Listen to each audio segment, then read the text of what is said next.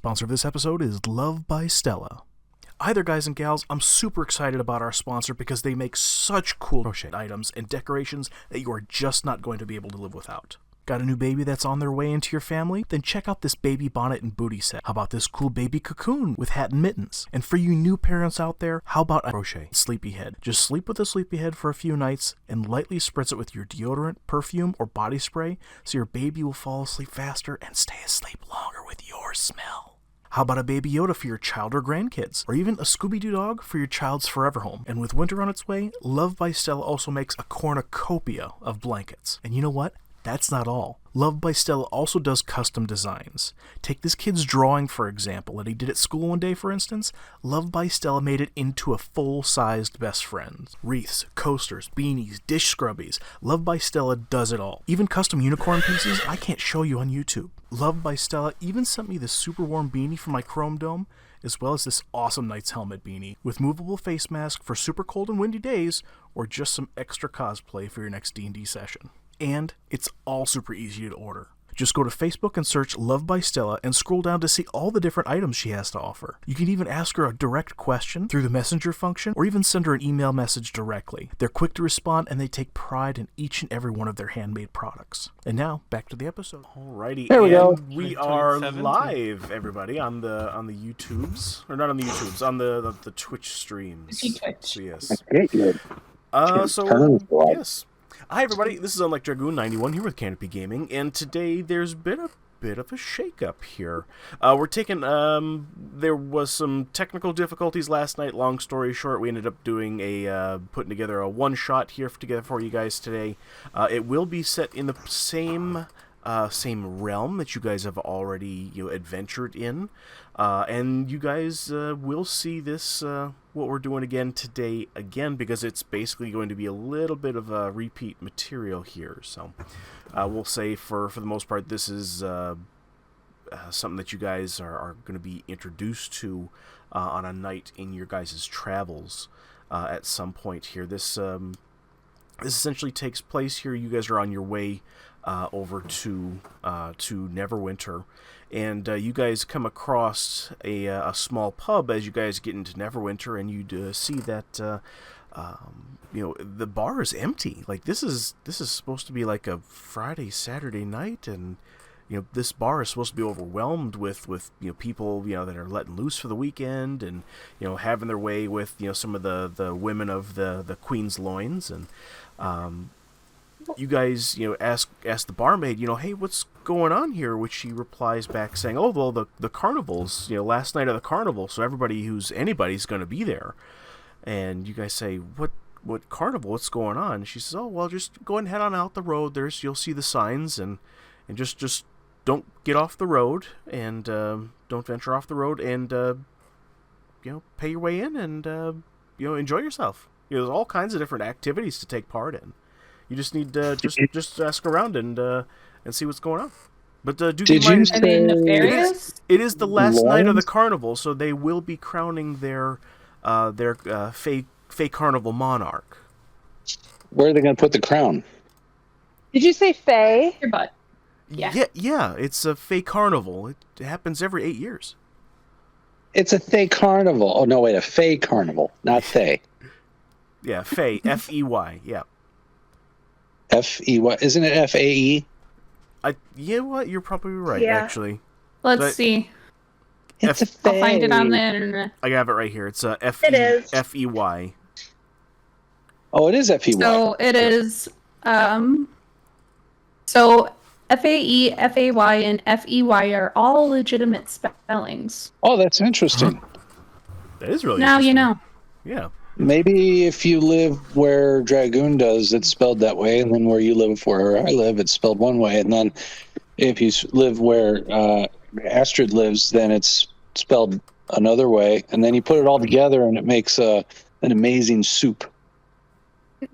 Well, we already made Fey soup unintentionally. Ew. Well, I mean, we didn't make it. It was the people. You just found. Yeah. Connie sounds like a robot. Same. Kind of. Yeah, she can kind of drone on like that sometimes, yeah. Yeah. I mean, usually I'm the one that sounds like an angry computer. Anyways, here we'll go ahead and go around the room here, and we'll get our mic checks and stuff like that done out of the way here. So, we have today we have Mr. JD, who plays Minnow. Hello. We have Miss Connie, who plays Calypso.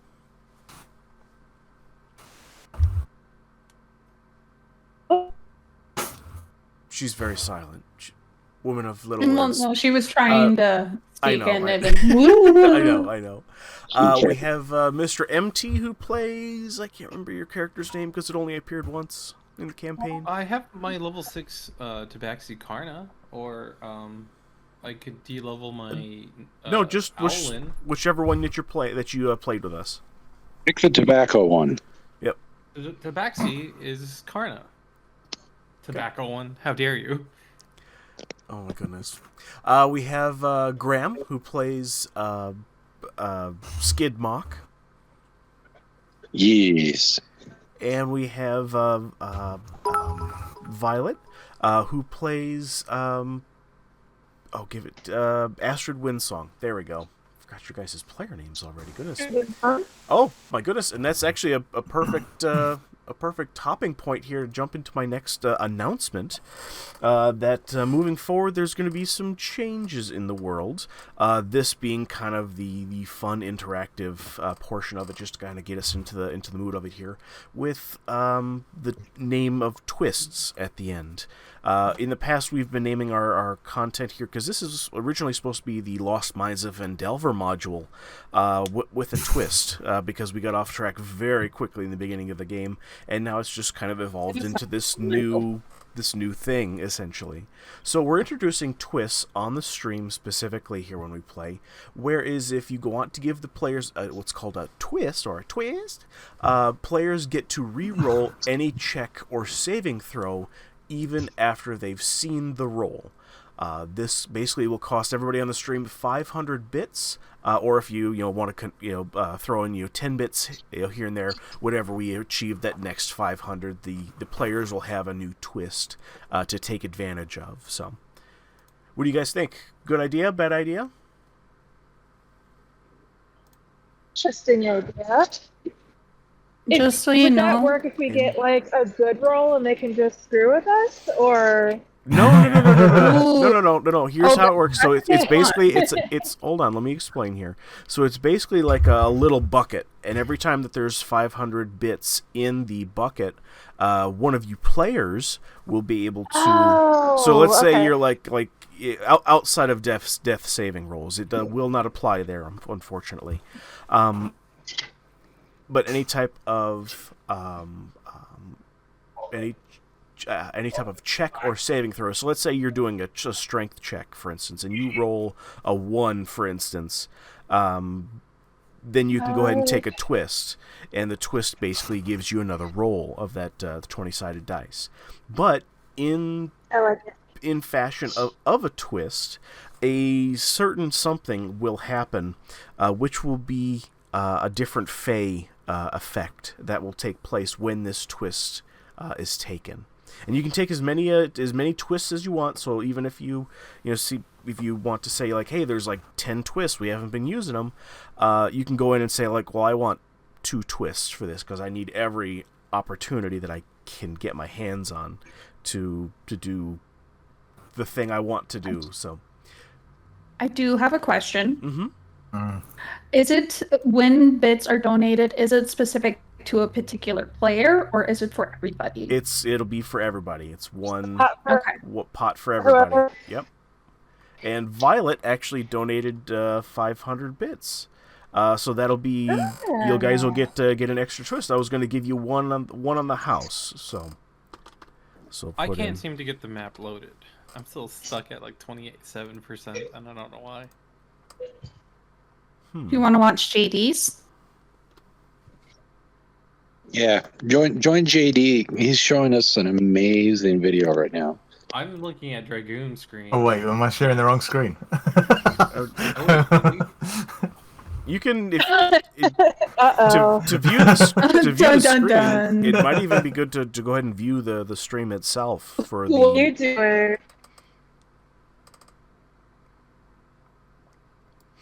I just pretend that I know what's going on. JD, why is that Yeah, me too. dwarf shaking its butt? Fantastic. Yeah. All right. So currently, you guys have Also, two twists in your guys' bucket right now to utilize. So I have What's in the done butt? a prediction yes. and for my stream, and it is, will Violet want to drink by the end of this? There was course you 5,000 will. channel points for yes and 0 points for no, and I think that that's a pretty accurate outcome. Maybe. Maybe. Baby. The people that participated in the prediction get extra channel points. Yeah. I can't get your feed to load. I want to participate though. The Twitch stream. Yeah, it's because I'm at the grocery store. There's terrible reception here. Oh, gotcha. It's probably Well, why I sound like a robot. That's all right. We'll do Sound theater of the better. mind here. Yeah, you definitely sound better. We got a new grocery store in town. It's called Punch Me in the Sack. So she's over there right now. Oh, Is that why you're not with her? Because I don't want to get punched in the Yeah, it's sack. safer Oh my goodness for gracious. me on my own. I mean, you already have 2 kids. You don't need more. it's fine. So, are you guys ready? I'm holding your hand. Well, Hasn't well, started yet. Again, I'm holding your hand. Yay. We're touching tips. Alrighty. So, Ooh. are you guys ready? Are you... Yes. Okay. My God. So, as you guys get a little bit of dinner, or maybe some chicken wings or something like that, you guys leave the tavern and follow these signs, and you start to notice that the signs turn into pumpkins that basically say Fey Carnival this way, with the faces as you grow as you go on. They seem to go from a very standard triangle eyes, like very jagged mouth, and as you go on, the mouth kind of seems to evolve into a more and more detailed smile until you basically see letters starting to basically scroll and appear on these pumpkins that basically say Fey Carnival this way. And you follow these pumpkins for a time here, and it goes out into a very forested area. You're actually on the outskirts of Neverwinter and are led into the forest at this point here. That says a sign that comes up says, "Do not leave the path. Your fate is your own should you decide not to heed this warning." And you follow these pumpkins, and basically there's pumpkins on either side of this path that kind of dribbles off into nothingness. You guys are going through grasses. You guys are going through kind of thicketed areas here, and you start to feel the glow at first here on the face of your the face of your skin as you start to go ahead and hear kind of carnival music in the air. You're not sure where exactly it's coming from, but it's coming from kind of all around for the most part here. As you guys hear the crickets and stuff like that of the thickets and stuff like that, as you guys are passing them here, it gives way to this carnival music, and you go towards this glow and are met by 2 booths on either part of the path, and you see a lady, a very pleasant lady that wearing a lady. Whoa, she's a lady. Talking about. Right? Sorry. That special Sorry. lady. Yeah. The lady is in a very proper dress, very sophisticated type of look. She has a blue dress that has a blue blouse with a white apron coming out with the big puffy sleeves, and it's like the biggest boobs you probably have ever seen. That are on a lady that's standing that upright, and she has this very white bonnet that wraps very meticulously around long blonde hair that's been tied up into into basically like one of those fishtail braids that you see. It's very fancy, and it's very nice here. The air that you see, or not the air that you see, you start to go ahead and catch the whiffs of corn dogs and like chili fries and all manner of different foods. Some flavors like you've never smelled that before, but it kind of smells a little bit sweet, kind of smells a little bit savory, a little bit umami going on. But you is it like Umami. oh god, you feel very invited to this. It feels very inviting, and it's a very happy moment that's happening. Is it like Warren's? I don't know what that is. No, the Cranberry Festival. Yes, just like the Cranberry Festival. all manner of different smells. And fried stuff, and a place where you can get free refills of soda. Oh my god, there was so much soda. Oh, that's a story for later, I tell you what. So bear with me. Cheese curds were good. Oh yeah, I still have those in my fridge. They're amazing in omelets. Anyway. I'm gonna get some cheese curds while we're here. So, all these snacks. smells, all this warmth, and this overwhelming sense of happiness that you guys are all feeling as you guys walk up to this lady, and she introduces herself. Why, hello there. I'm Janelle Fitzmyer, and welcome to this kind of hodgepodgey buffet carnival. It is taking place in lieu of our quintillion that was going to take place on this spacious night, but there's been some changes. To say a few things, we're holding strong and getting through the thick of it, but if y'all take part, the Fae people have been nice to put on this carnival for us on such short notice, and I hope you guys have a great night. Do keep in mind that the rules are very strict and unforgiving, and you guys have your tickets ready. Or did you guys have your tickets already, or did you guys need to purchase some tickets perhaps? What constitutes a ticket? Because I'm feeling warm all over my body and in my pants. Oh well, each one of these tickets you need to have on your person at all times. It's got 8 punches on it. There's 8 different activities you can take part in. And where do you punch it? Well, the individuals that are running the rides and some of the carts that are going around, they're gonna have a little clippy thing here with them, and they're gonna put a little punch. You can see the little 8 little divots in your little punch card. And, why do you call it a punch? Because punches are with fists. Right. Normally, yep. Are you a monk? Are you a monk, perhaps? Monks love punches. It's from what I hear, anyway. From my dearly departed Clint's. And she kind of starts to tear up, but she says, "Never you mind, though. It's a happy place here, the Fae community, and I hope. For each one of the tickets, it'll be 2 gold pieces." I will. Let me just double check. I still want to know what a quintillion is. Reality wasn't. Well, it wasn't strange in any sort of way, right? You know how she's sort of tearing up and then she snapped back to where she is now? Like she took a grounding breath, or like something creepy happened?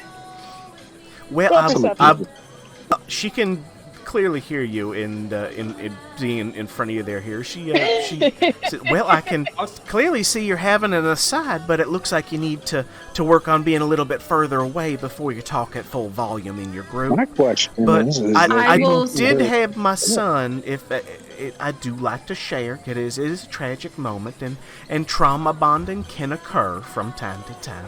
I had my son, I was in the grocery store, and I left him out in the carriage, and he took off. I was getting him some candy, some Zuzus and some Z-Bops, and horrible plan. And he took off. At some point, from what we determined from the what they said is that something happened to the horse, got spooked by a rattlesnake, and he flew off into the chasm that forever bears his name. Long time ago. I will step forward. Yeah, I'll step forward to her and pay for the group. Oh my goodness, what a generous friend. Oh, you're so amazing. Come thank here. you, And she actually steps out of her booth here and comes over and gives you the warmest hug you've probably ever had. Like, she gets like really in there and just wraps her arms around you. It's so inviting, and she's a really big woman for her size that you really can't avoid her bosoms kind of like forcing your face into them, and you're just kind of there, like, nonchalantly. It's very innocent. She means well. Wish I'd paid now. and she holds out her hand and she gives you, let's see, 2, 4, 6, 8, 10 gold that comes out of your coffer there. Yep, and I already removed it from my inventory. Okay, and she hands you a ticket that has where you can see 8 little holes kind of into it. The ticket itself is actually transparent. It's like a rainbow kind of color, and as you hold it up to the light, it changes color as you kind of hold it back and forth in your hands there. And she says to you, "Well, make sure you keep that with you on your person at all times.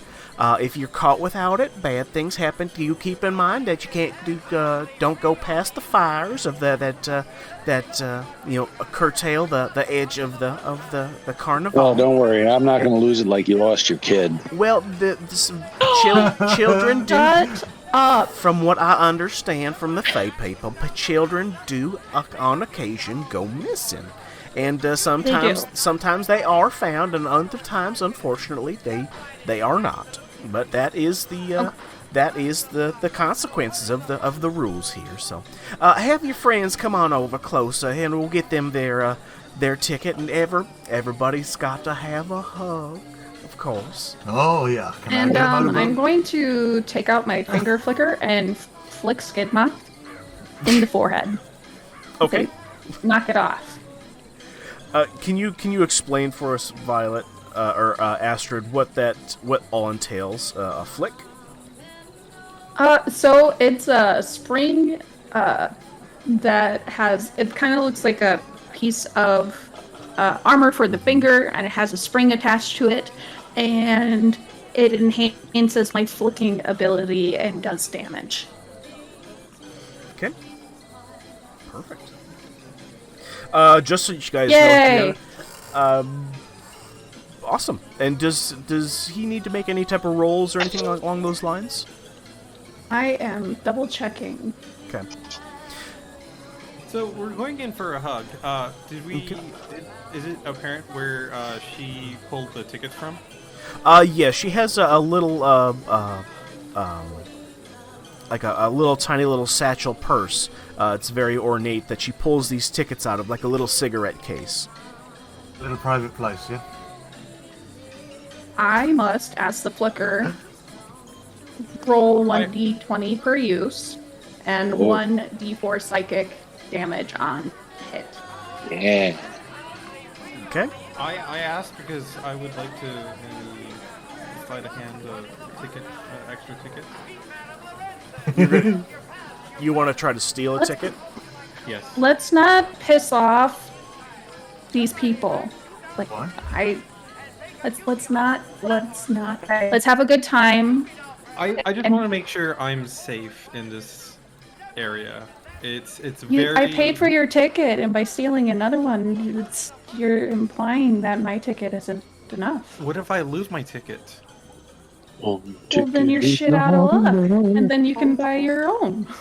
I love y'all's enthusiasm, but when you're having a side, like I said before, you need to be staying a little bit further away.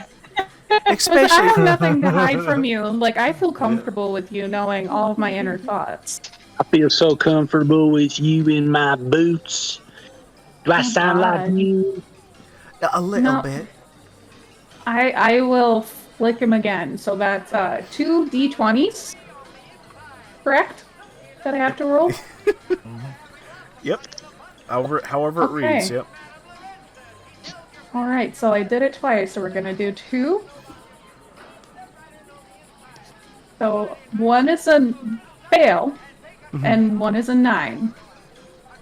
And then he has to roll a 1d4 for each play. Okay.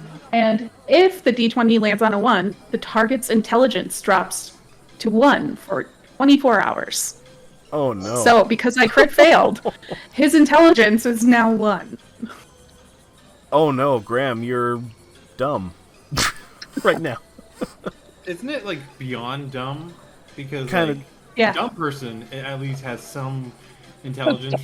Like there's It's fine. there's like understanding in the words that you speak. He'll understand basic commands essentially.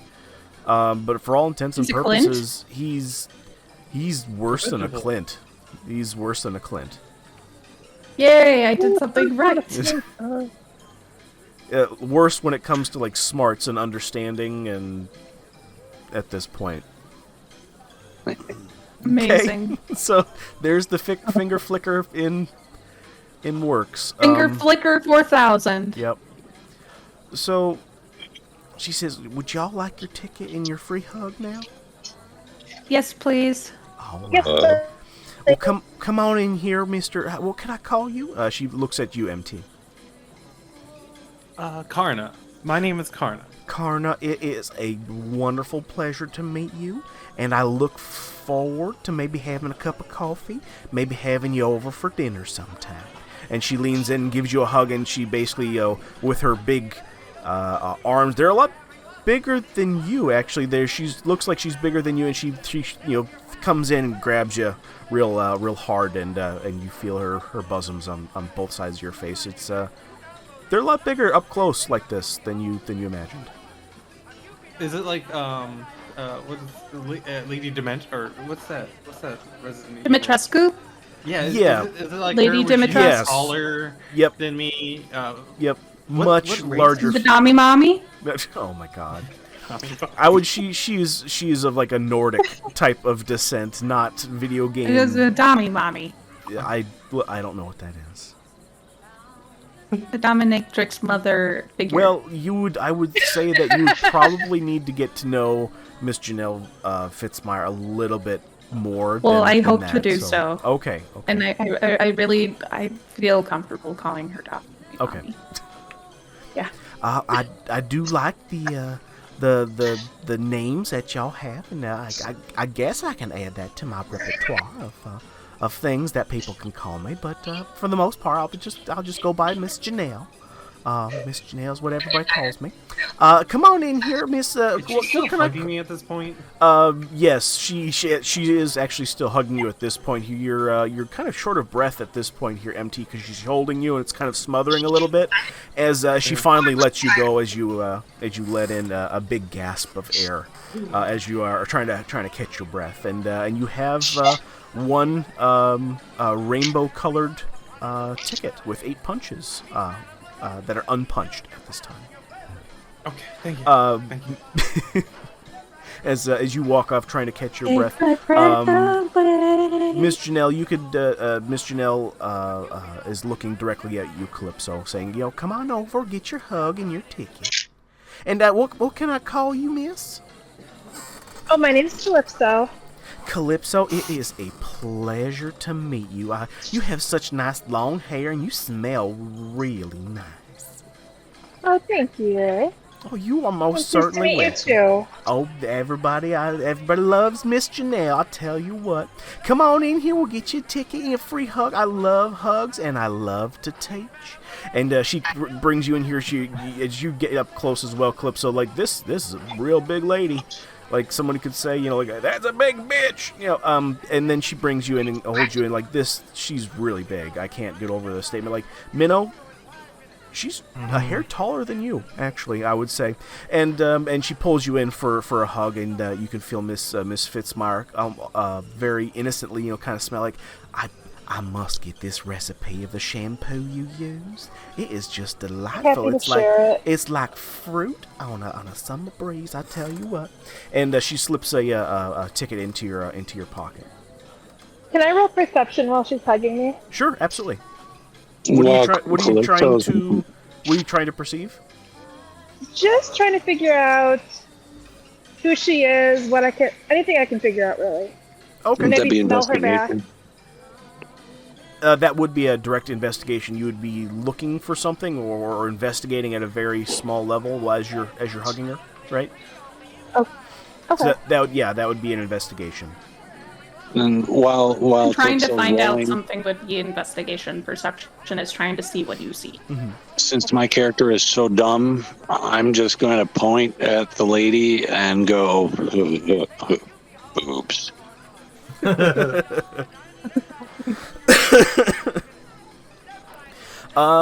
Calypso Yay, with a friendship. 13. I thought you were supposed to lower your intellect, not actually the intellect. Well, so he's acting his intellect. Yeah. Yep. Like yeah. So, Calypso, with a 13, you're able to actually notice that on either side of her, her blouse, she has two crests, both of that are identical. But it says on these crests, it's something that you've actually, oddly enough, you've seen this before. It's a little placard that's embossed in a weird brass type of metal that says GF Incorporated, and then a little saying down at a couple of letters down at the bottom that says XXOOWL.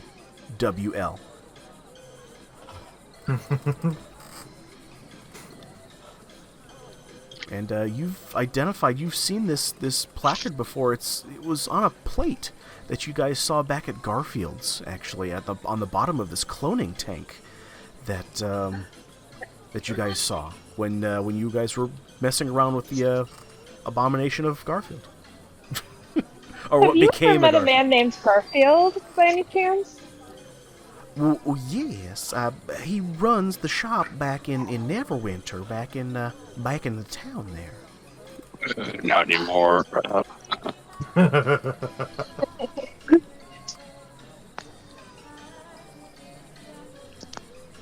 He unfortunately went missing a couple of days back, and we're still trying to make sense of things, and some of the townspeople have stepped in to kind of run a shop for him based on what they had on hand at the time.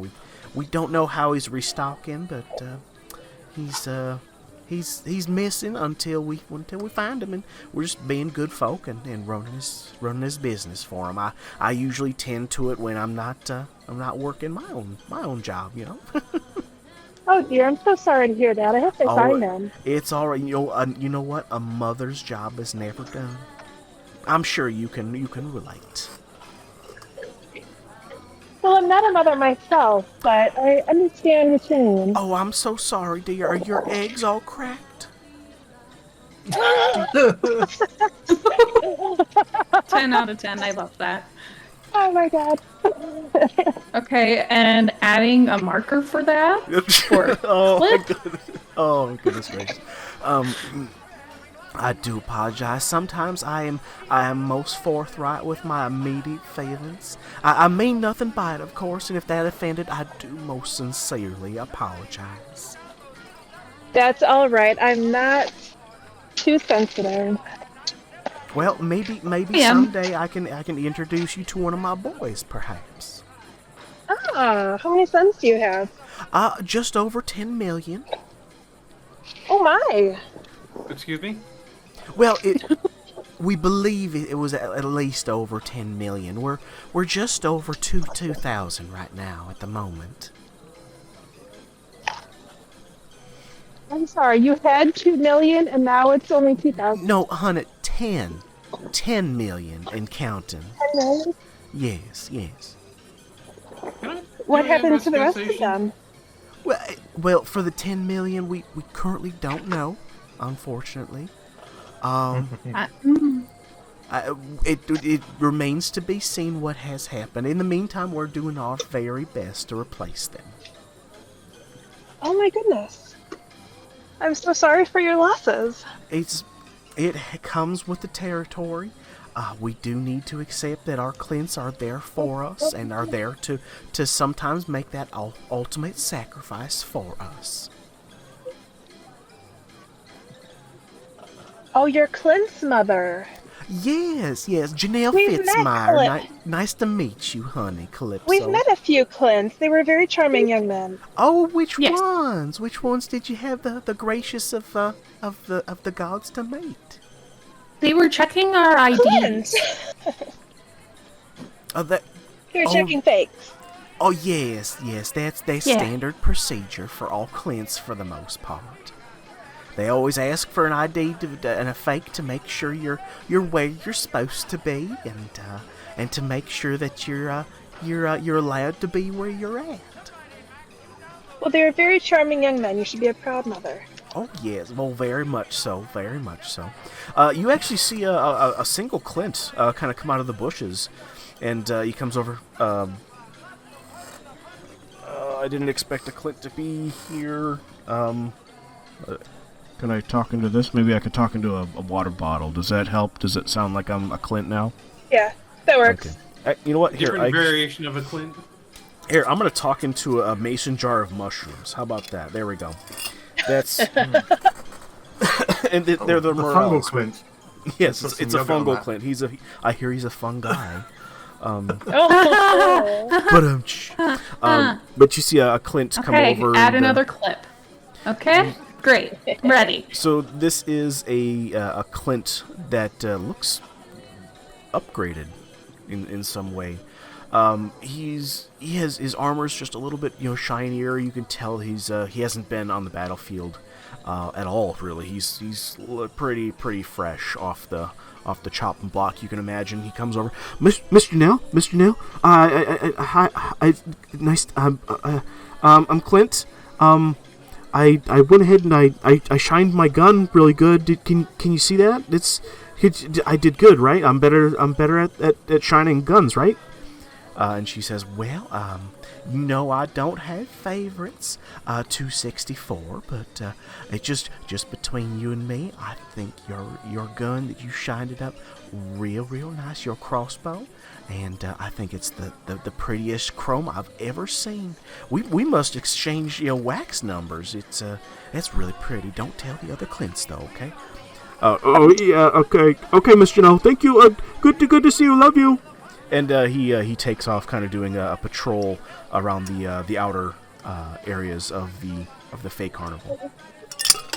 So you can definitely tell there's a relationship there. Okay. Was that like a mother-son suck-up relationship, or was that a suck-up son kind of thing, or was it like a umami kind of thing? No, it was like a I want to impress you. Mama's boy. It was a genuine interaction between what you would have otherwise seen as a mother and its child. Okay. Very, very innocent. Basically, it's when we're trying to get Garrett to sleep, and he's trying to talk about dog poop and how everybody loves dog poop, and we should all eat dog poop, and it's for everybody because it comes from Zeus. Yeah. And then we can make pancakes with it. So it's kind of like that interaction. Waffles. I wish I was recording that moment when it happened, Connie. I wish, because that was so cute and so priceless. It was amazing. So Miss Janelle's eyes dart over to you, Graham, over to Skidmark, and she says, well, aren't you sorry for sore eyes? I've never seen one of you Dragonborns in person before. It's a pleasure, and your scales are to die for. You must take care of yourself real well. Come on in here. Give Miss Janelle Fitzmyer a hug, and we'll get you a ticket to the carnival. All right? And she brings you in for a hug, and she kind of envelops you as you feel like the clothing. She's very well kept, and the bosoms are on both sides of your head, essentially. I missed you, Mommy. Well, I don't believe I've ever had any encounters with a Dragonborn or any types of dragons in the past for that I can that I can recall. I'm a paladin. Can I suckle on your boob? Because it's holy moly, mommy. I don't know if we can make that arrangement. Maybe we can find you a bottle, perhaps. There's different types of drinks and different things inside. We could What's some drinks? Okay. We'll make arrangements for later. Just find me after the carnival, and we'll chat. Okay, sweetheart. Oh, I like it. I like it. I like it. I like it. And she hands you that rainbow ticket with the unpunched spots. Mock like it. Okay. And then she leans over and says, "And for the largest minotaur I have ever had the pleasure of meeting here. And what is your name, you strong, blistery, smoldering-eyed fella? What can I call you?" Me? Yes, sweetheart, yes. She's just from like an eyeline minnow. This is kind of striking for you, since you don't come across very many people that can talk to you at your eye level, if not a little bit higher than you, oddly enough. The only things that's still taller than her would be your horns, of course. Wow. Thank you. Well, she reaches out again and says, "Well, admit- don't be shy. What's your name, sir?" Oh, I'm not shy. Okay. I'm called Minnow. Minnow, it is a absolute pleasure to meet you. I've never seen someone with such large horns. Looks like you had a little chip there. Did you get stuck in a board or something like that charging? It happens to all minotaurs, from what I hear. I poke my horn in places where sometimes it's not that welcome. It does happen. Good thing it does grow back here, unlike thumbs or pinkies, right? Yep. Eventually. That's right. Well, come on in here. We're going to give you a special hug. I've never had somebody this tall here, so I'm going to get to experience what it's like to go ahead and hug somebody about my size. This is a real treat for me. Thank you for giving that to me, Minnow. And she hands you that ticket in one of your hands there, and brings you in. And she actually has normally she's able to go ahead and kind of manhandle people to give hugs, but for you, she actually has to pull herself in close to go ahead and give you that hug here. And you have a bird's eye view of her ample bosoms. Oh, lovely. Yeah, I'll certainly give her a special hug. Okay. I'll give her a bit of a squeeze now, and I say to her, where does this squeeze take place, Minnow? Can we establish that first? At the figure. Yeah.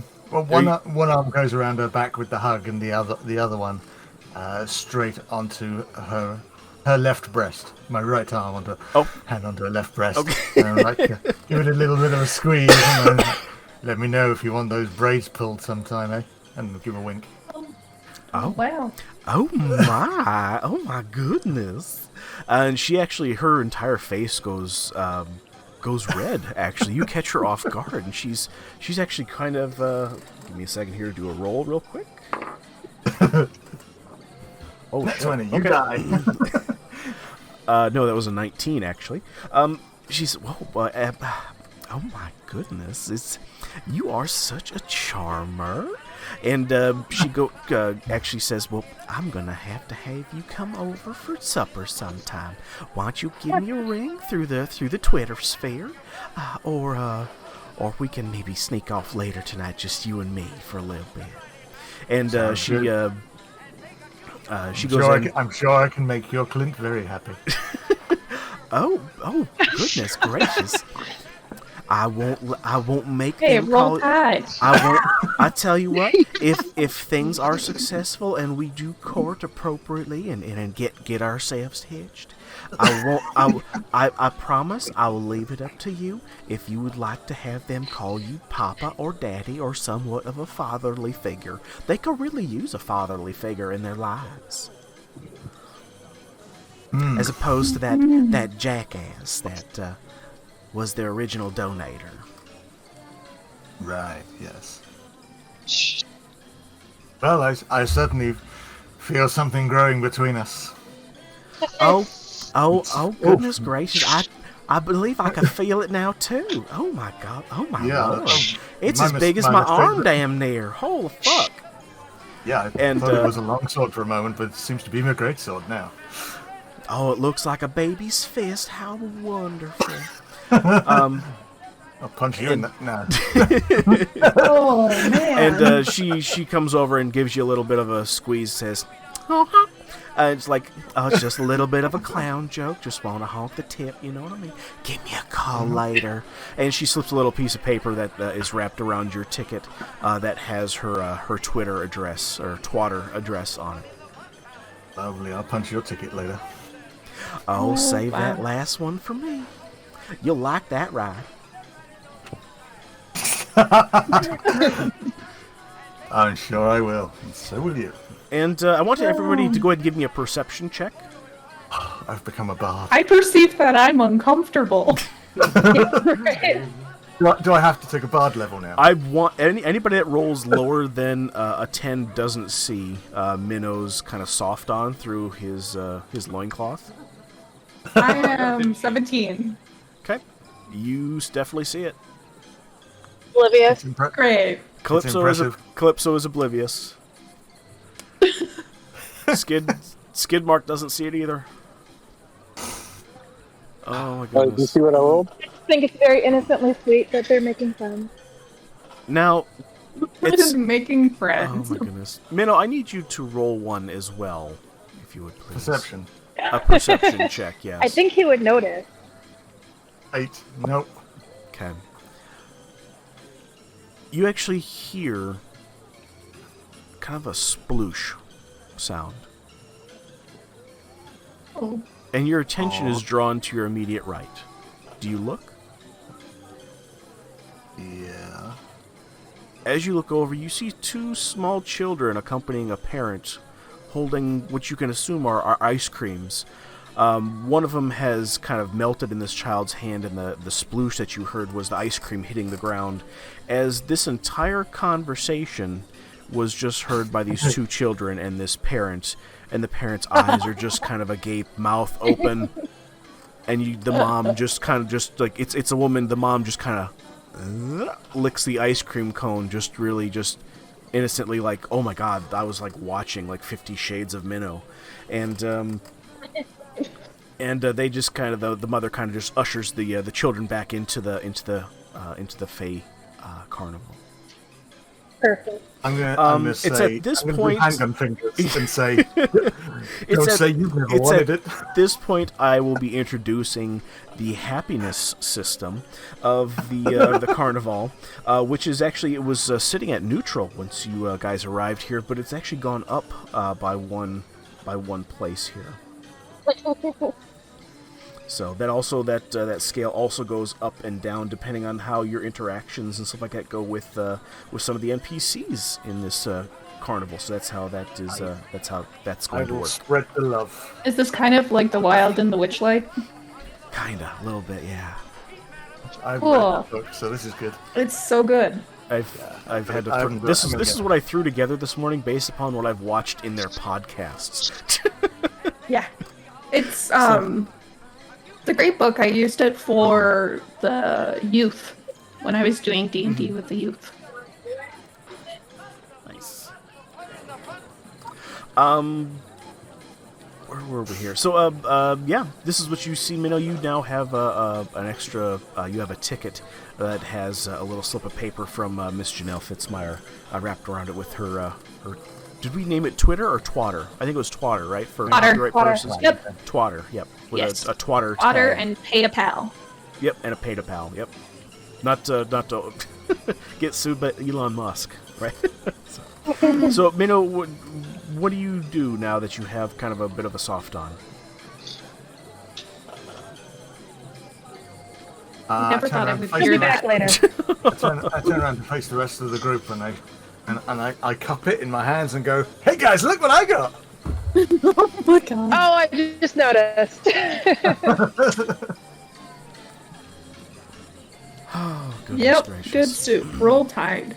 Miss Janelle, at this point here, says, well, it was a pleasure meeting y'all, and I look forward to seeing you in the future, or around the carnival, or back in Neverwinter when y'all get a chance. Why don't you come on by the shop, or maybe we'll even give you a tour of the cloning shop. How about that?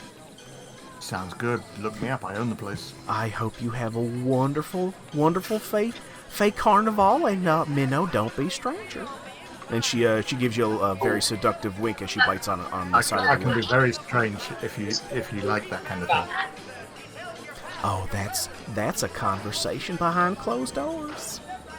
And as you pass by, her very gargantuan, lengthy arm reaches out of the booth.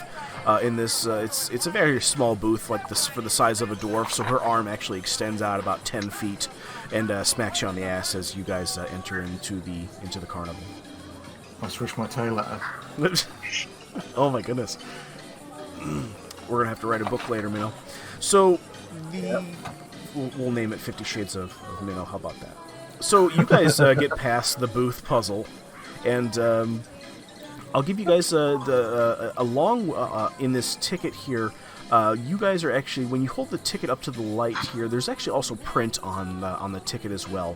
That gives a list of different events and when they're happening. Normally, this carnival is generally over a weekend. It's usually over like a Friday, Saturday, and it sums up on a Saturday night at midnight. Generally for the official events, with the crowned monarch being announced at dawn on Saturday morning, and it basically says, hey, participate in, if you want to be this year's monarch, or this carnival's monarch, participate in win prizes and catch the eye of Mr. Wish and Mr. Witch, and maybe you'll be the next carnival monarch. And you see the little eight little circle punches that are filled. The list of events here, I don't have the full carnival here, just to let you guys know here. There are, I'll give you the list of things here since we're going to be kind of short on time and I don't know how much content you guys are going to blow through. So there is goblin wrestling you see on this ticket here. There's firefly rides. There's the cake eating contest, the fairy cake eating contest, and there's a cornfield maze as well. And it says on the ticket in this kind of embolstered gold, embroidered gold circling almost like a cloud on the ticket. It says, "Watch for the free drink cart courtesy of this year's Fey Carnival. Free drinks Ooh, that on got the my house. attention. Free drinks on the house for anybody with a ticket." Free drinks. Is there I'm going to also start scanning for the cart. Okay. is there also a haunted house? There is not a haunted house, unfortunately. Oh. Sauerkraut?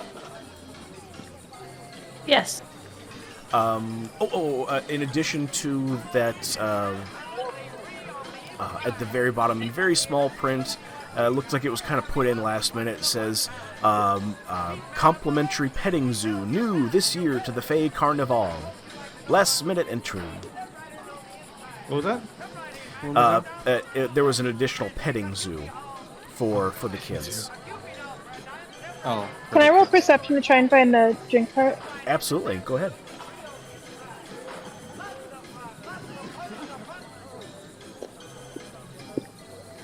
$17. Okay.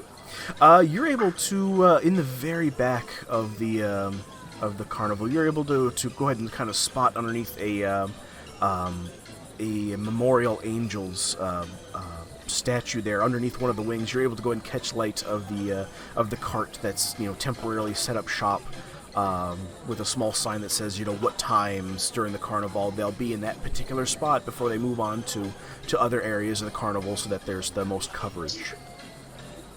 I'm going to make a beeline for the cart. Okay, so Calypso just like he's like a little kid, just like, oh my god! You just start running. Is that?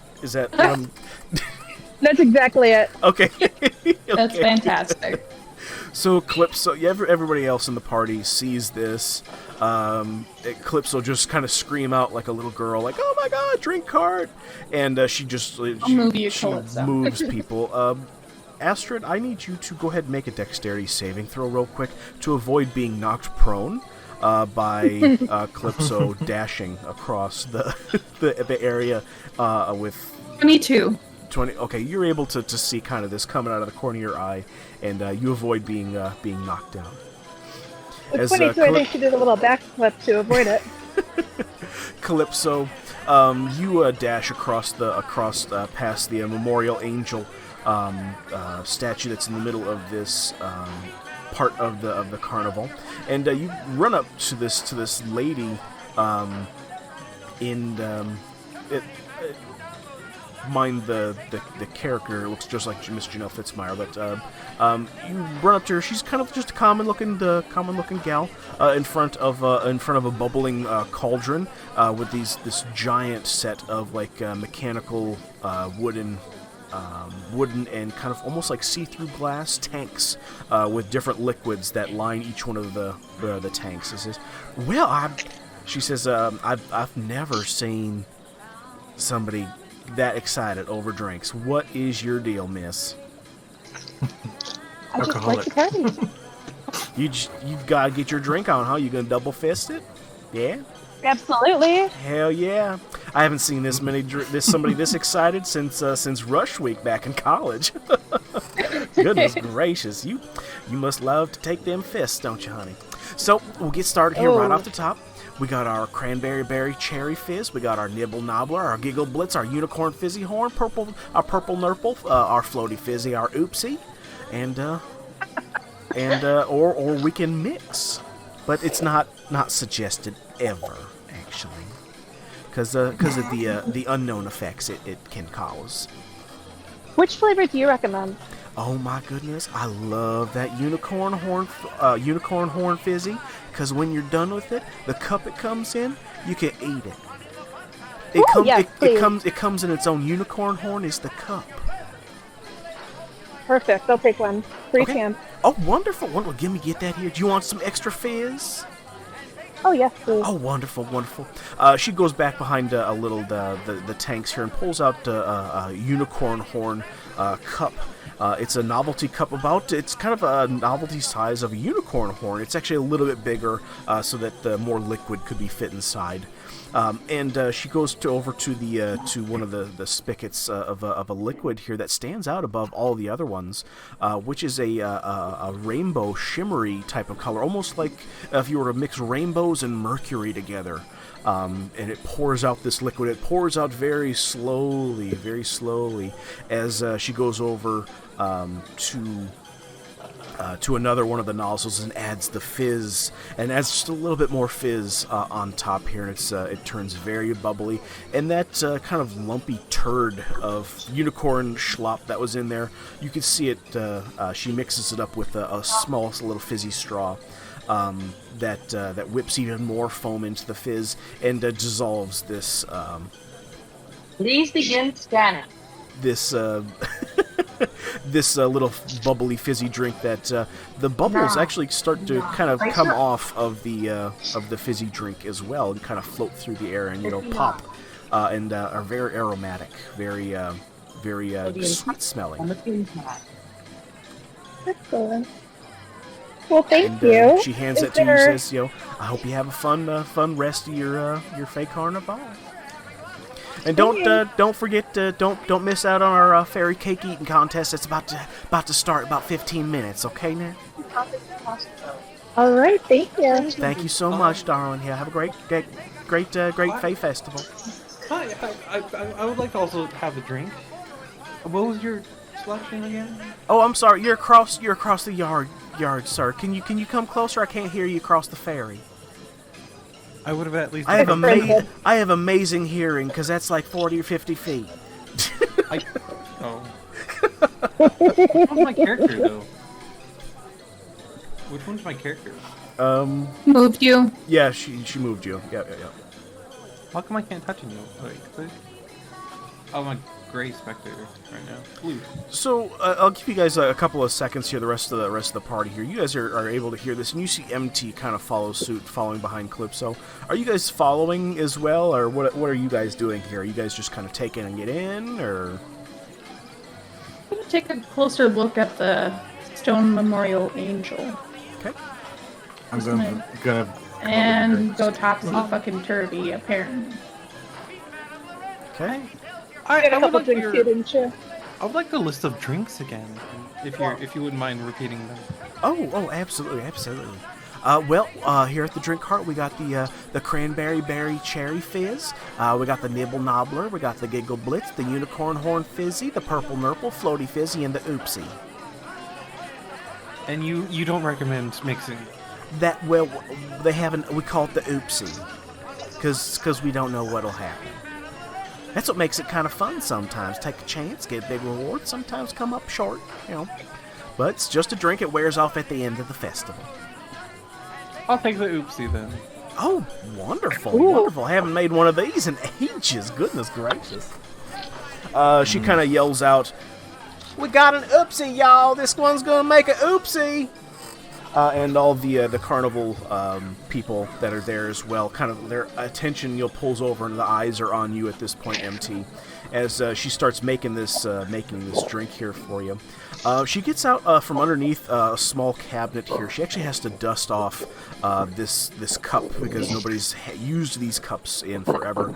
And it's a small little witch's cauldron, very novelty. It has a small little drink that's built, a small little straw that's built into the side of this cauldron that you can sip out of, and it's built so that you get every last drop out of the bottom of this cup here. So there's no waste essentially in the cauldron.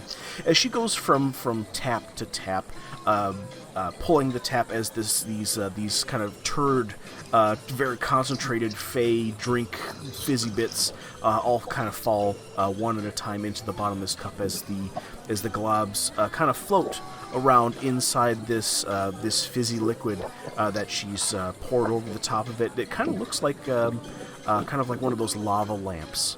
Of a drink that's kind of floating around. It's giving off a little bit of a light of all different colors here. It'll turn red for 1 second, and then it'll turn purple, and then there's like a sparkle of gold that comes out as she takes another little separate glass stirring rod and mixes it very well with this liquid here. That then all these colors stop, and it turns black. And now it almost looks as if the bottom of this cauldron, you can't see it anymore. It's completely black, and you're left with a straw that she has perched on the side of the cauldron and hands it to you. He says, "There's your oopsie, have a fun ride." This is a ride? Oh yeah, we make them the same time every time. Do you have to punch my card? Oh, yes. Oh, goodness gracious. Thank you so much. Hey, you know what? I forgot on the tickets. Drinks are free, sweetheart. Drinks are free.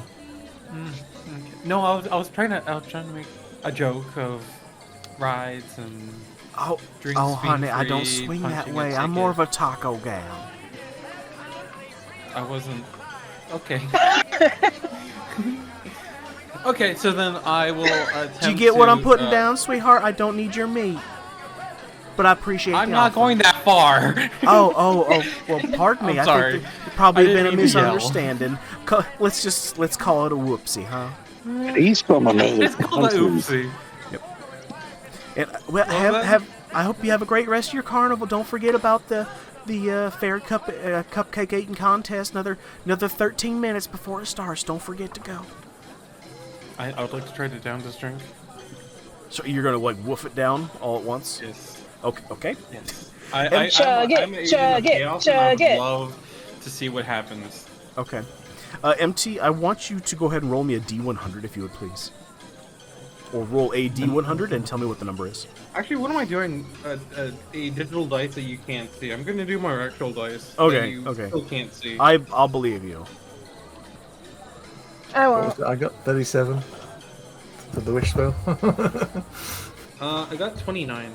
Okay. This is a different list, JD, actually. Oh. Okay. It's at this point you kind of have this feeling in your butt that comes on real strong all of a sudden here, MT, as you finish the last drop in your cauldron cup, and sitting causes you physical pain, and you can only stand or lay down now. Good. Doesn't make. Good. Oh wait, should I be doing this in IRL, like standing instead of sitting now? You can if you want to role play it that way. I'm not going to stop you. Okay. I'll start standing. Okay.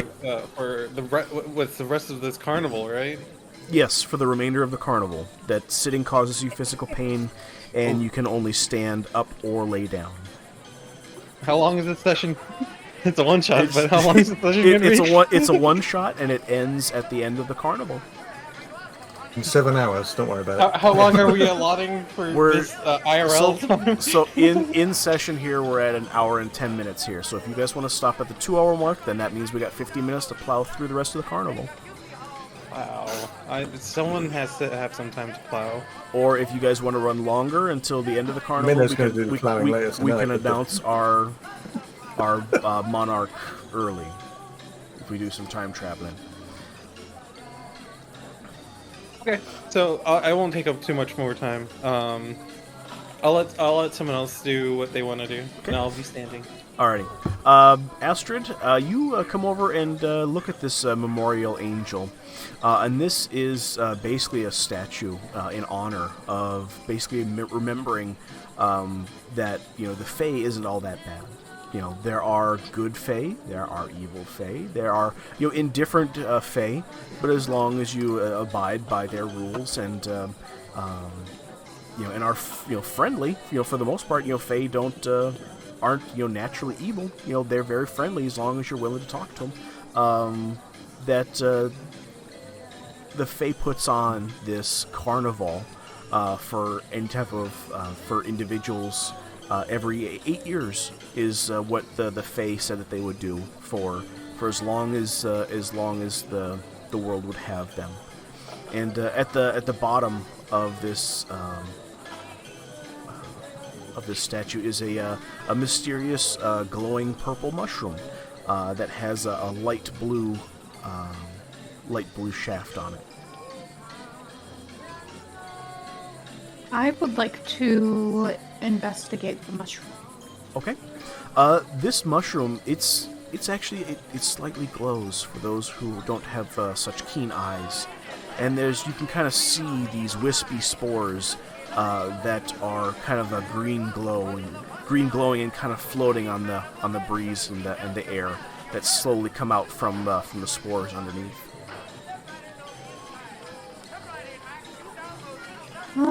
You suspect that there's some type of Fae influence here. I would like to pick the mushroom. Okay. You go ahead and pick the mushroom, and the mushroom glows just a little bit brighter. And I need you to go ahead and make me a Constitution saving throw. Oh no! 16. 16? Okay. All right. Yep. You feel the overwhelming urge to put this mushroom in your mouth and eat it. But with a 16, you're able to quell that for right now. For now. And you don't absolutely feel the need to eat this mushroom. Put it in my backpack. I need your backpack to. I'm just I'm kidding. So you go ahead and add this mushroom to your pocket there. To your bag. Is that from smelling the mushroom or what? That was from her picking the mushroom, from touching the mushroom. Oh, okay. Okay. Astrid, is that you just a little bit more about this carnival and how often it happens, and you picked a magic mushroom that you almost wanted to eat? Yeah, Okay. just chilling and taking in the scenery. Alrighty. We'll drop over to who haven't we done yet here? Graham or Skidmark? What are you doing? Everybody's kind of left you. You're still actually right over next to Miss Janelle between the two between the two places there. You're able to kind of see this all transpire here with what's happened with the drinks, and to your right you see the petting zoo. To your left you see the dragonfly rides.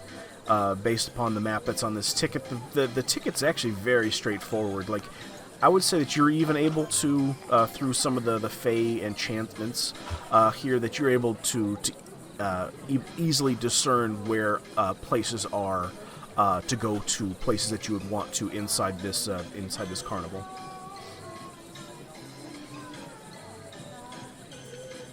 Graham, are you still there?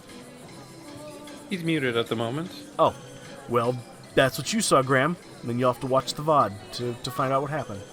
We'll go over to Minnow. Minnow. Fantastic. Oh, are you back, Graham? I was getting some nails. I'm hanging up a picture. Okay. So do you want us to come back to you, or do you want me to say that again, or what? I have an intelligence of 1 for 24 hours, right? Right.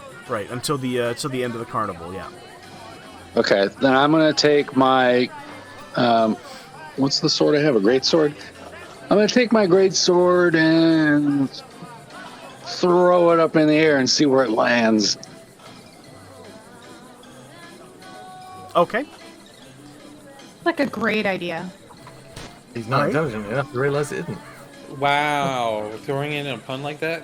Great idea, great sword.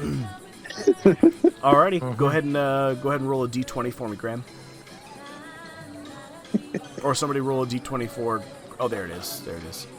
A 16. You're able to go ahead and pull the sword from your hilt. In one fell swoop, you're able to go ahead and throw it up, and with a big grunt, just... Everybody, you kind of jar them a little bit, and they're kind of surprised to see a dragonborn throwing a sword up through the canopy of the trees overhead, and nothing happens for a long while. And everybody's just still kind of looks around and sees that everyone else is looking around at each other, and they're kind of like, well, was it coming down? Is what's going on? What's happening here? As about 30 seconds pass, and at which point the sword actually comes back down through the canopy of the trees there, and falls in front of your feet there with a loud thud. I don't know about the rest of the carnival, but the juggler's shit.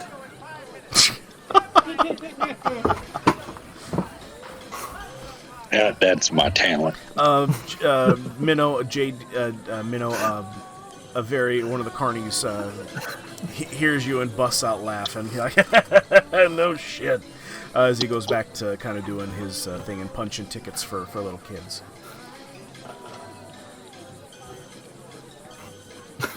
Okay. Graham, do you want to do anything else with your with what you're doing?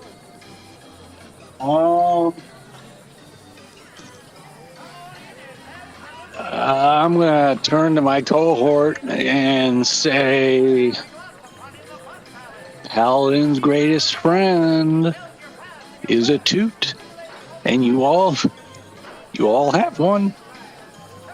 Woo. Okay.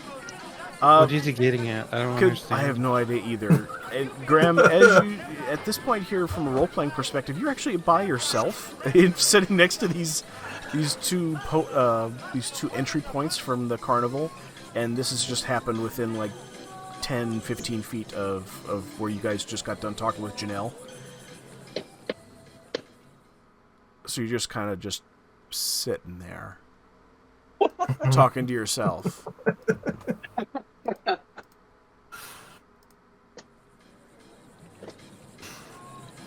Okay, that's all. That's all I want to do. Okay. Okie dokie. And mic drop. Right? No, yeah. All right, Minnow, what are you up to? What did you take us? Where are you going from? I came over because everyone else was going over here, and I was having a look.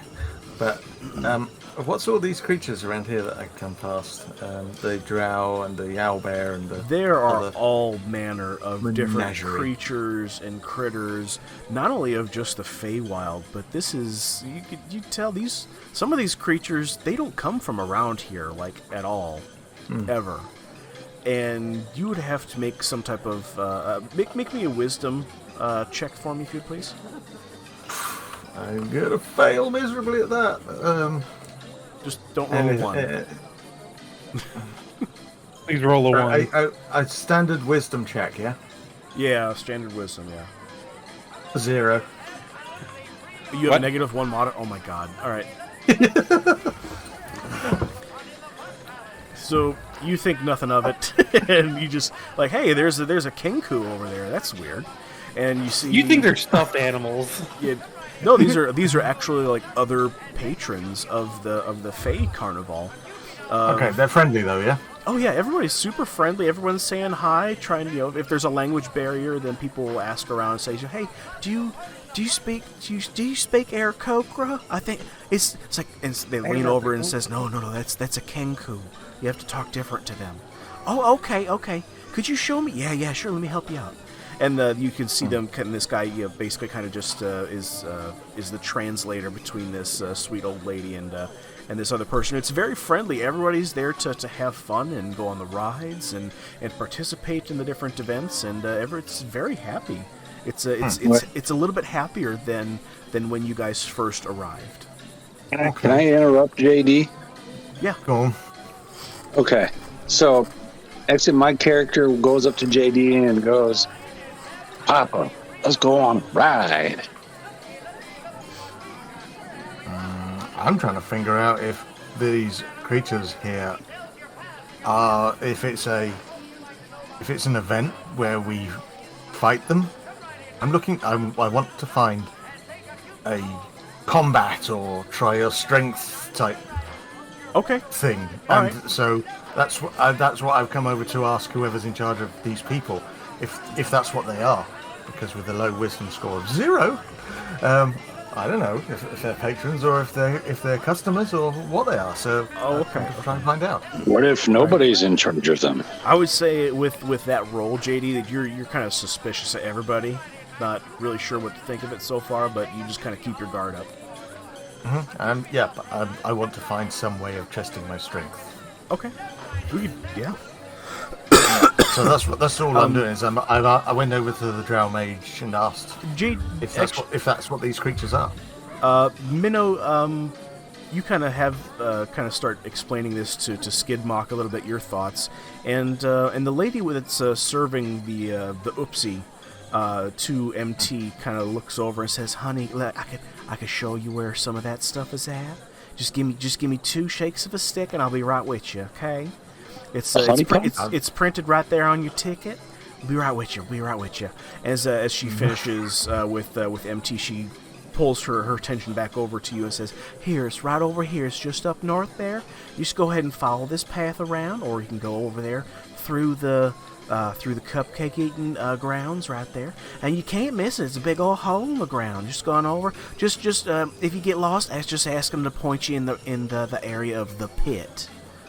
Okay. Minnow looks at this ticket and he's like, "Oh yeah, my ticket's got pretty squirrely things on it as well, and I can't read." Okay. "Oh, it's okay. It's okay. Just look here. Hold it up to the light a little bit."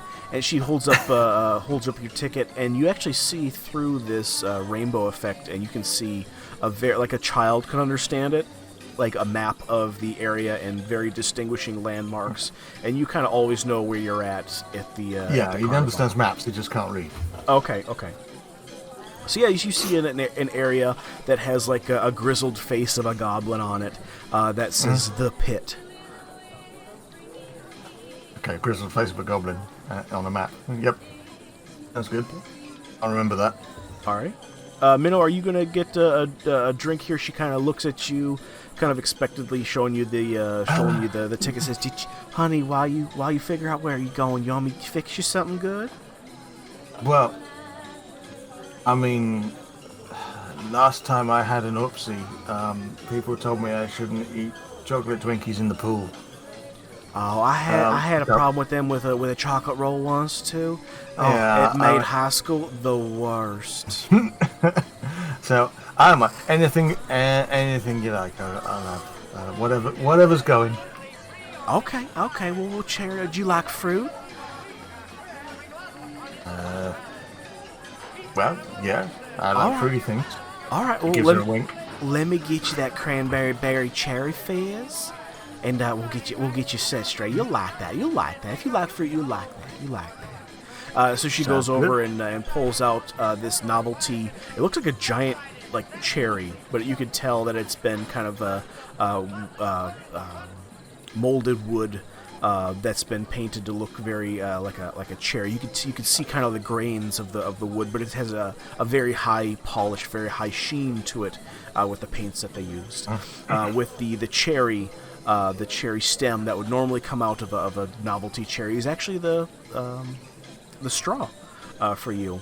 As she does the same routine of coming over, putting in a fizzy liquid from the cauldron that kind of glows and shimmers a little bit, and inserts this blood red liquid that comes out of one of the chambers, and she mixes it up with a glass stirring rod, and it makes little bubbly fizzy bits kind of come out, and they're red bubbles that come out there. They almost look like they have a little bit of fire inside of them, so they off in the distance they kind of look like fireflies. You can see those coming from a couple other places in the carnival, kind of floating through the air as well from other kids' drinks and stuff like that as well. And she hands it to you and says, "Don't mind the floating. Some people get air sick from time to time."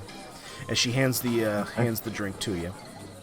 Okay, and it's shaped like a cherry, is it? It's shaped like a cherry. Yep, a Awesome. high polished cherry. Okay. I down it in one. Chug Okay. the lot. Okay. As you and then- start to, go ahead. I was going to say, I down the lot, and then I'd like to crush the cherry. On your head. No, just Oh, squeeze okay. it until it bursts. Oh, okay. The empty cup, because with my strength. Okay.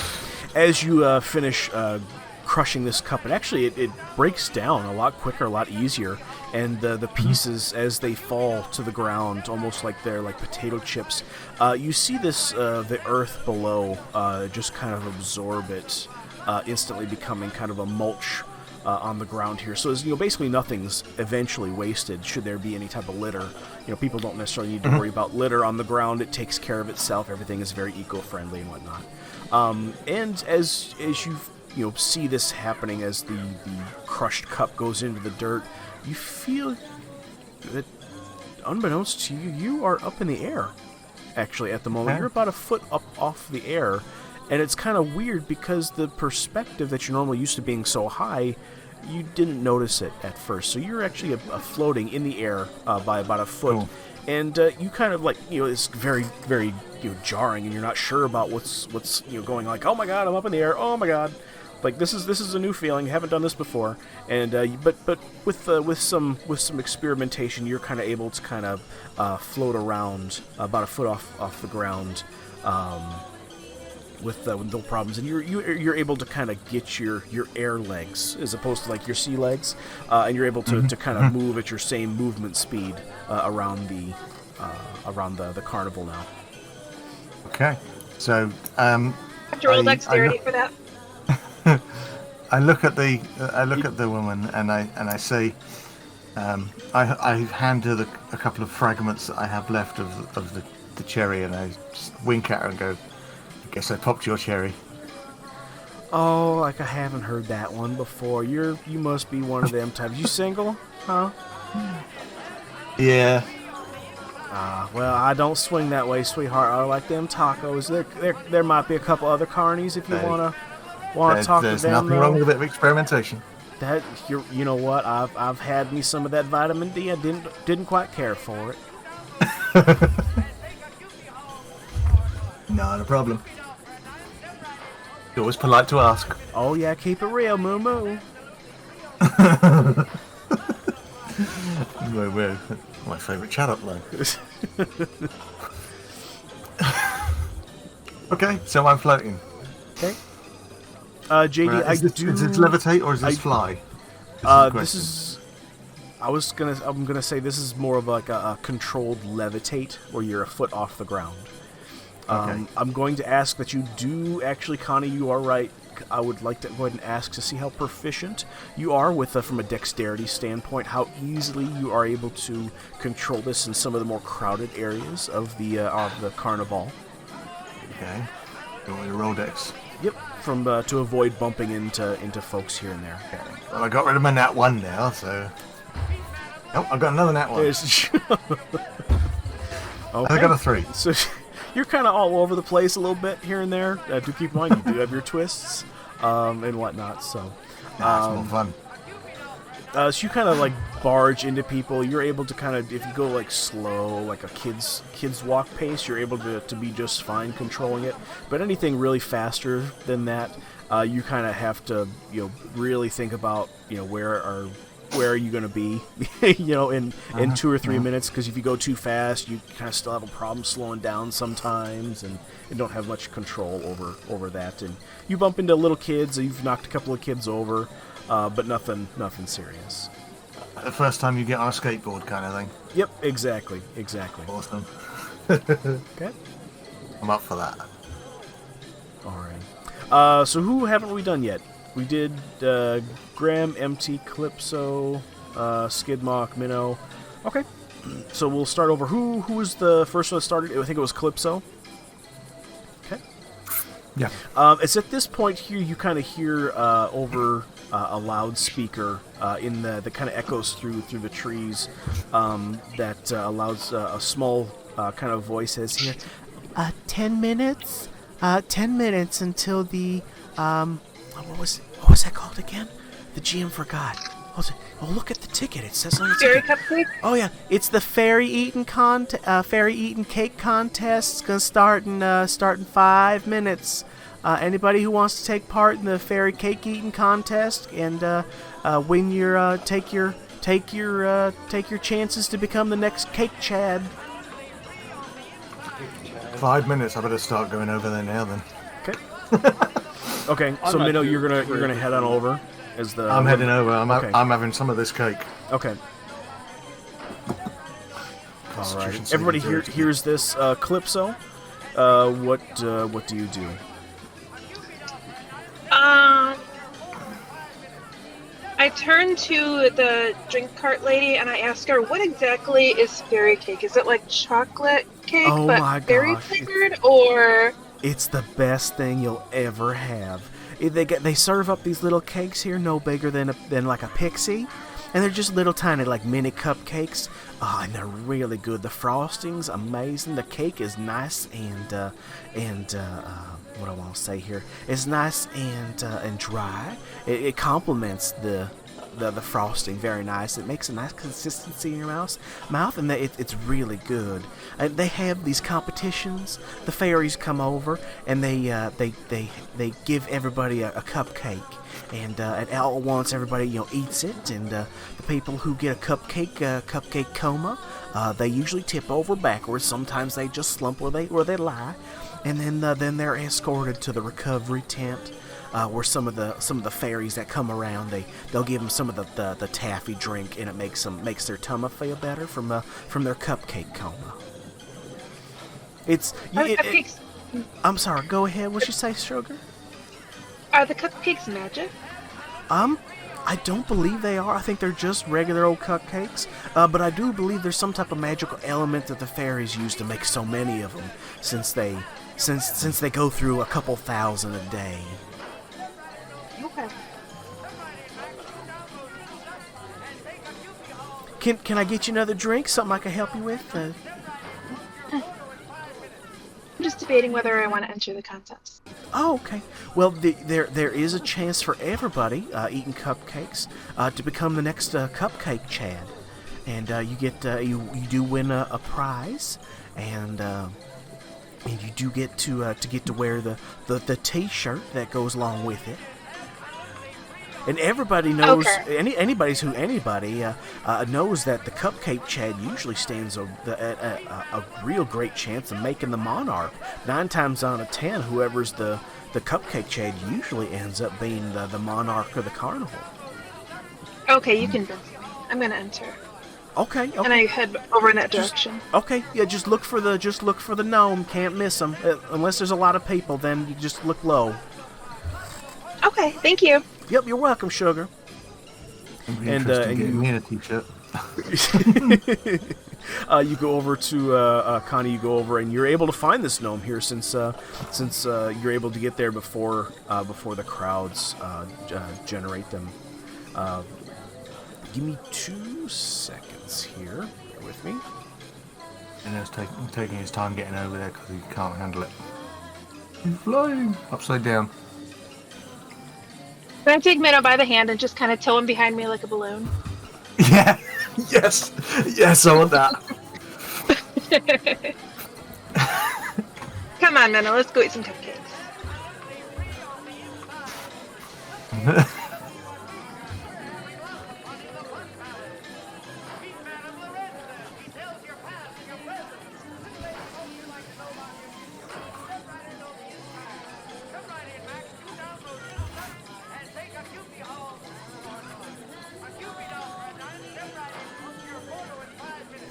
Sorry about that, guys. So, Calypso, you were able to go ahead and find that gnome. He gets you set up here. Says, "Come on over, we'll get you a seat. Don't mind the cupcakes that are on the floor; they'll disappear shortly. This will be the 45th round today. Nobody's won so far. Just do keep in mind, there's no bathroom breaks. You gotta sit at the table. There's 10 rounds. If you get a cupcake coma, you're out. No vomiting, that's an instant out too. Like I said, no bathroom breaks. If you get a coma, it's usually easier to go down if you fall backwards. And then then the fairies take you over to that tent over there. They get you sorted out. How do you win? Be the last one standing, girl. You sure you wanna do this? 'Cause here's your seat, here's your table. I'm ready. All right.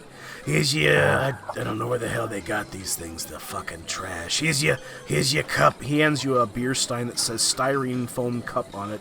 It's a styrene foam cup that says Happy St. Schwimmen's Day printed on the side of it. It's made of very, very flimsy, like, styrofoam. It says, here's your water cup. Becomes customary that auto-fills. Every sip you take out, it fills it up. Just so, you know, everybody, in case you choke, you still got a chance. As long as you eat the rest of your cake, you're fine. So, you good to go? You ready to enter? Good to go. All right, this seat's taken, y'all. Give me a ticket. I need to punch your ticket next here. Here you go. Yeah, he takes your ticket here, and with a small little instrument, you're able to hear the click as one of the places you could see is clipped on the ticket. So you have seven more things you could do. Okay. Minnow, where are you now? I'm joining in. Oh, you're joining in. So It's food involved. I'm having a go. You see Connie. You see Calypso kind of through the crowd, and you know exactly where she's going.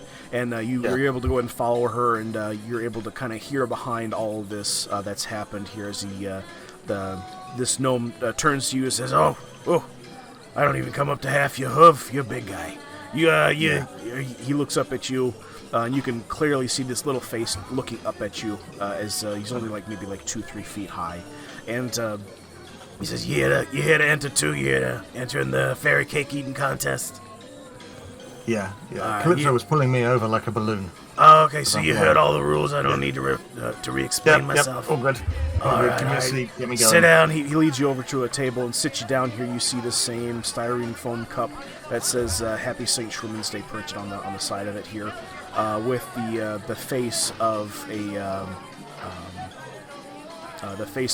dragonborn on it that you've actually seen before, oddly enough. Awesome. You're not sure when you've seen him, but it looks very familiar to you.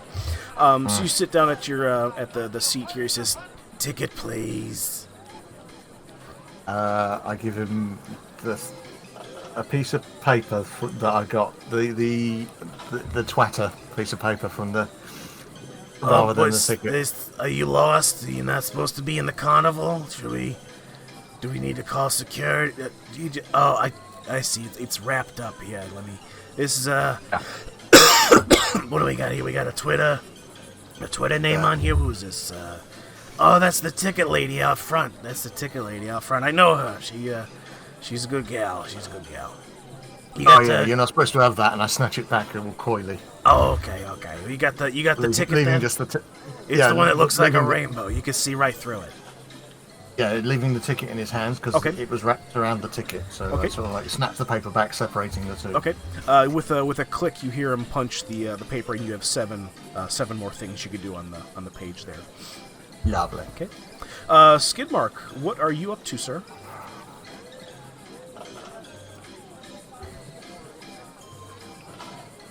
Something to a We'll wall. come back to him. MT, what are you up to? I'm choosing not to join in on the fairy pie eating contest. Okay, the cupcake. I'm sorry, fairy I cupcake couldn't get off contest. mute. I'm sorry. Okay, we'll come back to you, Graham. Now is a good time. So, MT, what are you doing instead? Are you going to be just kind of joining the crowd and cheering everybody on? Yes. For now, I'll cheer on JD. Okay. Or, Alrighty. We'll make everything is really small so this Come on. map. Wait, can is be there really a betting a betting table to see who wins? There is a small kind of shack on the side here. You could tell that it's kind of like a group of guys that are just not with the carnival at all. They're kind of doing things, going out. They have one person that's collecting the cash and stuff like that. So there's some type of back-seated betting going on here. I go up to this guy, 5 gold on the Minotaur. Five gold on the Minotaur. Huh? That's a long shot. That's like 15 to 1 odds. I just rolled 2 nat 1s in a row. Yeah. 5 gold on the Minotaur. Did I stutter? All right, fine. You got the gold. I got the time to take it from you. Sure. Cool. Okay. As he takes, how much gold are you wagering? 5 gold. 5 gold. Okay. So it'd basically be if Minnow wins, it'll be a return times 15, essentially. Nice. That's 5. Yep. 5 times 15, whatever that number that is. Yeah. Okay. Because I can't do math right now. See, we got Clipso that's sitting at the seat. We got Minnow that's sitting at the seat. MT's cheering everybody on. Astrid, 75. what are you doing at the moment? I am going to join in as well. Okay. Alrighty. So I will walk over to the person and hand him my ticket. All right. Now this filling up quick. Gets got a couple more spots. He brings you over to a table. You see the same styrene foam cup that says "Happy Schwimmen Stay" on it, printed on it, with a dragonborn's face on it that looks identical to one of the ones that you saw on some of the drapery back in the Plane of Mischief at the table as you were looking around during conversation during Grifto's speech and back and forth with Graham taking his nose.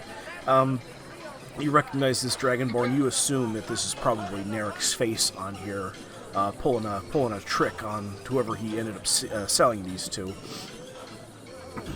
And this cup is it fills itself here when you take a sip of it when you first sit down. And the gnome comes over and says, "Thanks for your ticket. Appreciate it. Have a good competition." And he walks away. And you're sitting there at the seat. Did I get my ticket back? You did get your ticket back, yes. It did get punched. Okay, good. And you have 7 more things that you can participate in there. So, Skidmock, coming back to you, Graham.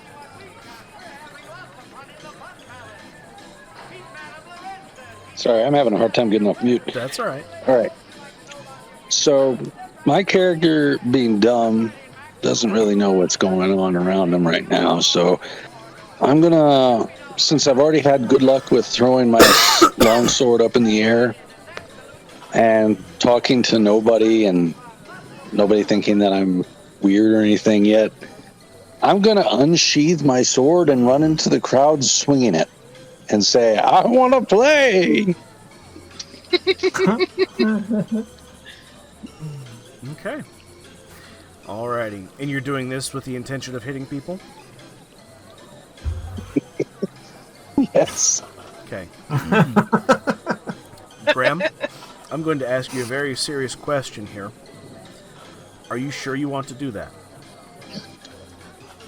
I've got an intelligence of 1. Not very intelligent. I'm gonna see him unsheathing his sword, and I'm gonna yell out across the crowd, "Gidma, come have a cupcake!" to try and distract him. I'm not hungry. I need like a yes or no answer from you, Graham. Are you sure this is something you want to do? Well, let's think about this. That's why I asked. What would be the worst case scenario? You kill hundreds of people, and you're arrested and slaughtered, executed, and the game's over. Well, I got an intelligence of 1.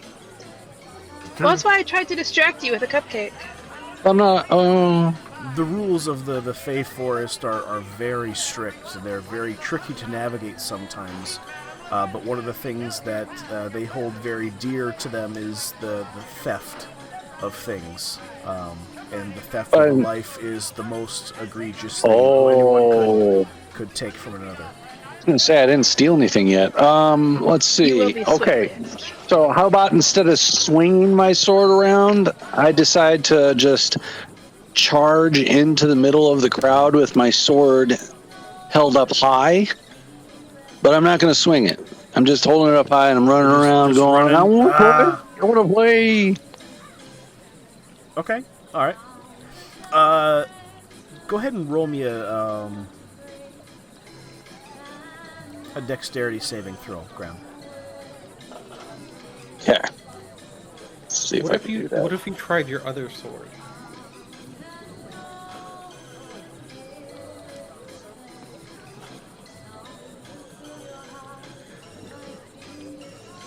Oh my God! Dear Lord! All right. All right. Let me see what I can do to squash this here for you, Graham. All right. Dear Lord, as you kind of just blindly raise this sword above your head, and you run through the crowd of children, you're kind of stepping on a finger or two here. You're kind of like a crack of a small children's foot as you kind of go screaming through as the crowd has a hard time parting in time to get away from you, get around you as people sit up from their tables there, just kind of move out of your way as you run with your sword above your head. And very quickly people start to kind of scream and shout, and people are like, dude, that's not cool. And as the kind of overall mood of the carnival goes down by 1. Now, one of the things that happens a couple of bugbears kind of come out of the crowd. They're big and burly. You could tell that they've had a couple of tussles in their lives, and they come and they kind of they tackle you and hold you on the ground here. I need you to go ahead and make me a grappling saving throw, if you would, please. How do I do that? So go ahead and roll me a d20. I believe JD, remind me, is that dexterity or is that no? It wouldn't be strength. No, that'd be strength. What was it? The scrapple. A grapple. Check. The grapple is made with a strength check and contested with a strength or dexterity. Okay. Graham, go ahead and give me a strength check, if you would, please. Oh my God. Okay. I actually rolled a 1 this time here. You're able to escape from two of the 4 bugbears, and you're able to kind of slip loose from them, basically screaming out, "I want to play! I want to play! I want to play! I want to play!" As the other 2 are able to finally wrestle you to the ground, and they don't know what's going on here, and they figure something happened. You ate something weird. One of the Fey things have happened, and something just didn't sit right here. So one of the bugbears calls over and says, "We need some taffy over here. Need some taffy stat." And you see some of these whole bunch of pixies come over from the nearby fairy cake eating contest, and one of the fairies comes over as you're being held down and puts a piece of taffy liquid in your mouth. Comes out of a small little thimble container, puts a little bit of this drink down your gullet, down your throat, and essentially this is a liquid that dissolves any type of fey effects, any type of effects currently being experienced by the individual. And the effect of the finger flicker, it starts to lift and dissipate as you kind of feel your mind kind of coming back to and realizing, like, what did I just do? And you kind of give like this look of seriousness comes to you with these bugbears as they kind of see you're kind of coming out of it, and they let loose on their grip just ever so slightly, just to kind of test, is he going to try to get away? What's going on? And we'll turn it back to you, Graham. What are you doing? I'm going to... my composure will be one of magnificence, and I will sheathe my sword and look at Benno and say, "We are sexy, but we must act mature." And you said this to Minnow? Yeah. Minnow, you are actually on the edge of the kind of edge of the crowd of tables, and you hear this commotion happening as you see Skidmark being rustled to the ground, and then you hear Graham say this to you. Do you respond back while you're sitting at your table? Or do you do anything? I think... Did I stump him? I'm just trying to think how he would react to a paladin saying that. What was it you said? We are sexy? Or we Sexy, are but we magnificent? must be mature. You are neither of these things. Wow. Oh, burn. as Minnow pulls a microphone out of his pocket and drops it in front of the crowd as jaws drop. After he says that, I act like I was physically hit by his words, and I have to like stumble backwards a little bit, and I have to shake my head like I'm coming out of a haze, like I got a concussion almost, and I'm just like, wait a minute. I would like to console Skidmark and say, yes, you are sexy. I'm sexy, and I know it. No, you're none of these things. And then my character busts out. Wait! This is outside the game. What was that Korean guy that did the like lasso dance move while he was singing? Gangnam style? Yeah, Gundam style. Yeah. So as I'm coming out, I'm still not quite 100% with the intelligence yet. So I start doing that dance maneuver while you're being led away. Are you singing it to yourself? The bugbears And kind if so, of. can you sing 10 seconds of it so we won't get taken down? I'm just singing. I'm sexy and I know it, and I'm mature when I'll show it. So Okay. the bugbears kind of let you up after you're a bit more calm with them, and they stand you back up, and then you break into this Gundam style dance on the edge of the crowd, and everybody just kind of looks at you and go back to doing what they're doing. Okay. Once everybody starts going back to what they're doing, I stop dancing and I turn around and I shout at everybody going, I wish I was bald and had a red beard. Oh, yeah. I can do that for you. Calm down here, Lee Bears. Jesus. Good job. You don't have my abilities. Otherwise, what was it? You hear a voice over this loudspeaker again that says, the pardon me here. The fairy cake eating contest starts in 1 minute. 1 minute. Look out, get your tables. There's a few remaining fairy cake eating contests to determine who will become the new Cake Chad. 1 minute. 1 minute or. Skidmark raises his hand and says he wants to be in the cake eating contest. Yeah.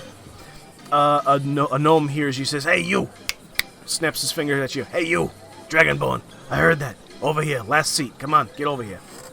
You have to call me sexy, sir. I'll call you anything. Sexy, sir. Well, if you win, I'll call you Cake Chad. How about that? Okay. And he says, ticket, come on. It's in my pocket. But my pockets are really tight. Got tight pants on. Hang Well, on. you got a minute before I can't. You gotta wait till the next round. Since I'm wearing tight pants, I have to roll something to see if I can get the ticket out. Okay. Let's see. I have to roll a... What are you doing, Graham? Trying to get the ticket out of my pocket. Dexterity? Oh, okay. There's a Yeah, button that's going to be an dexterity. intelligence roll. Just flat dexterity. Well, he has his full intelligence back. Yeah. All right, so... A dexterity I don't check? know Are what you an fighting the 8 does. zipper? What's? Can't get my Okay, hand in the yeah. pocket. Oh, okay. Either like dexterity or strength, one of the two. Yeah, I would say with Okay. with an 8 gram, you're able to easily pull this ticket out of your pocket because it's has a very smooth finish to it. You're able to, as long as you're able to get to it with your fingertips, you're able to grip it on its edge. But I don't and have pull it out. fingertips. I have claws, so I grab it with my claws and I Okay. hand it over. And I ask for the gnome to remark at how clean my claws look because I'm very prim and proper and I'm sexy. I see. So he says, yeah, you look good to me. Yeah, whatever. And he grabs your ticket and punches it and sits you down at a table. I will eat this cake and then I will eat tacos. If you didn't want it, I tried. Okay. Alrighty. As you guys kind of look around here, you guys kind of notice you guys are kind of placed pretty relatively close to each other here, at least within earshot of each other. You guys would be able to communicate here a little bit. Every single one of the seats in this area is just jam packed. Like there's basically four people per table, and then there's 4 cups at each table, as well as a small miniature plate. It'd be about the size of what a fairy would use. And you see some people playing with their plate or spinning it on the table or just like leaving it be. And you finally hear the announcer say, "Stop the placement of the tables. We're about to begin here. Entry is closed. No more ticket punches, please." And today will be the last night of our fairy cake eating contest. I hope you guys are going to have some fun here this evening. Here's how it goes. No bathroom breaks, as you guys heard your guys' gnome person when they sat you at your table. At least they should be doing that anyway. There's no bathroom breaks, no vomiting. If you vomit, you're out. If you have your cake coma, then you are also out by that means as well. It generally, people say it's easier to fall on your back because the grass is soft, and the fairies will go ahead and take you away, get you some taffy, get you guys feeling better here if you guys succumb to that here. Other than that, everybody's got their tickets punched. If you don't, we'll find you, and we'll issue things as necessary. Anyway, the overall mood of the carnival here is pretty neutral here today, so we'll try to see if we can't kick that up here with some entertainment along the way. And for that, we'll go ahead and bring out the cupcakes. And he claps his hands very quickly, and as that happens, the lights dim, and of all the different pumpkins and the candles and all the fires that are being stoked, everything dims until this kind of wave of reds and blues kind of wash over the entire crowd as you kind of hear the sound of the carnival change at this point here, which I have the other music pulled up here.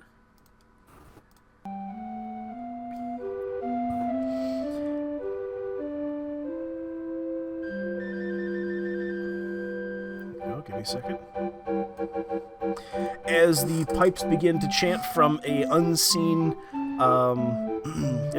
pipe organ, you guys see this small pixie come out onto the middle of the crowd as a spotlight,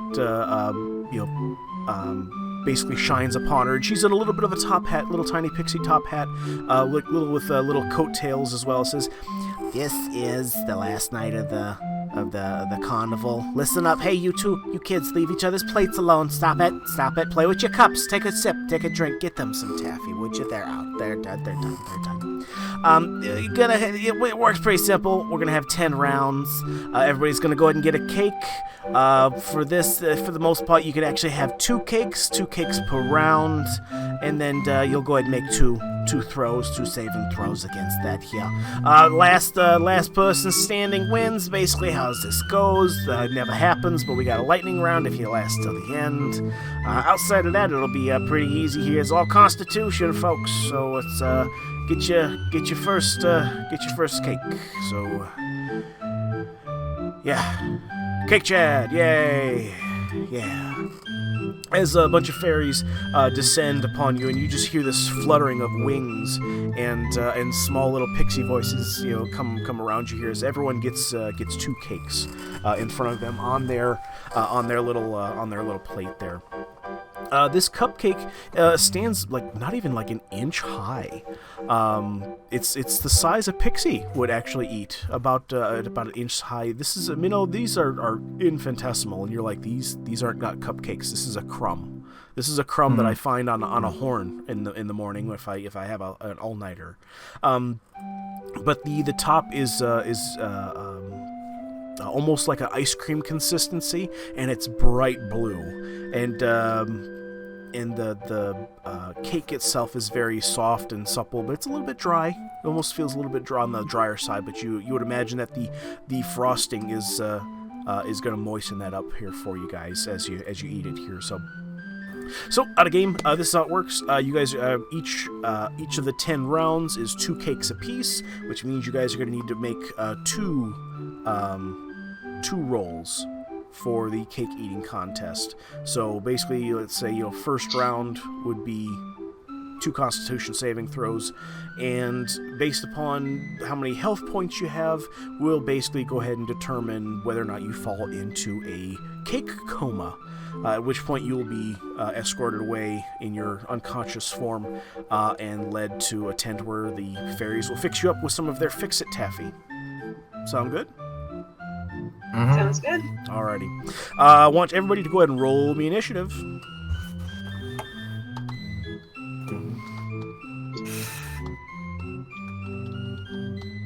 I can never find initiative.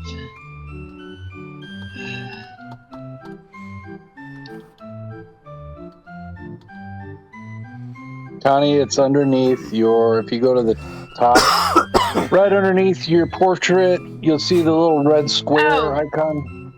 Thank you. Abilities, saves, and senses. Thank you. Got it. Ugh. 18. How come mine's not working now? If you look at your portrait, it's the one right below it. The little square. Okay. It's not a square. Next It's not a square. It's not a square. Minnow. Someone needs to go back to geometry. Right? I Minnow got has a 20. 20. Goodness gracious, sir. Yeah, I have advantage on initiative rolls, so Did you rolled see it, mine? rolled the die twice. Astrid came in with a 25. Hachi machi. Yeah. Calypso's got Everybody wants 18, cupcakes. Right? I'm gonna rage. I'm totally going for these cakes. We got Skid Mark. We're just looking for a initiative from you, sir. You know what? I Do you want me can't. to roll for you? You can't. It won't. All right, we'll just do this. It's a 16 technically. Okay. We'll just leave it at 17 here. Okay.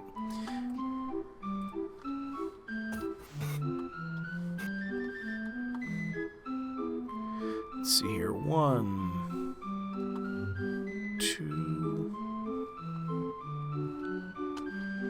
Okay, so let's see here. Actually, oh, pardon me, I messed that up. Astrid, you are first. Minnow, you will be second in the round here, and then Calypso, you will be third, and Skidmark, you will be fourth. Okay. So you currently have two little tiny these fairy cupcakes sitting in front of you here. Astrid, I'm gonna have you go ahead and make 2 Constitution saving throws as you down the first 2 cupcakes.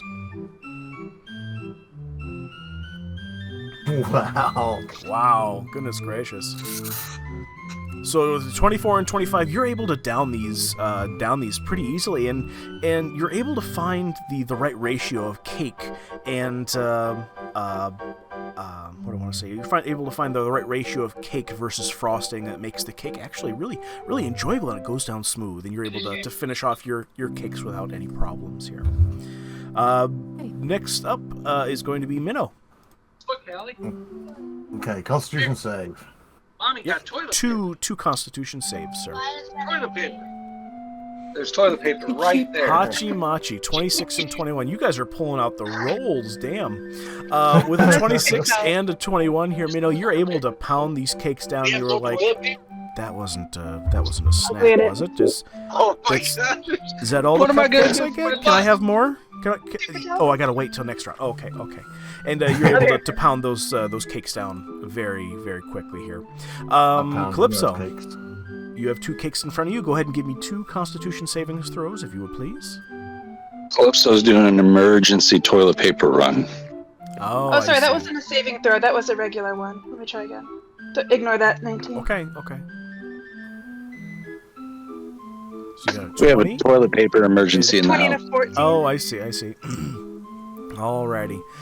So with a 20 and a 14, you're also able to, no problems, go ahead and make your cakes disappear, and you are good to go. Okay. How is the toilet paper situation going? I'm running to the grocery store. Rock on.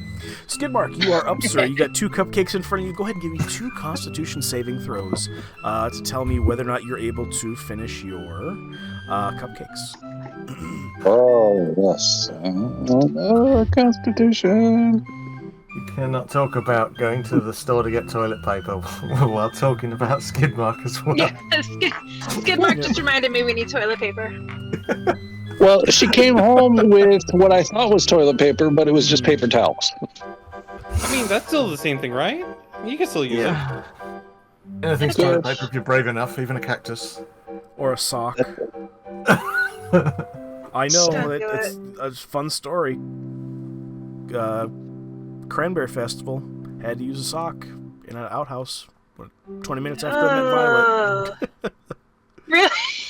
Yeah, it was pretty What bad. a charming story. Yeah, at the Cranberry Festival. And then Awesome. step into the big puddle with no sock on. Yeah. So I rolled an 18. Those were ginormous. Skidmark, I need a second Constitution saving throw since there are 2 cakes per round. Okay. 14. Without any problems here with the 14 and 18, you are able to down those cakes, no problem here.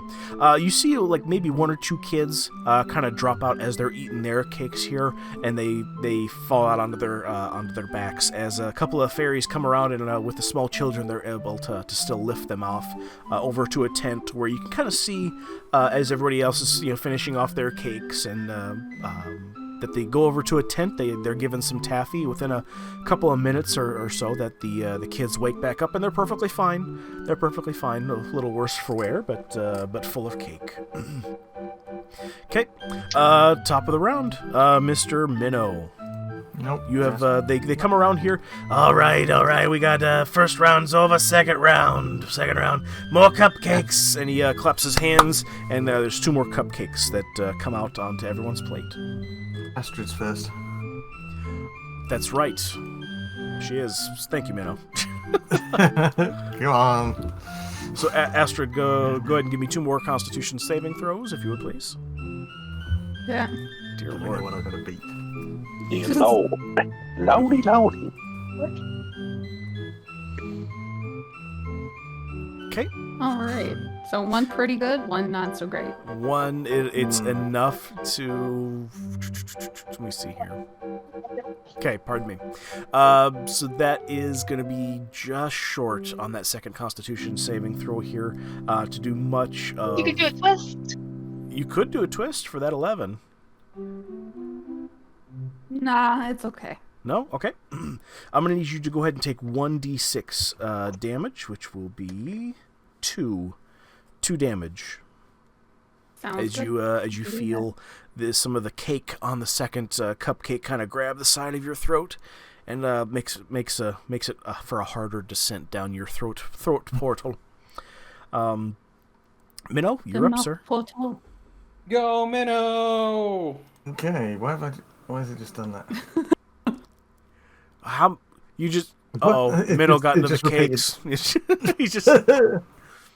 Yeah, 27 for yeah. Okay, Well, I don't know about the third one. Did I get 3 cakes? You may have 27 seen. 14.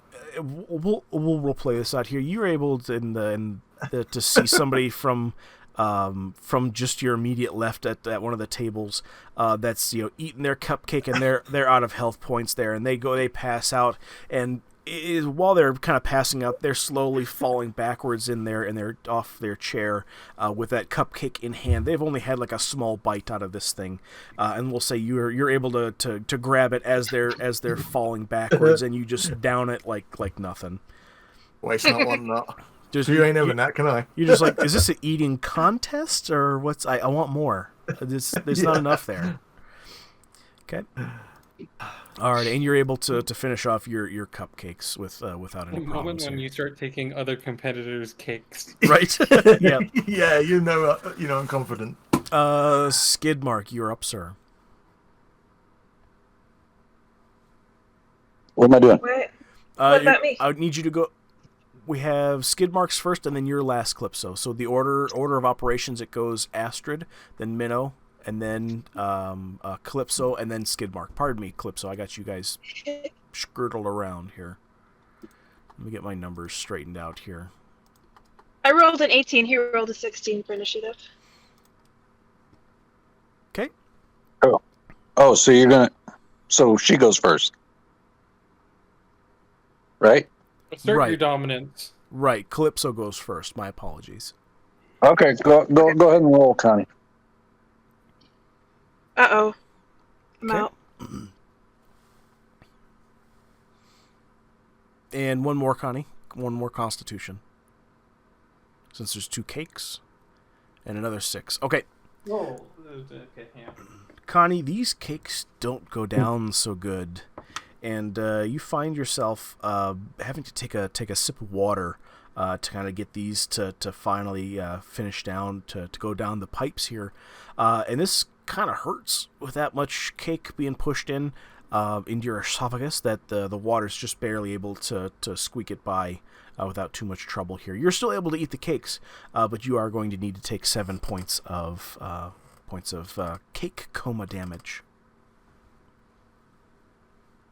So I lose 7 hit points, Yes. Yep. but I'm He's- still in the game. Correct. Right. Okay. Okay. Skidmark, you're up, sir.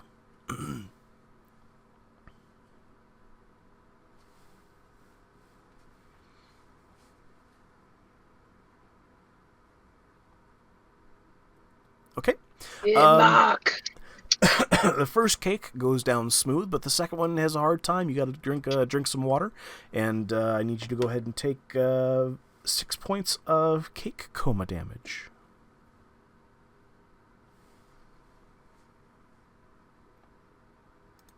Okay. Okay. Alrighty, top of the round here. This is going to be you see the fair come up with the lights. Lights come back on here.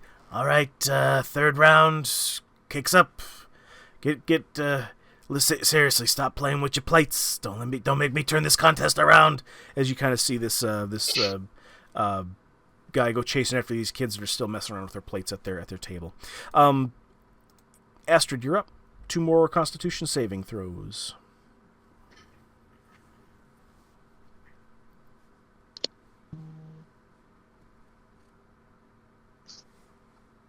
We go. Okay. 20 and 23. Okay. Alrighty. Those pass, no problems whatsoever. You're still in. You do see a couple more, about 4 or 5 more people kind of drop around you as you finish off your cakes, and these are actually pretty decent. You could eat like a dozen of these or so. Let's see here. Minnow, you're up, sir. 2 more Constitution saving throws for me, if you'd please. Ooh, Okay. Yeah. Couple of low rolls. That third cupcake was like, maybe I shouldn't have eaten that. That's that's not settling so well. Something's going on here. And Minnow, I need you to take 4 cupcake points for the first one, and I need you to go ahead and take 8 damage for the second one. Okay, is it half because I'm raging? Were you raging when you sat down? Yeah, I said I was going to rage because there's cupcakes. Then yes, yep. Okay, so 12. Sorry, I missed that. From a role playing perspective, I'm just imagining JD sitting there, his eyes, like steam's coming out of his ears, and he's yeah, cupcakes. Cupcakes, yeah. Yeah, that's why I stole the other one. Minnow, could you maybe RP that out? Like, what would be Minnow doing? Like, and could you maybe RP that out for us? That'd be. Yeah. Oh, basically, as soon as the cupcakes arrive, it's like, got the cupcake. Smash it flat, in it goes. Oh yeah. Alrighty. Oh my goodness. So you're able to down that here for the most part here. Motivating cupcakes. Yes. And then Calypso, you are up next. Ooh, that's better. Okay. And that's not. Okay. Alrighty, the first cupcake goes down fine, but the second one does not. I'll need you to go ahead and take 7 points of cupcake coma damage.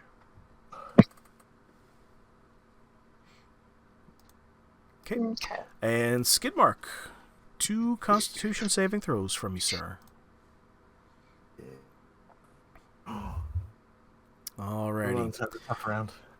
First one and the second one are the first one is just barely, you're able to swallow it just enough, but it kind of hurts going down a little bit. You're not able to get it down so easily. Same with the second cupcake here as well.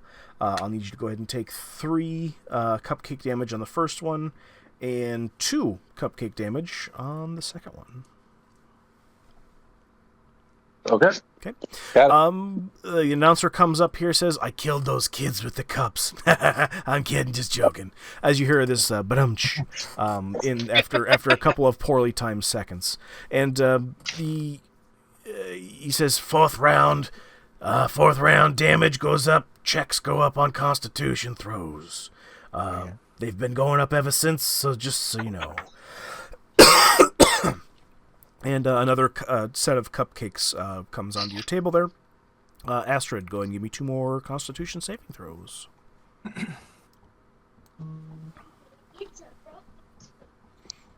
How? If you play roll 19 and 11. Okay. First one goes down just fine, but the second one doesn't do so well. And comes down to, I need you to go ahead and take 8 cupcake coma damage. Hi, Dragoon. How's your beard today? Is this Garrett? Yes. Hi, Garrett. This is the Mighty Dragoon. My beard is doing amazing. Can you see it on the stream? Does it look fabulous? No, I can't see your beard. Oh, okay.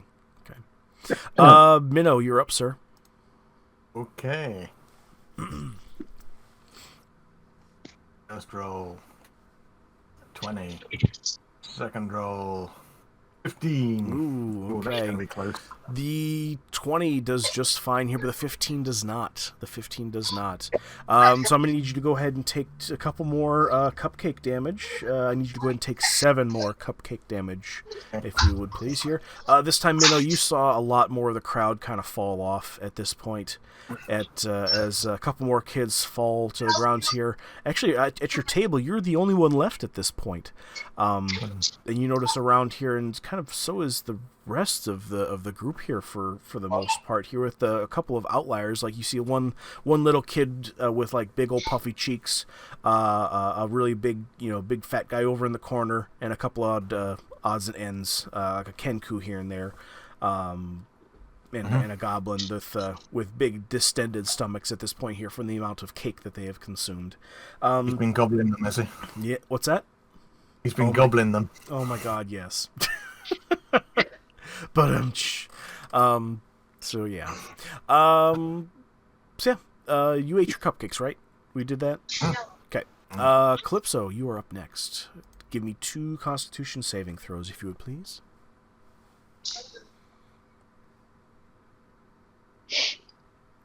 Connie, are you still there? Yep. Okay. Not for long, though. Alrighty, not for long. 9 and 11, that will not do. For the first cupcake, I am going to need 5 cupcake coma damage.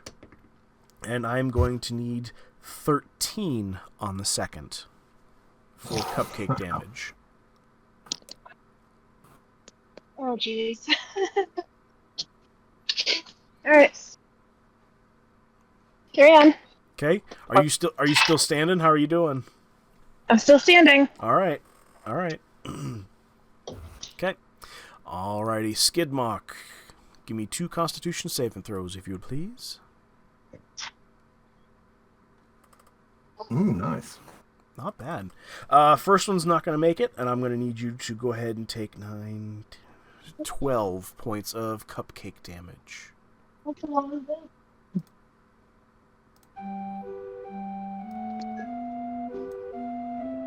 Okay.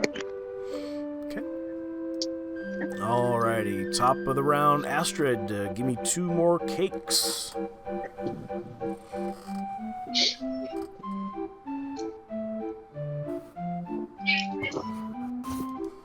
Okay. Alrighty, first one is not going to work out so hot. Second one is not going to either at this point, Astrid. I need you to go ahead and take 4 cupcake damage on the first one, and 10 cupcake damage on the second one.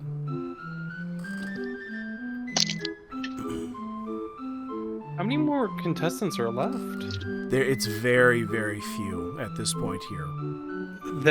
Those 4 plus a couple of other, couple of kids, a couple of larger guys, and a couple of goblins with distended stomachs. They're hanging on by a thread. I believe, Minnow, you haven't taken any damage this entire time, right? I have. He's taken half damage. Yeah, I've taken, so far I have taken a total of 9 points. So I've taken 18, but halved in range. So, Minnow, you are up next. Lovely. Let's get a couple of rollies in. 16 and 19. Okay. The 16 will not do it. The 19 will. So I'm going to need 5 cupcake coma damage off of you. Halved, or is that a 5? Then that would just be 2 in that case, just for you. Barbarians. Cupcake lords. Calypso, 2 more cakes on your plate. What are you going to do about it with some Constitution saving throws? Oh, no. I mean, this wasn't a fair fight, to be fair. 21. That's good. Okay. First cake with a 4 doesn't go down. These are starting to hurt way more. And the 21, oddly enough, you get just the right consistency. The one with the 21 has just a little bit more frosting on it, so it's able to act as lubricant down your throat portal. But I will need to get 6 cupcake damage from you. Alright, I'm still standing. Alrighty. Skidmark, you got 2 cupcakes in front of you. What are you going to do about it? Go met someone. Yeah. Okay. 16 and a 17 will not make it there.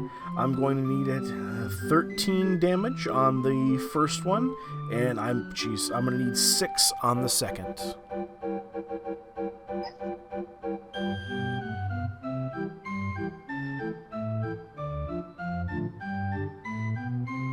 Okay. Okay. Okay. Alrighty. Astrid, top of the round here. You see the pixie come out here again and says, "Oh, we got nobody left. It's very short pickings. We got some really fat goblins over there." And they kind of raise their hand. "We're doing great. We're on the edge of dying." And a couple of the kids go, "We're holding on strong. We can." And one of the kids says, "I'm going to do great this time. This year, I'm not going to." You just see this wave of blue paint come out of this kid. It kind of looks like a unicorn is vomiting with all these different colors of all the other drinks and stuff like that this kid has had. They says, "We got another one out." And then they escort this kid still kind of spewing and vomiting off the side there. As you guys are still all 4 there, actually. The crowd begins to rumble a little bit as these rounds are going by here. The announcer quickly says here again, "Round 6, we're getting towards the end. Things are getting hotter. Things are getting stronger. And yeah, we're going to see a lot more people go down now." Astrid, you are up.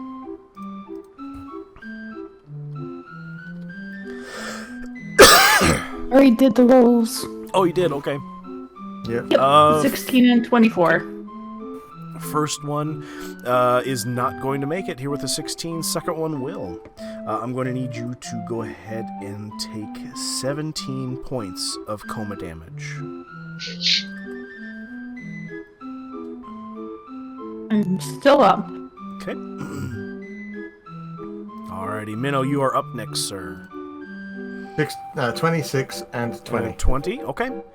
You just barely are able to get the second cupcake down without too many problems. As these are, you can kind of feel like some of these cupcakes are kind of shifting around and rounding corners that they shouldn't, and this is getting a little bit tougher for you, Minnow. Not really with your rolls. You still could probably eat like 1,000 more of these things. Calypso, you're up.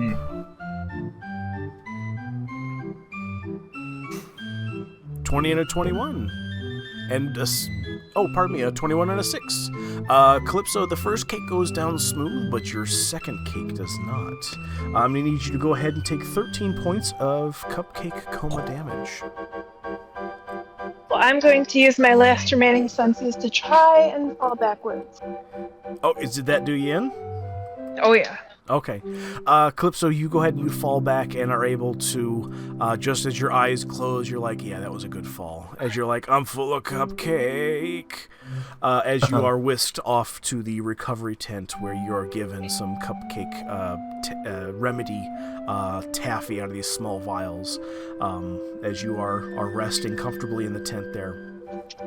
Okay. So Calypso is out. We have Skidmark. You are up next. Okay.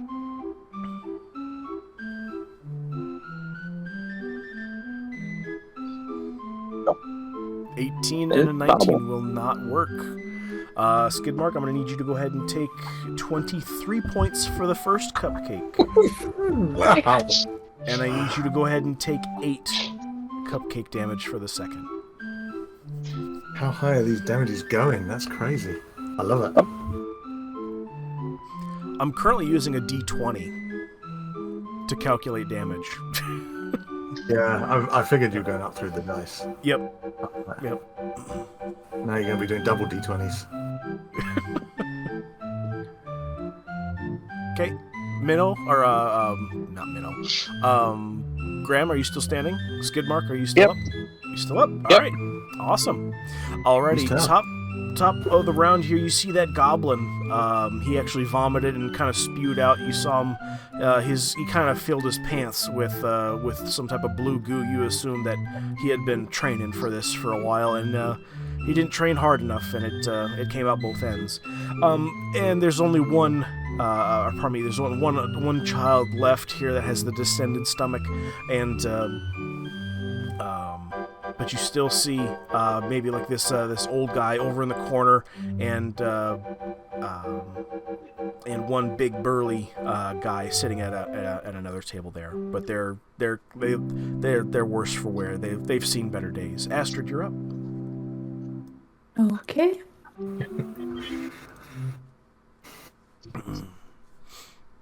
Okay. 21 and 26. Okay. Your first cupcake. Oh my goodness, these are too big, and the second one goes down just smooth. At which point, I am going to need 23 points of cupcake damage from you.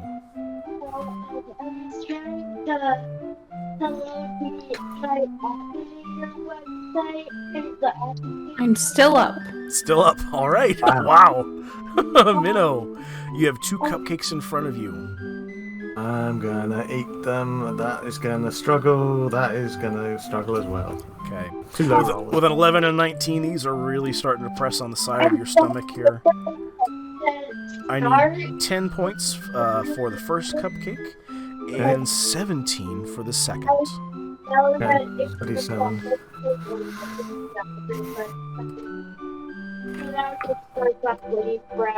Are you still standing, sir? Oh, hell yes. I'm still in 3 figures. Oh my goodness gracious. Alrighty. Calypso, you are down, but you have recovered. You actually, you wake up in the tent as a fairy says, "Let me know if you're still feeling some of them side effects from the little cupcakes. They can be a little wearing. Here, let the taffy magic work its way, sweetheart. Now that you're alive again here. And here, don't forget to get your orange juice on the way out, just so you got them extra fluids." And she hands you a little paper cup that has orange juice in it to speed with your recovery. Skidmark, you have 2 cupcakes in front of you, sir. Alrighty, 16 and a 13 are going to fall short on both accounts, sir. First cupcake, I'm going to go ahead and need 20, an even 20 of cupcake coma damage from you. And the second one, I'm going to need actually 4 cupcake damage from you. I'm out. You are out? Okay. You guys see Graham, Skidmark, fall back in his chair, and hits the ground with a thump there as his water kind of spills over and a single cupcake rests on his plate there.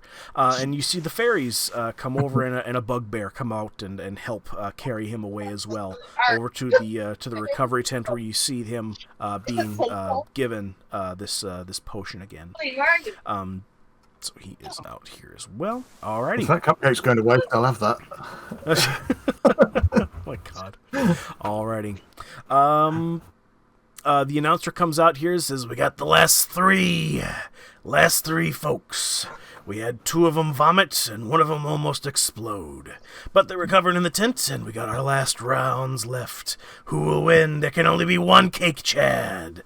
And two more cakes appear on everyone's plate. Astrid, you are up. You have 2 more cakes on your plate. 24. Wow. 21. Goodness gracious. All right. I'll move my numbers here. Violet. Let's see here. Astrid. Astrid, your the first cupcake is able to go down just barely with no problems, and the second one does not. So I'm going to need you to go ahead and take 14 points, 19 points of cupcake damage. Still standing. Still standing. Holy shit. Yeah. You see her kind of finish this cupcake and kind of pound it down her throat as as Violet holds up 2 hands as the crowd just goes fucking nuts, just cheering away. You see MT, he somehow has a little tiny flyer that somebody gave him that says that has Minnow's name on it. It just says Minnow. You don't know where it got it from. You see a couple other little flags being handed out. They have your names here. They have one that 3 different flags. One that's green, one that's purple, one that's brown colored. The brown one says Minnow on it. The violet one says Astrid, and the third one for this last remaining goblin says Greco on it. And you guys are the last 3 people standing.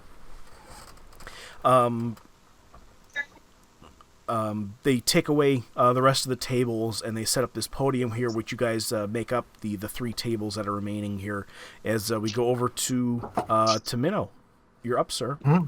10 and 13, both a failure. Both a failure. Okay. Alrighty. How much? I need you to take 23 points for the first one. Okay. And I need you to take 23 for the second one. So 2 lots of 23, half to 23. Okay. Okay. Still standing? Oh, I'm finally down below 100. Oh my goodness. Alrighty. The third, the goblin that's sitting here next with you is going to go ahead and roll a 19, so he's not going to do that. Okay. This goblin sitting next to you, Violet, is able to go ahead and eat his first cupcake, no problem. And he looks over to you and says, I've been doing this for about 120 years, for as long as I can remember. I'm the Cake Chad from last time these guys came here. You think you got any chance of me not making it again this year here? And he shows you, he has all these, he pulls up his cloak and shows you all these very tiny Cake Chad shirts that he has in layers, each one of them more kind of grubbier than the last. You can kind of tell, like through growth rings, which ones are older than the others by the number of holes in them. And as he punches down the last cupcake, he says, "You ain't got nothing on this," and he erupts and bursts and vomits all over his Cake Chad shirts and cloaks as he passes out and falls back. And the announcer says, "All right, last 2, there can only be 1 Cake Chad. Cake Chad, that means you get the complimentary shirt, and you get to be announced as Cake Chad. Good chances to be the monarch if you don't, or if you get the Cake Chad shirt. All right, lightning rounds. Let's do it." And two more cakes appear on your guys' plates here. Astrid, you are up.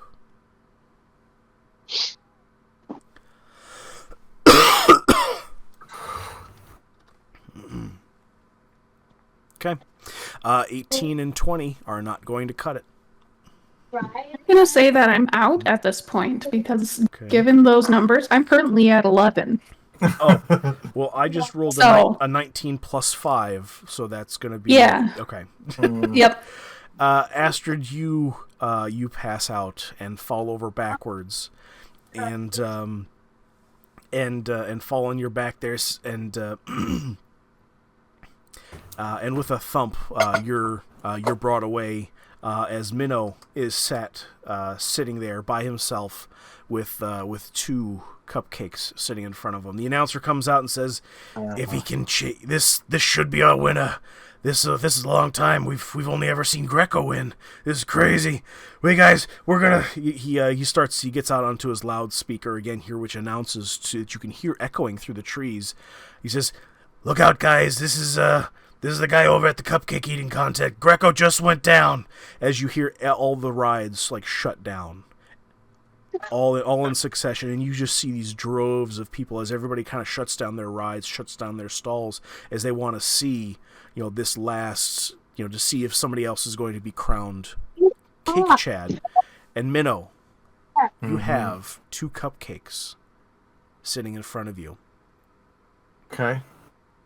Well, unless you can do 48 damage on each cupcake, you can't kill me.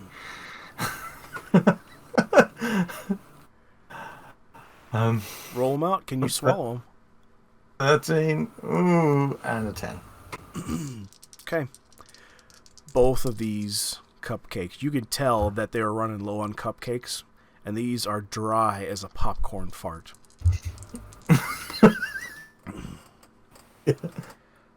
I'm going to need you to take 36 points for the first cupcake. Okay. 36, that's fine. Okay. Which is halved to whatever that is. Okay. 18. 28. Okay, and the other cupcake? For the How much? second cupcake, I'm going to need you to make 62 points.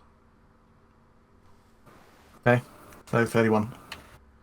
Yep, Okay. not a problem. I'm still standing. As you finish the second cupcake, you see everybody's eyes just dead.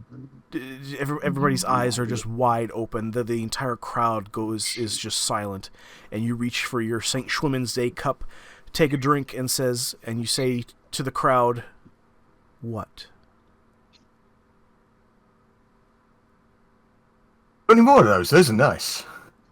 As the crowd just erupts in absolute cheer, everyone is throwing streamers. You see little tiny fireworks go off from each one of the tables there as the crowd just erupts in giggly laughter. Everyone's getting free drinks. Everyone's getting having a grand old time as the announcer kind of hushes the crowd and says, "We have a new winner." Sorry, I gotta get my voice in. Gotta smoke a cigarette. We have a winner. We got a new Cake Chad. New Cake Chad. What's this guy's name? Hey, new guy. What's your name? Minnow. We have the new Cake Chad. His name is Minnow. I give to you, on behalf of all the Fae, and this Fae Carnival on the last day, I pronounce you this carnival's Cake Chad. And he hands you this shirt, which is clearly way too small. It was actually, they were expecting Greco to win again, so it's actually the size of a goblin, but you're able to just barely squeeze into this shirt, and it almost looks like a crop top on you, Minnow. And it's very comically small. There's no way it would fit. Okay, we'll say you'll kind of like stretch the shirt, and it just barely holds together as you stretch it like a banner across the tips of your horns. Yeah, probably. I like that. Just the horns. Yeah. You can clearly see this just giant this shirt that's just ever so slightly holding itself together through the threads. Giant words that says Cake Chad. As you kind of see this, the shirt is emboldened for this night in that it glows with a gold hue, and you kind of see these like little streamy bits of almost like fey magic that kind of form like a golden cape off the back of Minnow. So you imagine Minnow having this giant golden looking cape with the shirt draped across his horns that says Cake Chad. Awesome. As everyone tries their best to raise you up onto their shoulders, they have a hard time doing it. But they just make it look like they have you raised up on the shoulders since you're only 1 foot off the ground. Yeah. Okay. I look around the tables. Are there any cakes left? There are a couple of cakes on the tables left out. I'll grab one. I grab another one. Okay. All right. You go ahead and eat the cake. This one is at this point here. The cake is very soft and moist, and this is a very special cake, Minnow. This tastes really good. Oh, I don't have to roll no Constitution. You don't. I can take more damage. At this point here, you have been crowned the Cake Chad, and are impervious to cake coma points for the rest of this carnival. To be fair, I could probably play the whole game again and still win. Probably. Yeah, it was never fair. I was going to actually stick fingers down my throat and vomit if Astrid hadn't. Oh my goodness! You're not allowed to vomit though. I was going to make her win. I was going to let her win by forfeiting. Oh, dear. Once we were down to just the two of us, I was going to forfeit. But yeah. Oh my goodness! Should have That's just awesome. made those saves. I was going to do that. Yeah. Alrighty.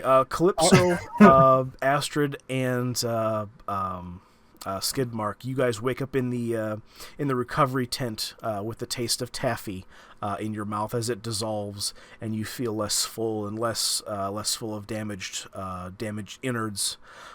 You are fully healed, no problems whatsoever, as this potion wipes away any type of ailments and stuff like that.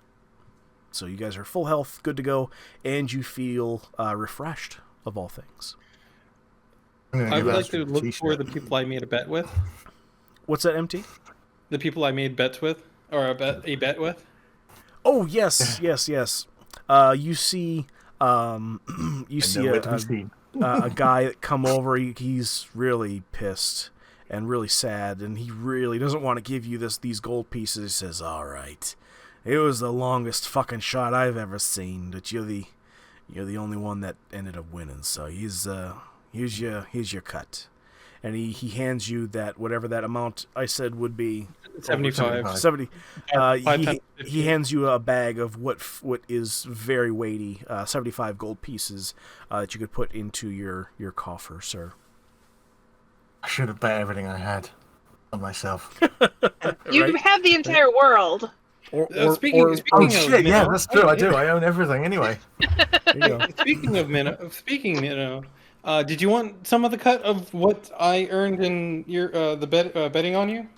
No, it's fine. I have plenty of money tucked away somewhere. But I'm gonna give the T-shirt to Astrid though, because she was the real winner. I mean, I was kind of beefy to start with. It You're was a kind ringer. of set in my favour. It wasn't a fair fight, but Astrid's the real winner.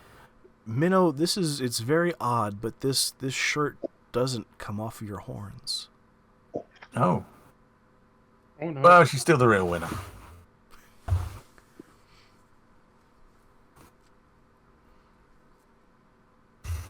Alrighty. So as you guys hear the music of the carnival kind of kick back into gear, the groups of people start to kind of disperse and go back to the way that they were here before the Cake Chad was crowned king. And you guys are seeing the rides open back up around you as everybody hops back in line to where they were sitting there, and you guys are sitting there at a couple of tables. Cool. One was floating and one of us is still standing. Yeah. So yeah, you hear off in the distance, "Wrestle a goblin, win great prizes. Wrestle a goblin, win great prizes." You hear another somebody off in the distance here. It says, "Firefly rides, come ride my Firefly. They only go in a circle unless you roll high enough.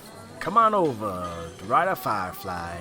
And then you see over off in the distance it says, "Corn cob guy over here. Go through my maze. Do stuff. It's awesome."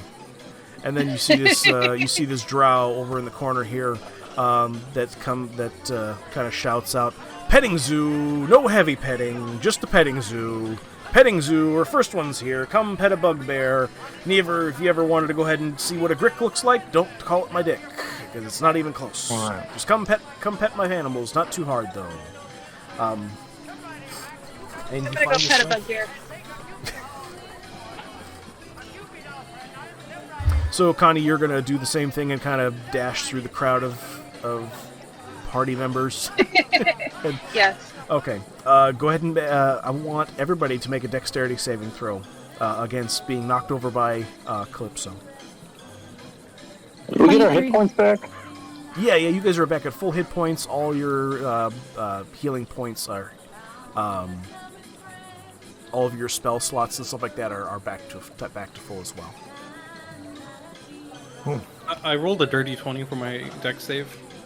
Okay, alrighty. You're able to avoid Calypso as she runs past you there. Look at the numbers here. This kid's got a 0. Oh my god. Astrid, you're able to easily dodge this as you hear the same voice again of coming from Calypso. Oh, I'm gonna go pet this! And you just hear footsteps, clop, clop, clop, clop, clop, clop, clop.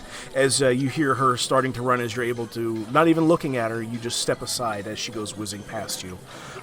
Just intuitively. Minnow, you're able to see this coming from across the way here, but Skidmark, unfortunately, you are completely blindsided by Calypso and are knocked over. Oh no! And are knocked to the ground here. A little bit of water spilling onto you from a St. Schwimmen's Day cup that gets tipped over in the process. I point, laugh. Ha ha! If we weren't in the same country, I would slap you. So, just so you guys know, here we are at the 2 hour and 49 minute mark. Yeah, I understand.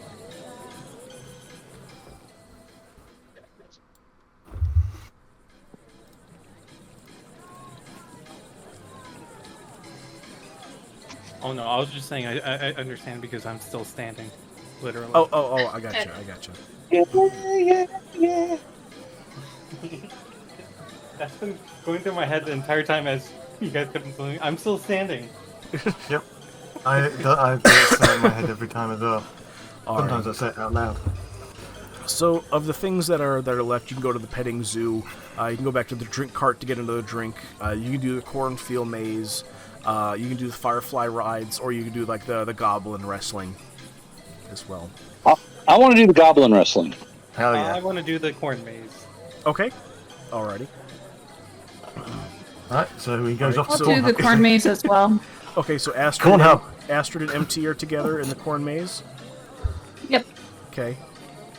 And we got Minnow and Skidmark going over to there. Okay. I will say this is going to be the last event, unfortunately, that you guys will be able to attend for this session, unless we want to go ahead and pick it up and kind of take a break from our normal session and do Carnival. I'll leave that up to you guys here. It is October. It is October. MT's got a point.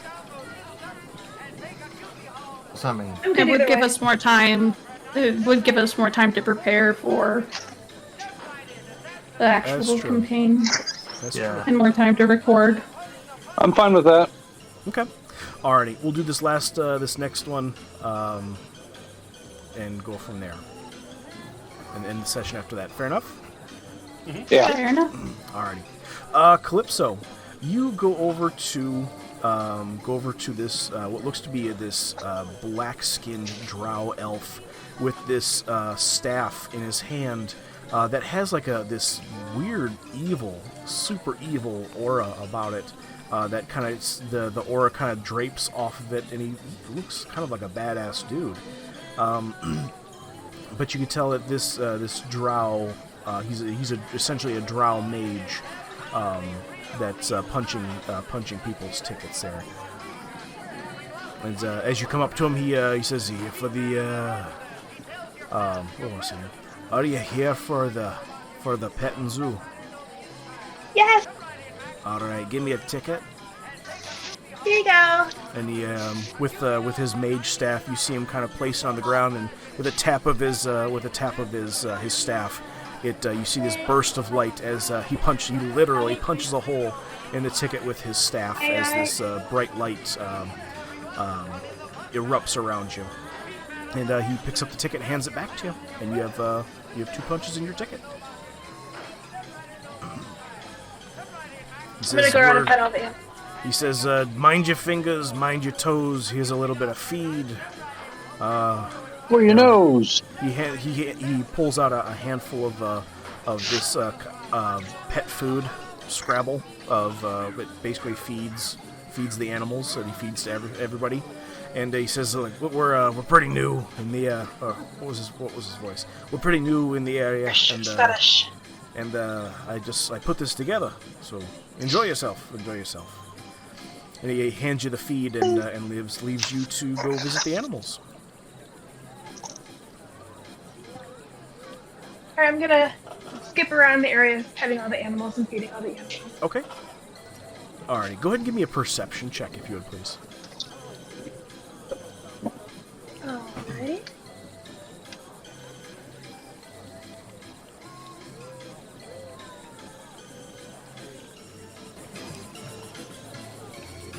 I'm oblivious to whatever you're gonna have. Okay. Actually, with an 11, you're able to see a couple of things that are kind of out of place here. Like, you kind of figure in the back of your mind, like, I think this new guy is kind of a little bit sketchy. He's got, not all of these are animals.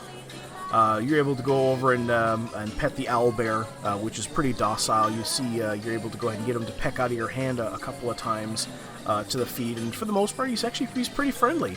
He'll let you go ahead and hop up on top of him here, and he'll kind of walk around a little bit, and then he'll let you back down. And, for the most part, you're able to get like a little bit of a nuzzle on the cheek from this giant hulking owlbear. As you go to the next creature or critter, you realize that this is a green crystal. This isn't an animal, and this is clearly trickery. They think it's just a rock, but for you, you're like, this is just a rock. Do you leave a little bit of feed on the rock, just in case? Yeah, I'll sprinkle just a little. Okay. You see these you see the rock kind of absorb it into its crystalline structure. As you're kind of taken back that, oh shit, that wasn't just a rock. Holy shit. You go over to a Nothic that you can kind of hear in the back of your mind, kind of whisper to you, friend, pet me. As he comes over, and you can see his sharp quills kind of lay down flat against his back skin as he lets you pet him. As you kind of see one of his back legs start to twitch when you get around the back of one of his left ear. He starts to kind of. You kind of see this is kind of from his body language. It kind of starts to tickle him a little bit. He's trying to spell your name. What's your name? Charles. DM. And what is your name, little boy? Outside of that, you come back over to the last two creatures. The last one says, "Hey, how's it going? I'm part of the petting zoo, apparently." Hello. Zoo. How are you today? How are you? How are you enjoying the fair? Graham, mute yourself, would you? He says, yeah, I'm doing all right. I got pet by a bugbear earlier. I think it was a little bit heavier than expected, but yeah, it's all right. And it pays the bills. I get to eat, so. I got some really weird rashes, though. You want to see them? Oh, no, thank you. You should check it out. This one looks like an island nation that I'm from. Where are you from? Oh, the DM didn't think of looking that particular item up, so he inserted it and didn't think he would call him on it. So let the DM find out where I'm from. Bulgaria. Yeah. Place of make believe. I'm from a small restaurant island nation called Chick-fil-A. And we raise chickens there. And we kill them, process them, and make them incredibly delicious at a little bit higher price. But it's because we have such good benefits in a 401k. Nice. Anyway, do you want me to do a trick for some of the feed, or do you want me to like hump your leg, or? What tricks can you do? I'm really good at this thumb thing, and he pulls out this what's clearly like a fake thumb he's put on one side, holding in one hand, and he kind of does this like weird like oh, I removed my thumb, oh my god, it hurts so bad, oh my god, it hurts, oh my god, oh, it's so much agony, let me put it back on, and then he goes back to normal, just kind of over-exaggerating. Good job. And I'd give him some food to... I can make my balls into a small sail. You want to see that one? No, I'm good. Here you go. All right. And he kind of leans over and eats some of the stuff out of your hand there, some of the seeding. I always imagine it as like kind of like bird seed, like a feed. Okay. I like it. And you go over to the last creature, and you see that this is a grick. It's a giant worm type of creature. Think of it as like a giant graboid, essentially, with a big old beak on its front. And this one, this grick is actually a little bit different. He's you can see he's been with the carnival for a long time because he's balancing on a ball actually in front of you. And kind of bouncing, and doing a backflip here and there while balancing another ball on the tip of its beak.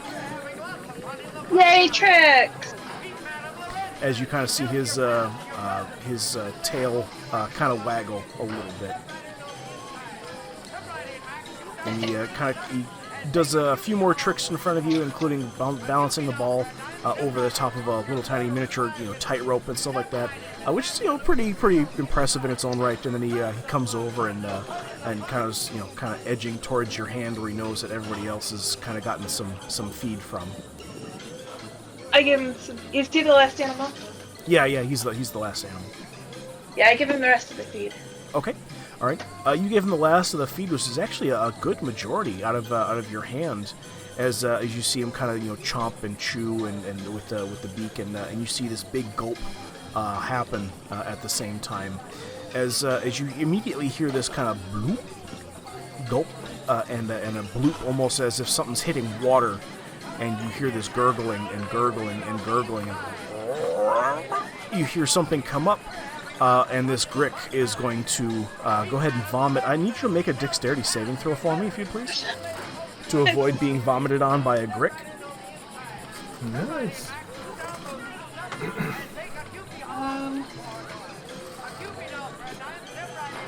Okay. With the dexterity saving throw of 28, you're able to easily sidestep as this grick vomits up what seems to be a small amount of this seed and a small little ring box. Ooh. What's this? Can I roll investigation on the ring box? Absolutely. If it's part cupcake, can I eat it? It does have a little bit of frosting in the vomit, I'm not going to lie. I'll have the lumps later. Oh my god. 17. With a 17, you're able to crack open this box ever so slightly after cleaning some of the yuck off of it. And inside you see this gold ring that it says Excelsior on it. Excelsior? As you say the word Excelsior, this ring basically crawls itself onto your hand and immediately turns into this gold encrusted sword. It's actually like on the end of your arm, like it forms onto your arm, almost like a spawn blade at the end, and you can hear it it has a fine hone because as you move it through the air, it kind of makes that whoosh whoosh sound, even though it's clearly not going fast enough to do so. And you're given a +3 sword that's on your hand until to the end of the carnival. Yay! Oh, right until the end of the carnival. It has other effects, don't worry, Mel. Wristblade from And Eberron. Connie, do you allow this ring to do this? To fully form? Yeah. Okay. Wait, can I ask the Grick if this was a gift? He kind of, if a Grick had shoulders, he would kind of just shrug and go, I don't know. Like, this is kind of, you get the sense that, like, this has been sitting in my stomach and I finally just got enough to push it back out with some of that seed you gave me. So he doesn't know anything about it? No, he knows it came from somebody because he ate them earlier. Okay, This is kind of like undigestible. I'm going to allow the ring to do its thing. Okay. Alrighty. Connie, I need you to go ahead and roll me a D100 if you'd please. Uh-oh.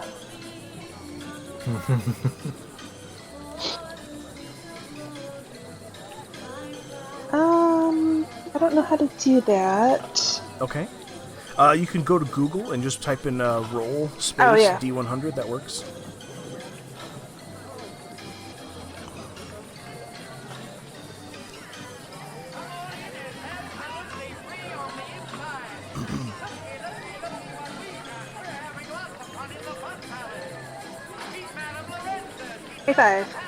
A 25? Okay. Yep. Connie, you cannot use any word beginning with the letter T, as in Tom. Okay. For the rest of the carnival, you cannot use you cannot use any word beginning with the letter T. You just your tongue just kind of turns to gel, and you just kind of blah blah blah blah. You just kind of murmur a little bit. Okay. I can handle it. Alrighty. What a rude girl. She never says thank you at all. Well, you're not really supposed to say that to Fae because they take it as being indebted to them. That is true. That is actually true. Alrighty. Connie, you're given this, and you're enjoying this sword, like, a lot. Like, it brings you, like, a level of happiness that you didn't know could be possible. Picture me as a little kid with their first toy lightsaber, just waving it through the air, pretending to mock battle with somebody. Okay. You're actually making the noise mouth. You're actually You're actually doing the whoosh whoosh zoom zoom. Yes. Okay. Alrighty. You do that. You end up playing with a couple of little kids who have got sticks from the nearby forest and are like doing their own there. Like one of them like challenges you, like, "Hey, let's duel real quick." Yeah, as he kind of like pokes you with a stick. Do you swing back? Just with the blunt side of the sword. I'm not actually trying to. Okay. Hurt anybody. Even with the blunt with end of this sword, you actually, when you go to swing the first time and you actually connect with this stick, it cuts the stick clean in half, and the tip of this stick actually engulfs in flame, as it's now on fire. As like the kid just looks at you like, "Oh my God, you just broke my toy," and all of a sudden a quick second goes by and the kid just has the biggest shit-eating grin on his face. He goes, "That's so cool! Oh my God, I've never seen something like that before. Hey, Jimmy, come over and play with this girl. She'll make your sword light on fire. Check it out. And there's 2 or 3 other boys that were also at this petting zoo come over and kind of do their jousting with you as well with their swords. Okay. Like, do me next, do me. Do you swing back at them as well? Yes. Okay. With one giant fail swoop, go ahead and give me a. Let's make this kind of cool. Go ahead and give me a performance check. We'll see how many cool flips you do. Yes.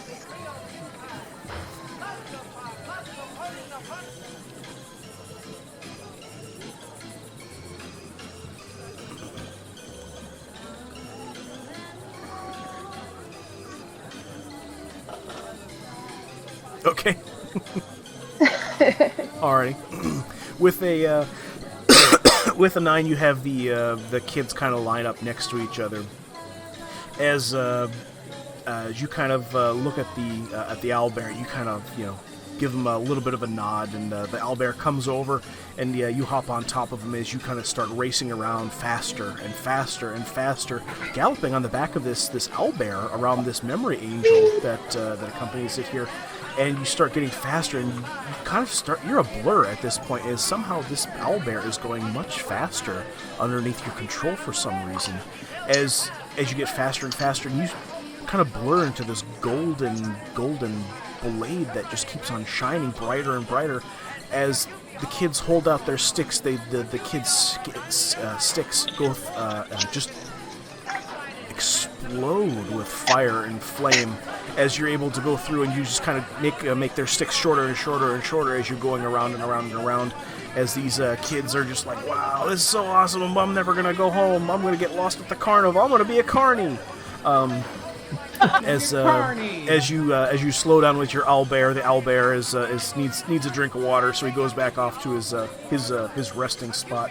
As these kids, flames are all actually still there. This flame looks like it's permanent.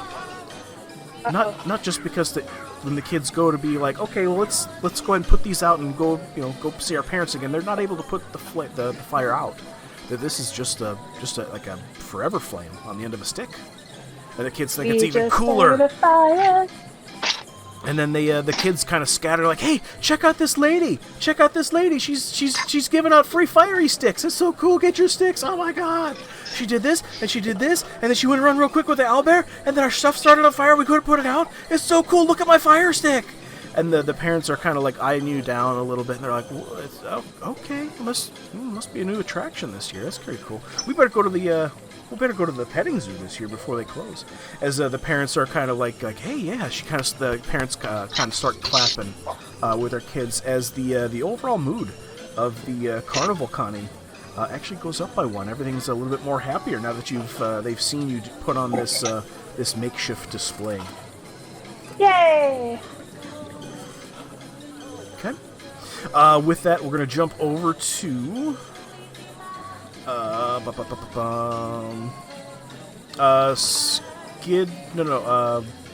We'll do MT and Violet here next. So, MT and Violet, you're able to go ahead and make your way looking through the. You mean Astrid? Pardon me. Yes, Astrid and MT. Or Astrid and MT. What was your character's name? I've been accepting it's just MT, but Karna is the character. Oh, okay. We'll do MT then. So you guys are able to go ahead and make your way over to this corn maze where you got this person that I forgot to put down. We'll just say that they are a let's see here. You walk up to a. Ooh. This is a very gross-looking creature that has kind of wavy purple robes with an inner red-breasted coat that has these really gross, nasty wings on them. And it's you could tell that he's a very plump individual, definitely from like the Nine Hells, it looks like. And go ahead and give me a perception check, both of you, both Astrid and MT. Okay, perception. 23. Okay. And Astrid?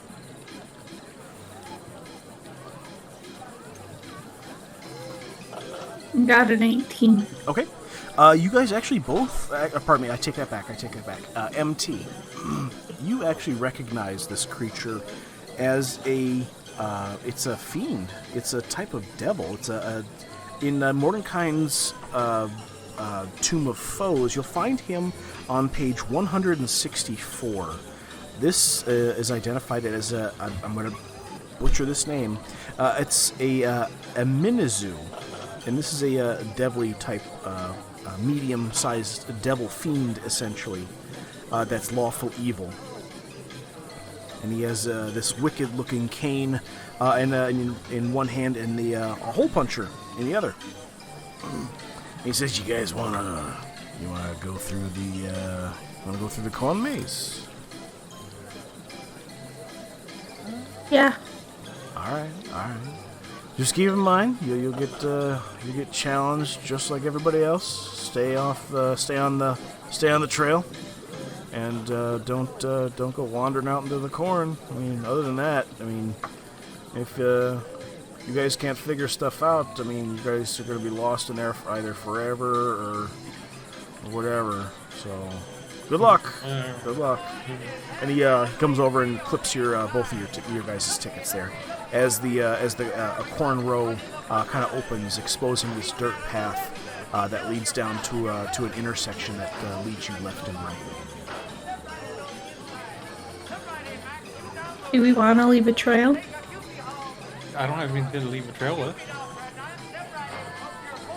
What about rope? Or cookies. I don't have rope. Or candies? I have candies. Sure. Let's be Hansel and Gretel. No, that's breadcrumbs. But that... I have have... No.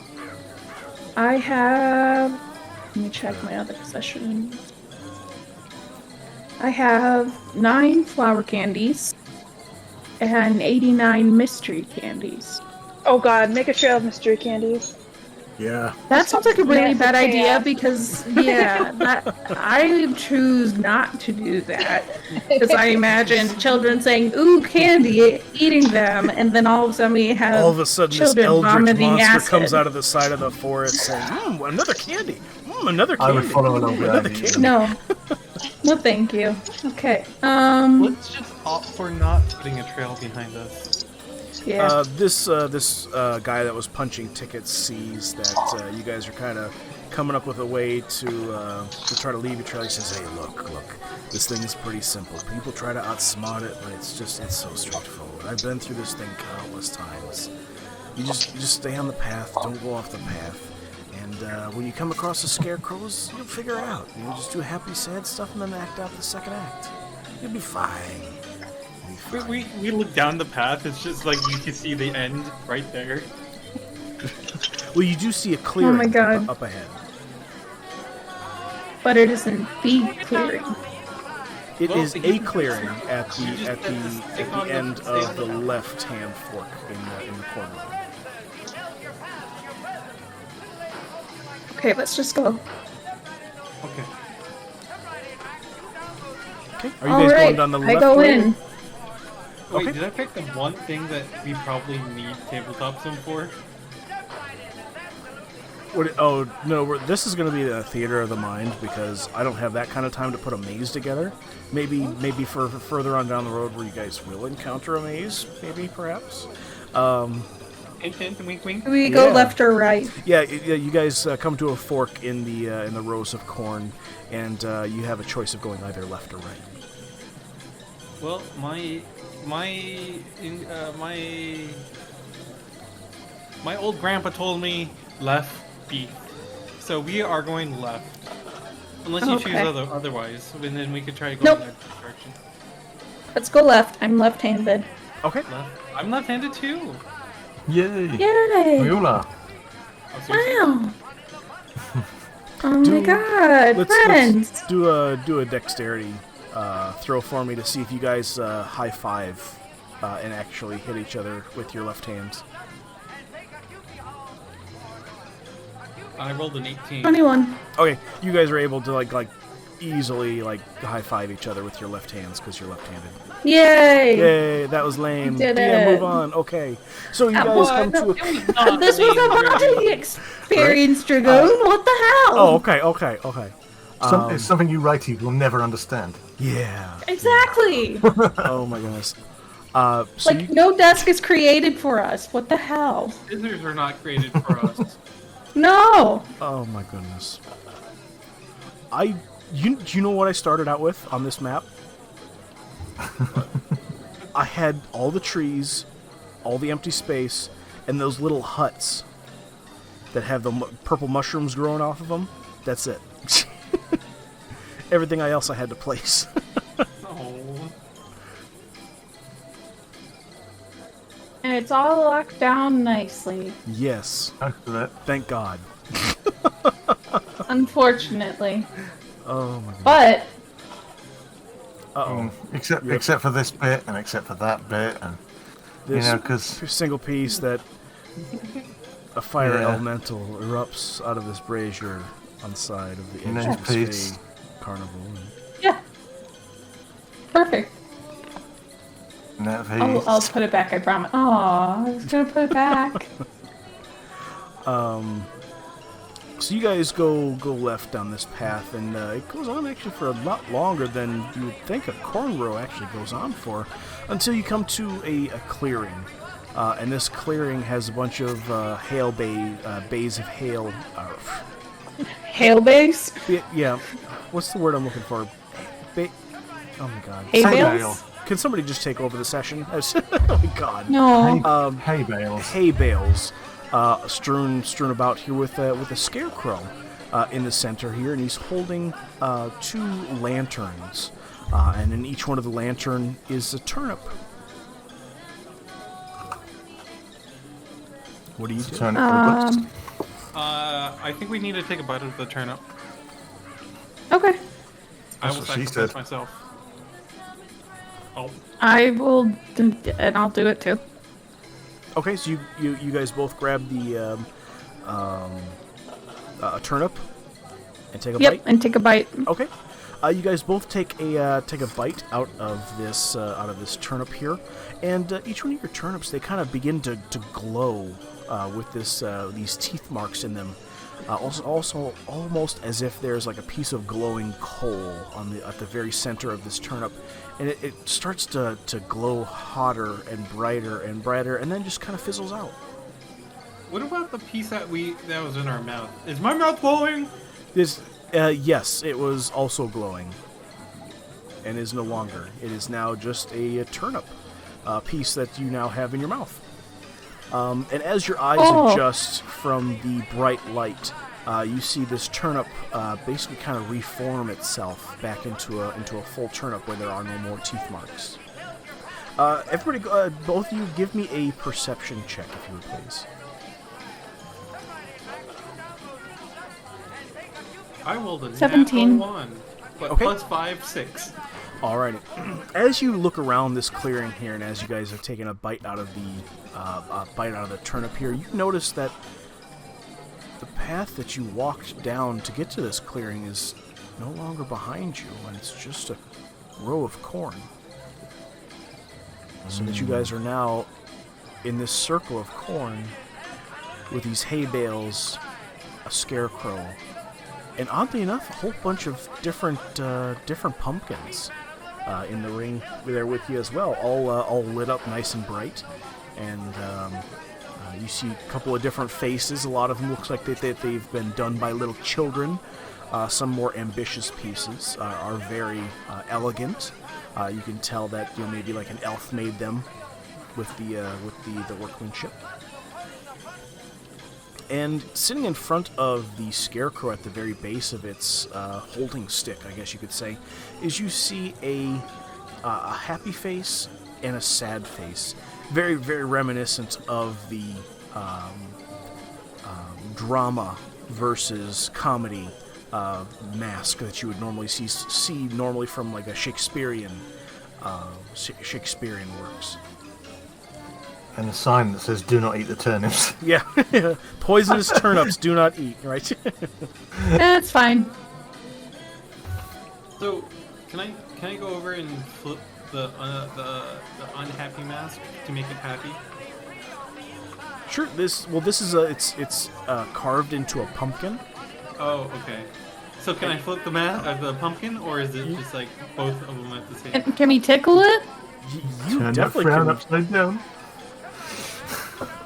I think in this encounter I may have written it too hard from a historical point of view.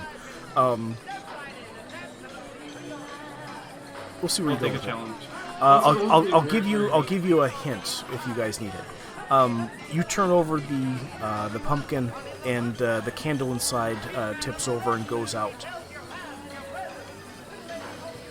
Oh, I'm sad about that. And after about 3 or 4 minutes of waiting for something to happen, you see the pumpkin kind of reappear and the candlelight turn on again. Well, it'll be really hard for us to buck up, it seems. Well, let's try tickling it then. Okay. Or maybe tell it a good joke. Ooh, okay. I need to think of a good joke then. Yeah, I don't have any. Let's try tickling. I'm not it first. funny. So I would like to attempt tickling it. Okay. You go in to tickle this pumpkin or tickle this pumpkin. Are you doing this to the pumpkin yet still? Mhm. Okay. You try to tickle the pumpkin, but it's just sits there. Nothing happens. Would it be related to our feelings. So if we're happy, will it change the environment? Give me an investigation check, if you would please. I'll let you do it. Okie dokie. 15.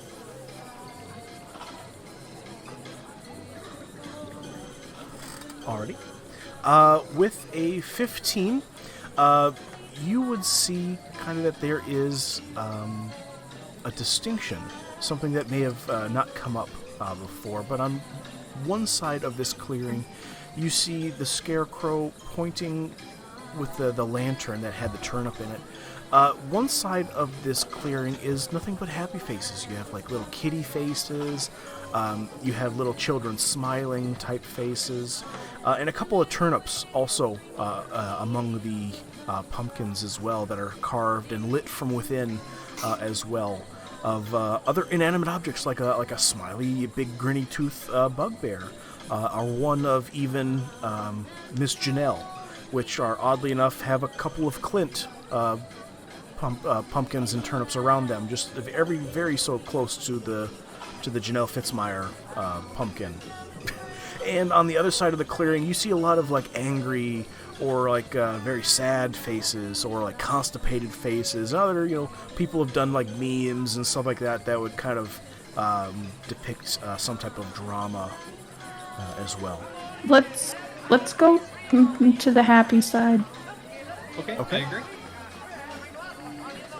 All right, we're gonna go to the happy side. Okay, you go over to the happy side there. Astrid, one of the things that you know from a historical aspect is that in ancient times, and this actually applies to now actually, and JD with English history, you should actually know this already too. Turnips were actually used originally instead of pumpkins when it came to carving things. So that was my kind of like nod, tip of the hat to that fun fact in this Did not know that. encounter. Yes. Isn't that right, JD? Okay. Yeah. Pumpkins are weren't as common. Yep. Turnips are everywhere. Yes. I like to believe it's because pumpkins are delicious and turnips are inside. They're like, let's just carve up these turnips for festivities and eat something bad.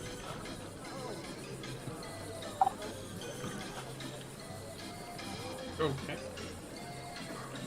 How did this So you guys are both progress? still holding turnips in your hands there. Yes, I believe so.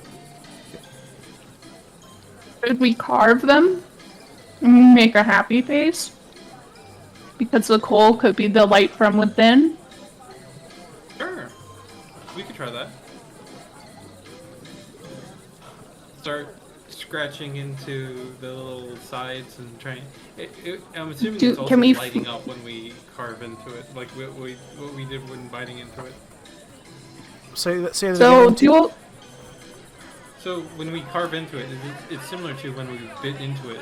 It's lighting up, right? Right. Okay. So you I'm guys actually. are you guys going to try to carve into these with like a dagger or a knife or something? I'm going to actually take it a step up and use my bright sword of moths while I do it for flair. Nice. I just have some sort of So Violet, what would that look like from a narrative Really perspective? fucking bright. Yeah, and I'll have to do it really carefully. Like I'll have my feet on the ground, holding the turnip while I'm like using this really fucking bright sword to carve. Okay. And what do you carve into this turnip? Smiley face. Okay. That's my jack-o'-lantern face. Okay. As you carve this smiley jack-lantern face into it, does it have any like distinguishing features, anything along those lines? They're just a basic run-of-the-mill smiley jack-lantern. It looks like Charles Jr. Okay. Alrighty. As you give this flare that's of this empty. This sword is blinding to you in the darkness. It looks like a damn lightsaber. Violet, you're Astrid, you're able to go ahead and carve a perfect rendition of Charles Jr. into this turnip here, and I need you to do two things for me. I need you to go ahead and give me two rolls. I want you to go ahead and roll me a D100, and I need you to roll me a performance check as well. D100. Okay. And performance. Okay, so you got a 14 for a D100. That's awful. And a performance of 4. Oh. Okay. Okay. All of a sudden, it turns into Saw. Okay. I turn into Jigsaw and carve puzzle pieces out of everybody's flesh. You can still make out that it's definitely Charles Jr. with the one eye. And as you continue But he has two eyes now with mechanical. Oh, that's right. That's right. He does have the two eyes. One that's more mechanical than the other. And and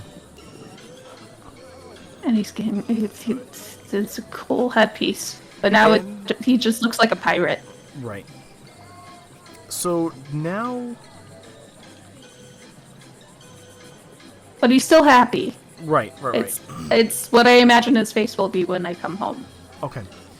So as you finish carving this, you place it back into the lantern on the smiley side of the scarecrow, and you see the same type of things kind of start up again, to where you see this little, almost this bright coal kind of start to ignite inside the turnip, and this time the flash of light from inside actually catches fire. And starts to glow very brightly, and you see this bright picture of Charles Jr. with both of his eyes smiling with his big toothy happy grin, as the pumpkin starts to mold and to shift into a lit candle inside of the first this first lantern chained to the scarecrow, and you see this scarecrow lower his happy face arm as you see the bag in which his the scarecrow's face would be. You see the smiley face kind of light up like fireflies are inside this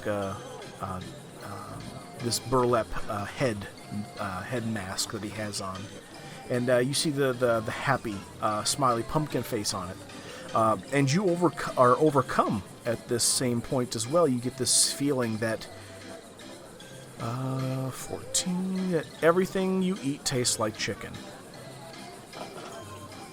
Cool. I like chicken. Okay. Alrighty. Chicken's great. So that effect will last until the end of the carnival, or until you get some, or unless you get some of that taffy. No. So, alrighty. I like the taste of chicken. MT puts his tongue in your mouth and says, "Oh, everything does taste like." I'm just kidding. Oh God, no! Like, I just don't like. Nothing against you, MT. I just really don't want your tongue in my mouth. Thank you. It seemed very invasive. Yeah, just a little bit. I don't know you that well. But I know you pretty well. I would like trying doing the opposite and doing the sad face and see if something else happens. Okay. And what kind of sad face are you doing, MT? I can't. I'm not that dexterous, so I don't know how I could do a very detailed sad face. But Okay. It's just the basic one. Okay. Nothing too crazy. Okay. Imagine your. What about a sad face of one of your party members from the dungeons? Yeah. Oh, yeah, sure. So that way it's based on real emotion.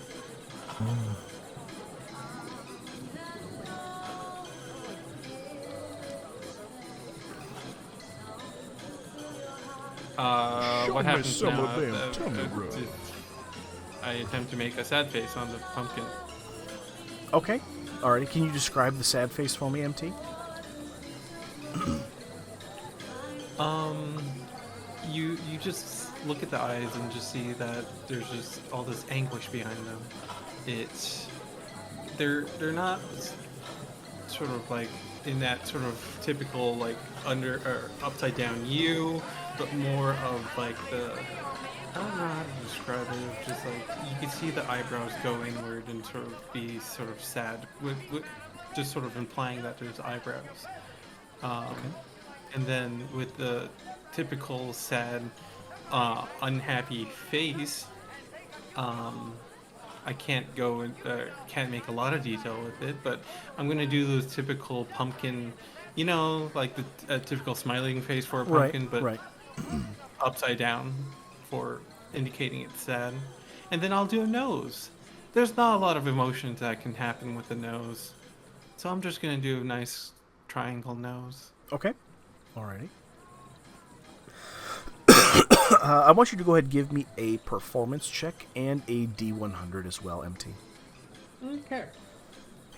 Rolling dice, that's always fun. Oop. Let's get it on the board.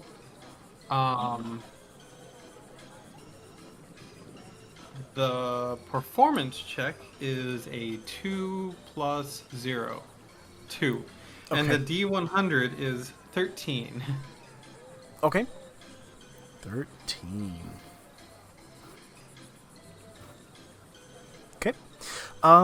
So you're able to go ahead and kind of scratch into this this turnip. It looks all right. It looks all right. You could definitely tell that there's definitely sadness behind those eyes, and it's all of a sudden that you put that turnip back into the lantern, and you see the scarecrow kind of get that sad face on the burlap sack as the turnip begins to glow again, and the candle transforms, or the turnip transforms into the candle as the scarecrow puts down his second hand and it erupts into flame and disappears, leaving you guys there in the field. MT, the effect that you will need to roleplay until the end of this carnival is that you are compelled to tell anybody and everybody how much you love unicorns. Yeah, them unicorns. Have you heard of unicorns, Astrid? No. Yeah, they're just so majestic and beautiful. They just gallop with so much ease through the forest, leaving a streak of rainbows behind it. So majestic. Cool. Are they sparkly? No. Why, that only happened when they put glitter on them, and why would you taint such a mystical being with glitter? I like glitter. Glitter's not for everything. Yes, it is. I'd keep it out of some things. No, like they even make edible glitter, so it's totally fine. Oh no. I've had glitter on wrapping paper once, and it just kept on falling. It was so hard to tape for one, and it just fell off, and it was so terrible in the end. But continuing our trek, And that's when he killed his parents when he was 8. Don't ever use glitter. Bad parents. Well, Dead parents. oh no. Also, Agent Taco sent me a message. He redeemed a scout clip, and he's disappointed that there has not been a scout clip. I will reimburse him at the end of this podcast. Okay, perfect. There you go, Taco. I did the thing. After exchanging this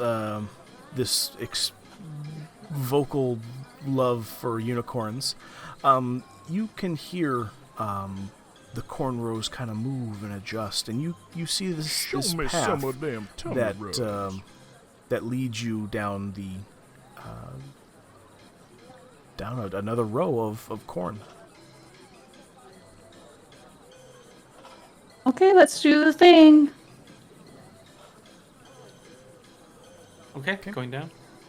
I need you to go ahead and roll me a... What's your guys' best stat? Sleight of hand. Okay. Mine is...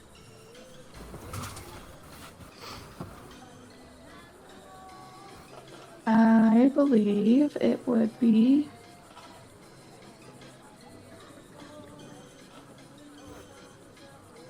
medicine or animal handling. Okay.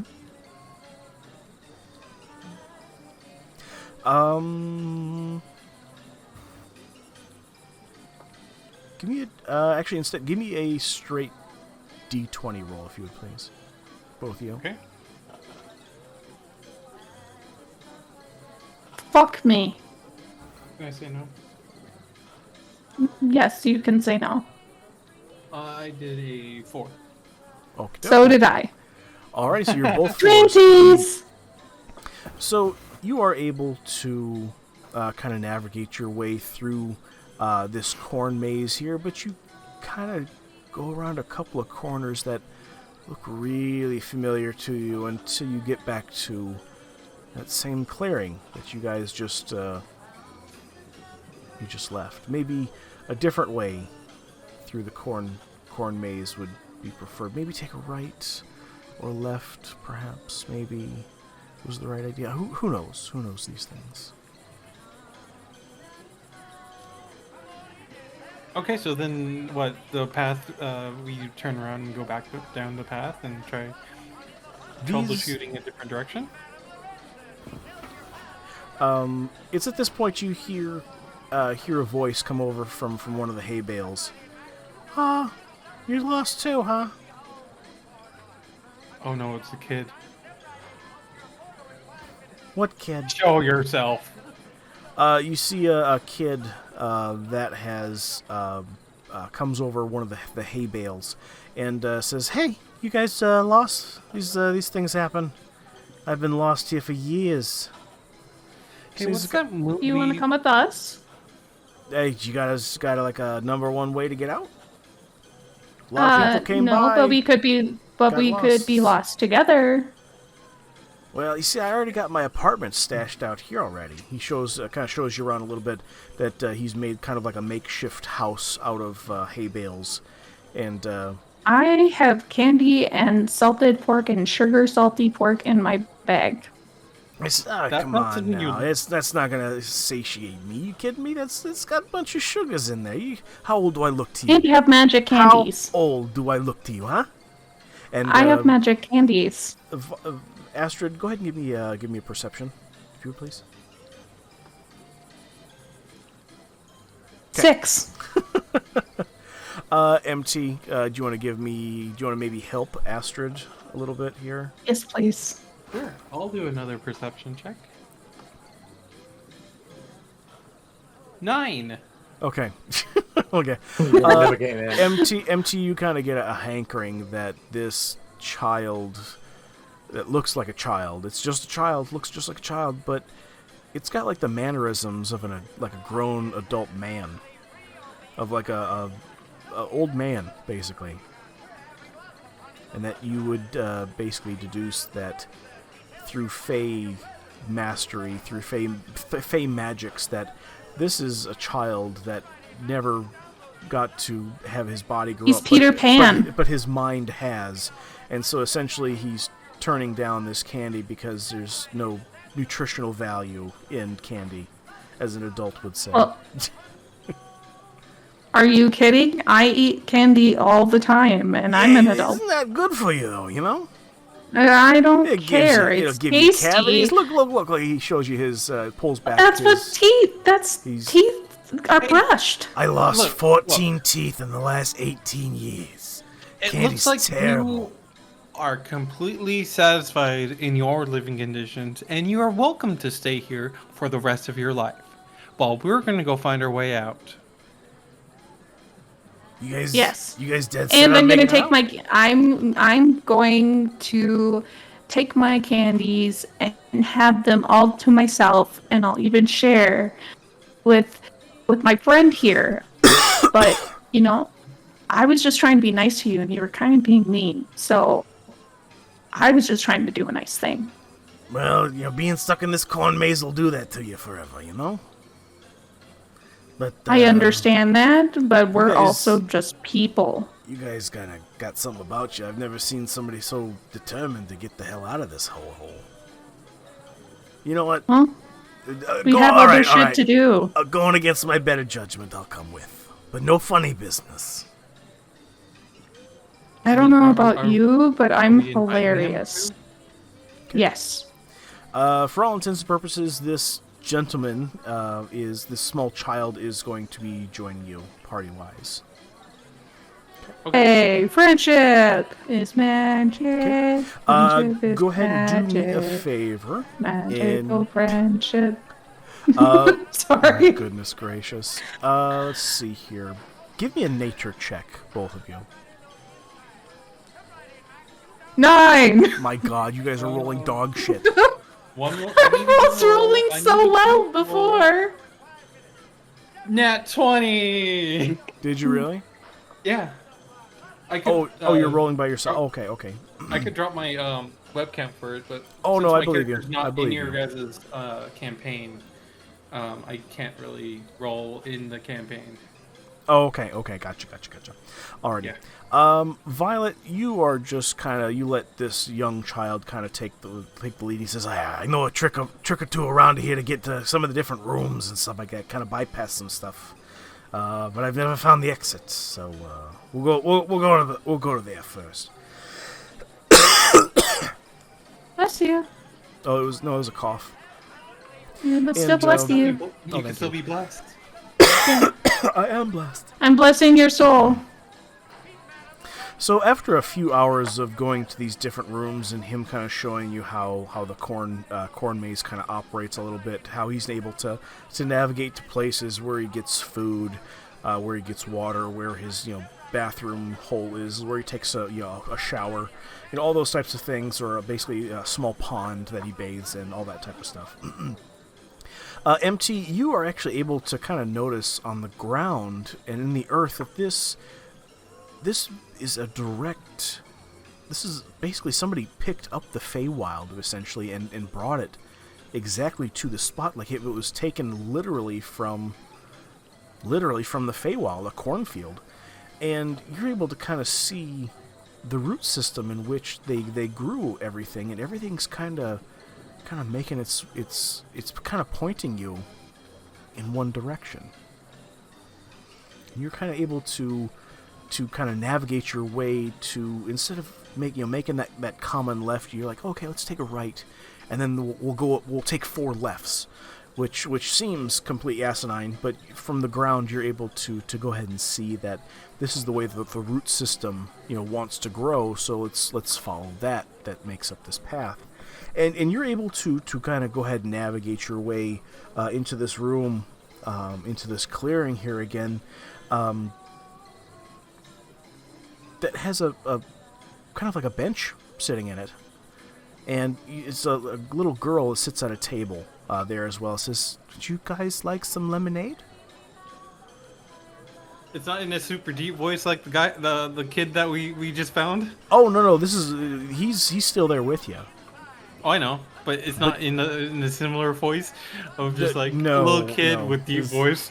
No, it's not. It's just a little girl that's like a lemonade stand that she set up at the in this clearing. I would love a glass of lemonade. Would you like a candy? Yeah, sure. I love candy. I Candy have some works. flower ones that I made just by myself with my own 2 hands. I promise they're really, really good. All right. Yeah, I'm down for that. Maybe All I'll right, give you I I'll give you an hand extra glass of lemonade on the house. Here you guys. Thank you. All right, I give her 2 candies just because I like her. And are these the regular candies or are they the magical? Yes, they are the flower ones, which Right, are the okay. regular ones, and All right. the regular one bag. She crunches them up and says, "Oh, these are way better than what Mom used to make. That's crazy." They're made with love. thank you so much. That's awesome. That's really cool. Thank you, Mister. Hey, Mister. Do you want some lemonade? I will politely decline the lemonade. I think I'm fine for that. But it's really tasty. Yeah. I've had enough to drink today. Oh, yeah. Did you have to pee in the cornfield? It happens to a lot of people. They usually just arc it in there. Nobody usually finds it, though. That's why the people say the corn smells sweet. Sometimes they just got into like a place people like to piss a lot. Hey, have you heard that corn has the juice? Where do you think all the juicy juice comes from? It's crazy. I really like corn. It's corn. Little cop with nubs. I tell you what, one on the house for each of you. And then she goes over to this to the edge of the corn maze, and picks an ear of corn, one for each of you. Okay. I'm not supposed to do this, but you guys are pretty cool, and I think you guys deserve these. That's really nice. Thank you. Thank you. I have some salted meat in my bag too. Are you hungry? Oh, I'm famished. My break's not for another 15 minutes, though. I have two options. I have salted meat and I have salty sugar meat. Oh, let's go with salty sugar. That way I got the sweet and sour. And okay. It'll replace all the sweat. Absolutely. So I give her a piece of the salty sugar meat. All right. She eats the salty sugar meat. And says thank you again. You guys are really cool. Did you hear that? We're really cool. Yes. Okay. You're really cool too. Yeah. I'm gonna take a drink of the lemonade. Oh, this is the best lemonade you have ever had. Like there might be some confectionery sugar in there that mixes really well with some like extra honey that they've sweetened it with. And there's an extra spice in there. You can't pick it out, but it really complements the lemonade very well. Have you thought about infusing it with lavender? That's the secret ingredient! Oh my god, you guys guessed it. That's so cool. So I like doing the flower-infused honey because then it's a different layer of flavor. Ooh, that sounds divine. And then you can do a little bit of chili flakes around the top for a little bit of spice. Ooh, I'm not a spice gal myself, although someday I'm looking forward to be like Scary Spice. I'm gonna start a band called the Spice Girls, and we're gonna put. Can I be cinnamon? You can, and then when all five of us get together when we're older, we're gonna put KFC to shame. Oh, absolutely, positively. Use the hot honey. Yeah. Definitely use the hot honey. Hey, Kuman, come on over here. No, yeah, bring your cups too. Yeah. Hey, we got a new gal. Her name is Cinnamon.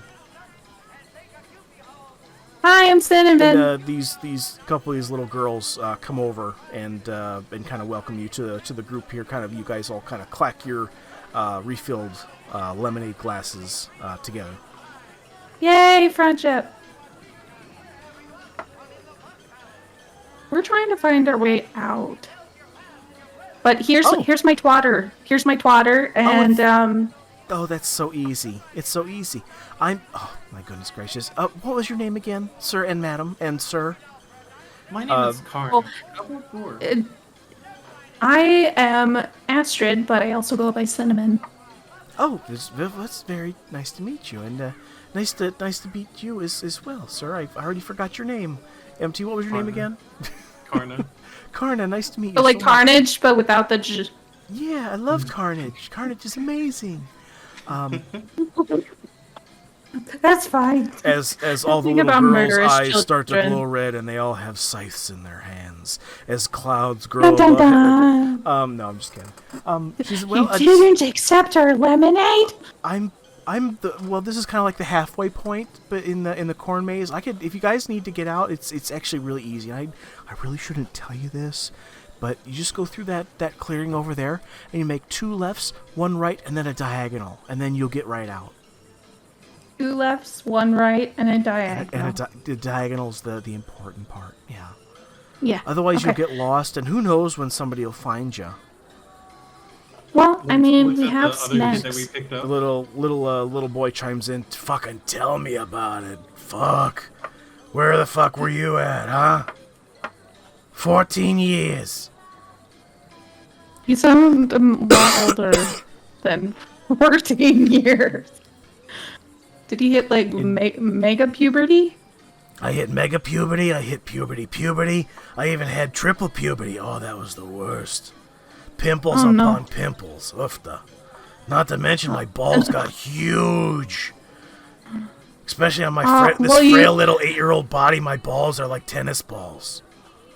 So we actually have our Hey, check this out. And he It's pulls up his shirt to show you his happy trail. cool. So we have a really cool headquarters. It's called Balls. Oh, Isn't that cool? that's pretty cool. What do you guys do there? That's where we keep our stuff when we're not on adventures. And there's a sex dungeon, and we have an artificer. So you guys are adventurers, huh? Yeah. That'd be cool. I'd love to be an adventurer someday. That'd be really cool. Friendship is magic. Yeah. Are you guys taking applications? It actually kind of looks like we're on the up and up. We're gonna get out of this place. You guys do accepted applications? Like after all the time. You want to do an passed, internship? Yeah, that'd be cool. All right, just stay by me, and we'll get you out of here, and you can be my intern, and I'll teach you what I know. That's a deal. Let's do it. Okay, And, let's do this thing. And the little girl says here, and here's your lemonade, sir. This one on the side. This one's to help you out, so that you can get back to where you need to be. And he looks down. What is the second one? He's like, that's some of the taffy that'll lessen the effects that you've been under for so long, since you're one of the rare lost children that got out. Oh, okay. And he downs both containers, one of the lemonade and the second one of the taffy, as you see this young boy start to transform into just a little boy. He's a little boy again, and he no longer has his gruff voice anymore, and he no longer remembers that he's been in the cornfield anymore, and he's just that sweet little 8-year-old boy. And now he's looking for his mommy. Hey, thanks. That was really good. I'll have to come back. Do you want some candies? Oh, hi, miss. Do you want some candies now? Hi. Do you want some candies now? I love candies. I got my baby teeth still, so I'm not playing for keeps. Awesome. So I'll give you a couple. That's what my mom says. Yeah. Have you seen her? I will help you find her. Okay. And he comes over and he grabs your hand tightly. Would you like a piggyback ride? Sure. My name is Eldritch. What's yours? Hello, Eldritch. I'm Astrid. Astrid, it's really nice to meet you. I hope we can find my mom. I'm sure that we will. We're going to work together as a team of adventurers, and we're going to work to find her. Okay? Okay. All right, let's go, Karna. I want to say, if we're gonna give a piggyback ride, you might be more capable than I am, because I have a 8. Well, I have him on my back already. Okay. Yeah. Adventurers. Assemble. Little boy. All right, we're gonna. Eldritch chimes in and he thrusts one fist up in the air as he wraps his legs closer around your neck, and he says, "I'm a mistake, my mom says." And you guys are able to make your way out of the... There are no mistakes. There's just happy accidents. You know my dad? My dad says that. He's a painter. Wow. He likes to I'm draw sure birds I've seen his when he stuff. fucks up a lot. Yeah. And does he draw trees sometimes too? Yeah, his name is Robert. Wow, that's so cool. I love trees. He's got an afro like me. Yeah, I love your hair. Does the kid have an afro? Oh yeah, he has an Yes. afro. Yeah. Canonically, yes. We're okay. Yeah, we're gonna let's- retcon that he has a fro. Yeah, cool. And I will take some. I don't know. I'll take some rope and like brush it out and like stick it in his hair like a little pick. And to also There you go. also to keep a leash on him as well. Is that what we're doing? Yeah. Yeah. So he doesn't get away. He You don't want to lose the found child. He says, "I know what you're doing. My mom does that all the time." Well, that's okay though, because I still just gonna- want to make I'm sure not- that you're safe. I'm still gonna try to get away from you though, just out of spite for her. I still have candy. I'm gonna see something shiny and And- you're gonna regret it. I see shiny things all the time. I think you have undiagnosed ADHD. My middle name is Stuart. As he kind of kicks up his legs like the character on SNL. And for all intents and purposes, you're guiding this child around now. Yep. As the happiness meter for the carnival goes up, seeing as you guys are exiting the corn maze, everybody's kind of sees what's transpired as the lemonade girl actually followed you out and says, announcement! One of the lost children in the corn have actually re-emerged. We got him fixed up. It's just a matter of getting him back to his parents. So, congratulations! These two adventurers were able to get him out. Round of applause, everybody! Great job, Lemonade! Round for everybody. And everyone kind of gives you like a roaring applause as this small child that's now roped to you says, "Oh my God, that's where they did the cake eating contest. I'm gonna go there." As he runs like Calypso did earlier, and as he runs out of rope, you see his legs kind of fly up into the air as he's jerked back by the end of his rope. I go over to him and scoop him up and say, "We'll have some cake in a little bit. Let's see if we can try to find your mom." Okay. Alrighty, as you guys go do that, we'll call it there for that piece here. Okay. Okay. Alrighty, and we got left. Who do we got left here? We have Minnow and Skidmark. You guys are able to make your way through over to the pit on the map here, where you guys see a sign that says "Welcome to the Pit" with a big gnarly smile from a goblin. And as you make your way to the entry gate here, you see a small goblin with a spear that looks pretty darn sharp here. It says, "Aye, you guys gonna be in the pit? You guys contestants? Are you guys just watching, or are you guys gonna participate? 1 punch to watch, 2 punches to enter." Sometimes I like to watch, but today I'm gonna dominate. 2 punches, alright, I like it. How about you? Yeah, I'm definitely gonna join in. Alright. And he takes your guys' tickets and takes 2 punches out of each of them here. So. Oh, I thought I was going to punch him twice. Oh no! Oh right. He leans back and to kind of do an announcement. He says, "We got 2 more for the meat grinder. These guys are big. Get the heavy hitters on stage." As you see a couple of goblins kind of race off behind a curtain. He leads you out onto this end of this line, as there's one more individual that's right in front of you there, who says, "I've been here for the majority of the day. Nice to meet you." He reaches his hand out. He says, "I've won all my matches so far, but I think I'm at the end here. They're running out of things to run up against me here. I'm pretty kind of a big deal around here right now. Hi, Jim. My name's Jim. Your name?"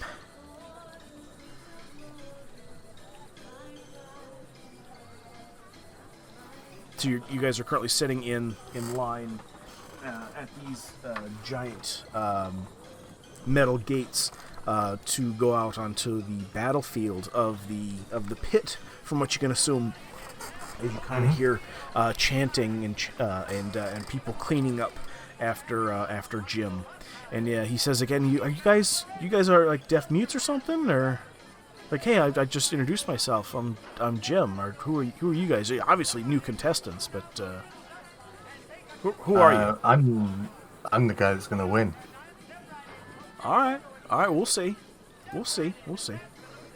You gotta. My name is Thomas, and I will give you a loss. See what I did there?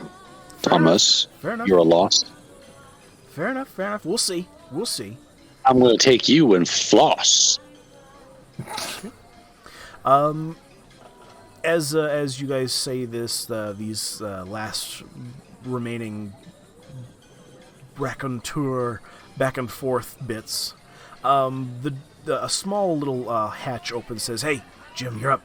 This is the big one, the one you've been waiting for, the one that you just gotta get past this last guy and you can retire." It's like, all right, I'm ready for this. I can do it. You still bleeding from that last round? No. We got that taken care of here. I'm good. I'm a little low on health points, but if you could just maybe give me a little bit more healing water. No. Time to go, Jim. Jim, you're up. As a small hatch separates both of you, and you kind of hear the crowd start cheering, and the roar of the crowd comes up and says, "Introducing Jim the Unkillable," as you hear this go as you hear these footsteps from what you can assume is Jim kind of fade off into the distance, and both of you give me a perception check as to what you're able to hear. Perception. How much?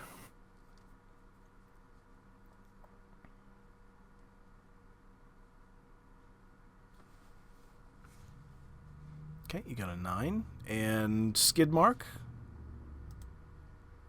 A 21. All right. Alrighty. So, Skidmark, you're able to kind of hear everything that's going on pretty crystal clear. You hear the sounds of footsteps leading off into the distance as you hear the announcer behind the wood say, "And now, for his final challenge, Gorgon the Magnificent," and you hear these you could feel the ground beneath you kind of start to shake periodically here. You can assume that that they are footsteps as you hear this giant roar. And Minnow, you actually hear this roar as well from some type of creature these are really deep, like guttural roars. Like you can tell from your experience that this thing is big. It's pretty big. And then you hear some clashing back and forth of what you can assume is some sword and some shields, and then you hear this thud, and the crowd goes silent. And you hear the announcer go, oh no, oh God, no, again, oh God, oh man, that was Jim's last. This is Jim's last. He was gonna retire. This is his. Oh my God, Jim's dead. Oh no, Jim's dead, guys. He's no longer Jim the Unkillable. He's Jim. He's dead, Jim. Dead Jim, the dead guy. Oh man. I guess we're gonna have to start over here. Fresh meat. Hey, cancel the order on those posters, would you? We can't do Jim anymore. He's dead, Jim now. No, he's dead to us. No, it's fine. It's fine. Get the new guys fresh out. Gorgon, you can go back to your cage. Goblins, get ready. Grease yourselves up. You're on stage as the doors open. A small little door opens and says, "Hey, you guys are up next. You guys are up next. We start you out small, but you guys are a pair or are you guys individual? Just making that clear up front. You guys a pair or individual? I need to know now." I don't know. Well, I'm all for an individual. Yeah. I mean, we used to be together in a certain way, but then he realized I was a paladin. So I guess individual. Look. It's the Fae Festival. You either are fighting together against these motherfuckers and winning the grand prize, or you're gonna die. It's kind of one of those, like, one or the other. Like, we'll fight over the prize later. Are you together or are you separate? Well, I need to know. Yes who's or no? going to be top and who's going to be bottom? I'm always top. Okay, I'll be bottom. Okay. So a pair, right?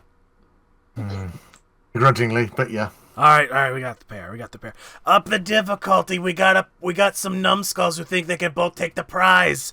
As you hear some extra commotion and feet of goblins kind of running double time against you there. Okay. And what's you guys' names again? What we need it for the announcements. Minnow My the name is Horny. Thomas. Minnow the Horny and Thomas. Your name's Thomas? Thomas the Train, because I want to plow right into you. I mean, through you. I mean, yeah. All right. We'll give it to the we'll give it to the comedian. He'll make something work. All right. Here we go. You guys get ready. Prep yourself up. If you need some potions, make sure that you guys got them in your system when you walk in, because they kind of frown upon healing mid thing here with potions. So if you guys got something else, you might want to prep it now. As he closed the grate behind him, and you hear this chanting. It starts out low and rumbly. You just hear the crowd go pit, pit, pit, pit, pit, pit, pit, pit, pit, as their chants grow louder and louder and louder and louder. And then you guys, the door opens, and you guys see there's another small little room ahead of you guys there with, instead of being closed and barred, it's like an open gate that you can kind of see what's going on the battlefield. And it's this giant dirt pit that's kind of been dug into the ground for the most pit here. It's about 15 to 20 feet high in most places here around this pit. And as you guys look up from what you guys can see from your vantage point, you see all manner of different people looking at you guys here and chanting pit, pit, pit, pit, from goblins to bugbears. You even see like a zombie in there, and you guys see this Quetzalcoatlus.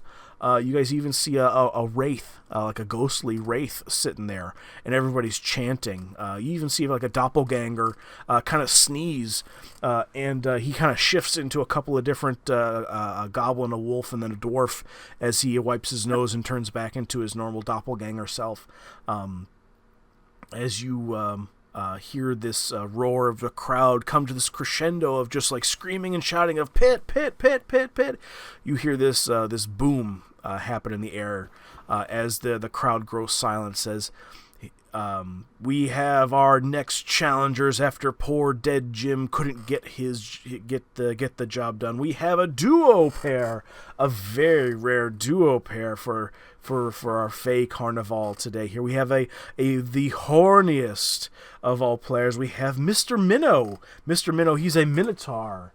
Long walks on the beach. He likes to go ahead and cook up onions into a small saute. He likes long, arduous sexual tasks. No, I'm kidding about that part, guys. I'm just kidding. I'm kidding. As some of the adults kind of start to laugh, and in Minnow, your cage opens up with next to Skidmark here, as you are kind of waved on by this. Group of this guy that you saw through the grate that basically says, kind of ushering you out into the pit battle arena. And we also have Mr. Thomas the Train. We call him the Toot Toot. Yeah, we call him the Toot Toot. The Thomas the Train, the Toot Toot. And then you kind of hear this this announcer go chugga chugga chugga chugga chugga chugga chugga as the crowd kind of gets this idea and they start to kick in. Woo woo! The train! It's Thomas the Train! Choo choo choo choo choo choo! Woo woo!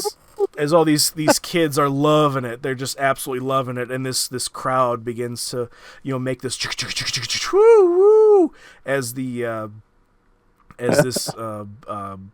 guy that's kind of the announcer starts going around to the crowd and running around the bottom of the pit there, and he says, and in this corner we have, what are they? What is Minnow and Skidmark? What is your size? Are you guys considered large, character-wise? No, mediums. You're medium? Okay. Skidmark, how about you? I'm about the same size as him. Okay, so about the same. All right. But if you want to call me large and in charge, you could do that too. We got Thomas the Train and Choo Choo and Toot Toot. That's pretty good. Pretty good. And they open up another great. And in this corner we have the beginning challenge number 1. We have. Give me a second here. We're gonna do this. Okay. 4 apiece. So you have 4 goblins, a total of 8 come out, and they have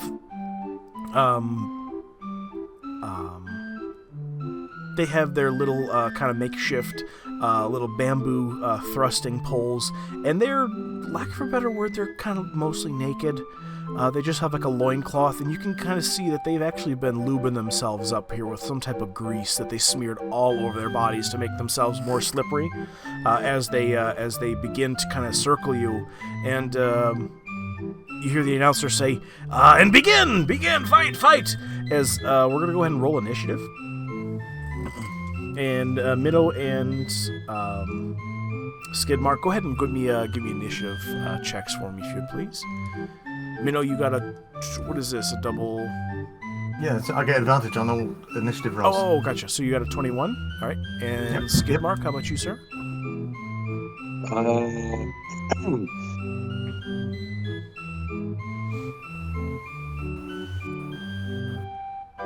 Oh my goodness gracious, sir.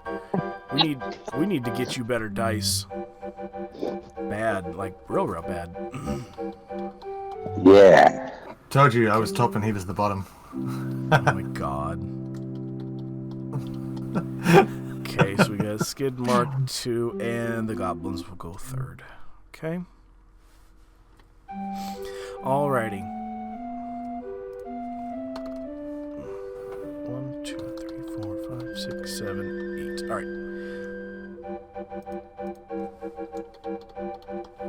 Alrighty. So Minnow, you will be up first here, followed by Skidmark, and then the 8 goblins there as well here. So, top of the round, we have Mr. Minnow. You are in the pit. You have been given these 8 individuals that are highly greased up and just about naked, that are all coming for you. They all start running towards you. What do you do? I swing my thing. You swing a penis?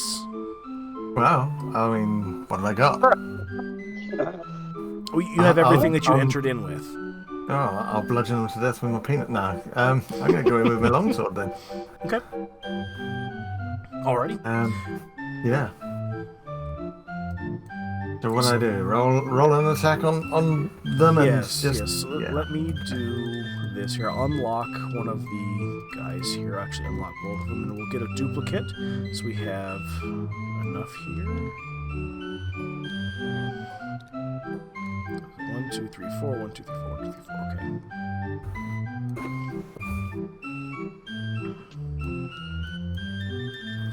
Oh, come on now. Oh, he's part of the crowd. Never mind. Okay. Alrighty. So, Minnow will have, I assume that you're going to swing at this guy right here? I've got such a massive movement. I'll be moving 60 feet of movement, and so no matter where they are, I've got them. Oh, okay. Fair enough. Because when I rage, I also get to move half my movement distance when I rage. So, I've got 40 movement plus 20 because of raging. Oh, I see. Yeah. I'm deadly. Fair enough. All right, so you go ahead and take a swing at your first creature then. Longsword 18. hit 18. Oh dear lord. Okay, yep, that hits. Okay. What does your damage do? For my first attack, that's a 10. Okay. I'm going to ask you, Minnow, to describe how this is going down. It looks like you're going to cosmically slaughter these things with your awesomeness. So the first one goes down as you swing. Tell me how you kill the first one, Minnow. He's just not ready for it. The sword swings, and I slice him in half. His legs and his lower body is still stood there, and the top half just goes flying off into the crowd for a trophy for them. They kind of cheer as the kids are like, "Oh my god, that's so cool! We've never seen that at the carnival before." And the parents are like looking around, like, "Is this supposed to happen? Is it? I guess it's part of the show. The carnival people wouldn't let anything bad happen to us. This is probably a prop. Yeah, it's probably a prop. Yeah, this is fake blood. Yeah, this is totally fake blood. Yeah. As I believe you get a second attack, Minnow. I do get a second attack and a bonus round attack, and Okay. yeah, oh yeah. For my second attack, let's hit. That is a 24 to hit, That'll definitely hit. and it does. Come on, 1d8 plus 8, 14 damage. What does it look like when you swing and kill this thing? As a returning swing, I slash through another one, and he's just hit the top half and the bottom half stay in place. They're not attached to each other, but it's like pulling the tablecloth out when leaving the teacups in place. Oh. The top half of his body stays sat on top of the bottom half of his body, but the sword goes right way clean through, and it sprays a wonderful spray of blood across everybody's face in the crowd. Oh my gosh! As the little kids go like, "Oh my gosh, I got hit by it! Oh my god, we're in the splash zone! Oh my god, this is so, Mom, Dad, we're in the splash zone! Mom, Dad, check it out! Look at all this! And look at this face. I think it's face. It kind of tastes coppery. It can't taste real. What paint tastes Oh, it's probably nothing. As this goblin goes down as well. Okay. And bonus attack. Okay. That's a 20 to hit. That'll hit. And that is an 11 damage. What does it look like when you kill this goblin? Because you got to keep in mind, the goblins only have 8 health. So Yeah. I'm imagining this is kind of like that scene in the Lord of the Rings where like Sauron's just like swinging and just people are going flying, and I imagine like Minnow's just like skipping and just like swing. Yeah. If you can imagine those scenes where the rally car crashes into the crowd of people and bodies go flying in all directions. Oh Yeah, my god, yes. That's pretty much what Minnow's like when he wades into a fight with small things.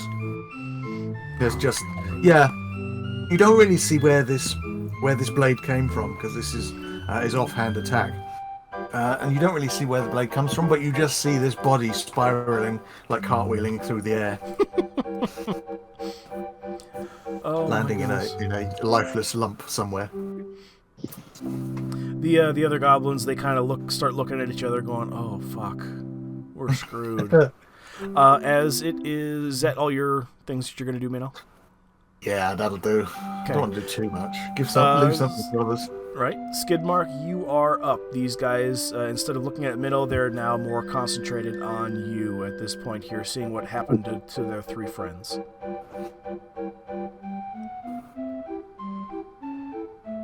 Which,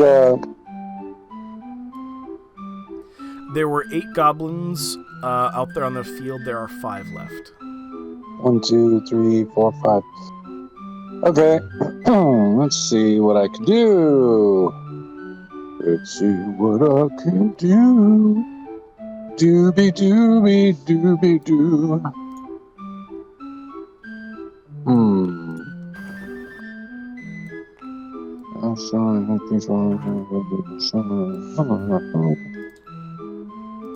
I'm thinking.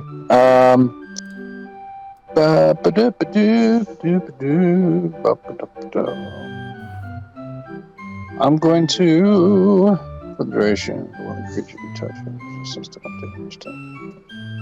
do these goblins do any damage? Or do we have swords? Or are we just doing this with our hands? You have everything with you that you had, all swords, all manner of everything. Okay. Got it. Okay. Cool.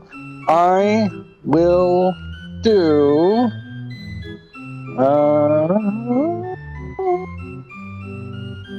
Nope, that's not what I'm going to do. Yes. Okay. I'm going to cast Branding Smite, which is a bonus action. Wait, hang on. I'm trying to think. I can walk up there, do a bonus action, and do my attack? Yep. All right. So I'm going to do Branding Smite. The next time you hit a creature with a weapon attack, before the spell ends, the weapon gleams with astral radiance as you strike. The attack deals an extra 2d6 radiant damage to the target, which becomes visible if it is invisible, and then the target sheds dim light in a 5-foot radius and can't become invisible until the spell ends. Higher levels, blah, blah, blah, blah, blah. So when you cast the spell using a spell slot of 3rd level or higher, it increases by 1d6 for every slot above 2nd. What do I have it? Oh, apparently I can cast at level 3. Okay. So, no, wait, this is 2nd level? Or are we still just 2nd level? No, we got 3rd level. What are you talking about, Graham? Branding Smite. Character level, you guys should be level 10. So whatever level of smite that you have is what you should have, according to your D&D Beyond character sheet. All right. So I'm casting it. Cast. Okay. All right. So the attack is awesome, dude. Thank you very much. All right. So I'm going to walk up to the goblin on the far left front, and I'm going to hit him with my longsword, or whatever it is I'm using. Okay. Go ahead and roll for hit.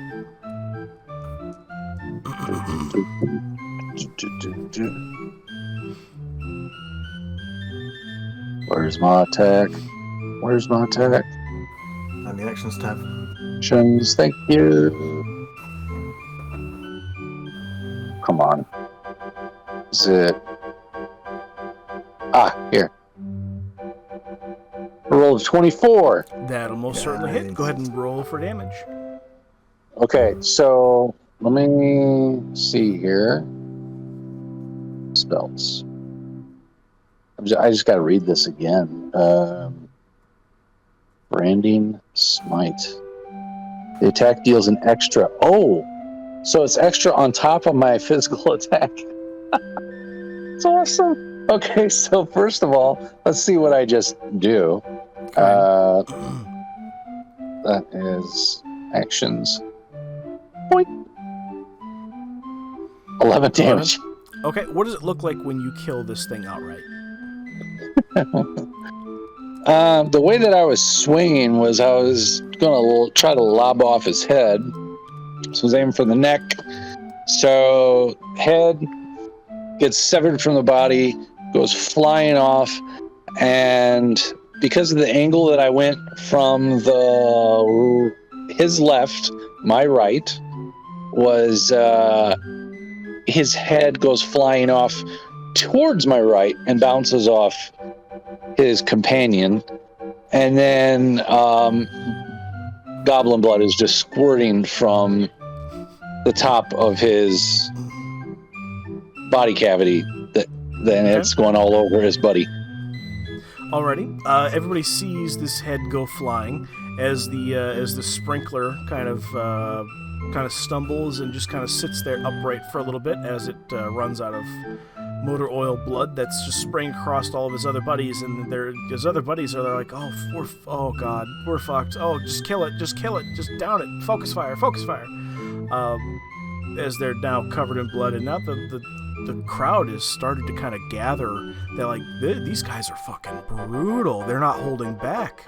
Most people just pin these guys to the ground for the most part, but these guys are going full hog. Like, these guys mean fucking business, and everyone's just kind of sits up and gets out of their chairs a little bit, and they come running over to the safety rail as everyone's leaning on it to kind of see this last bit of blood spurt from the goblin's body as it finishes dying and spraying. Skidmark, did you have any other things that you wanted to do? Nope, that's it. Okay. Alrighty, Goblin's turn here. They're going to go ahead and focus fire here on... they're going to switch back over to Minnow here and try to go and do a focus fire. And I don't have the Goblin stats sitting in front of me here, so bear with me.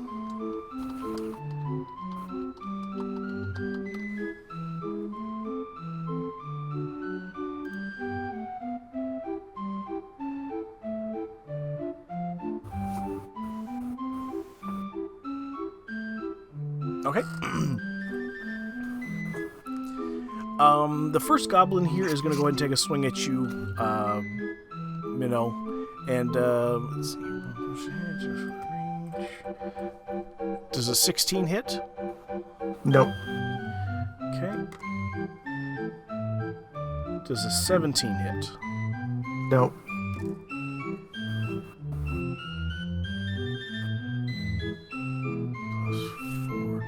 Does a 23 hit? Yeah. Okay.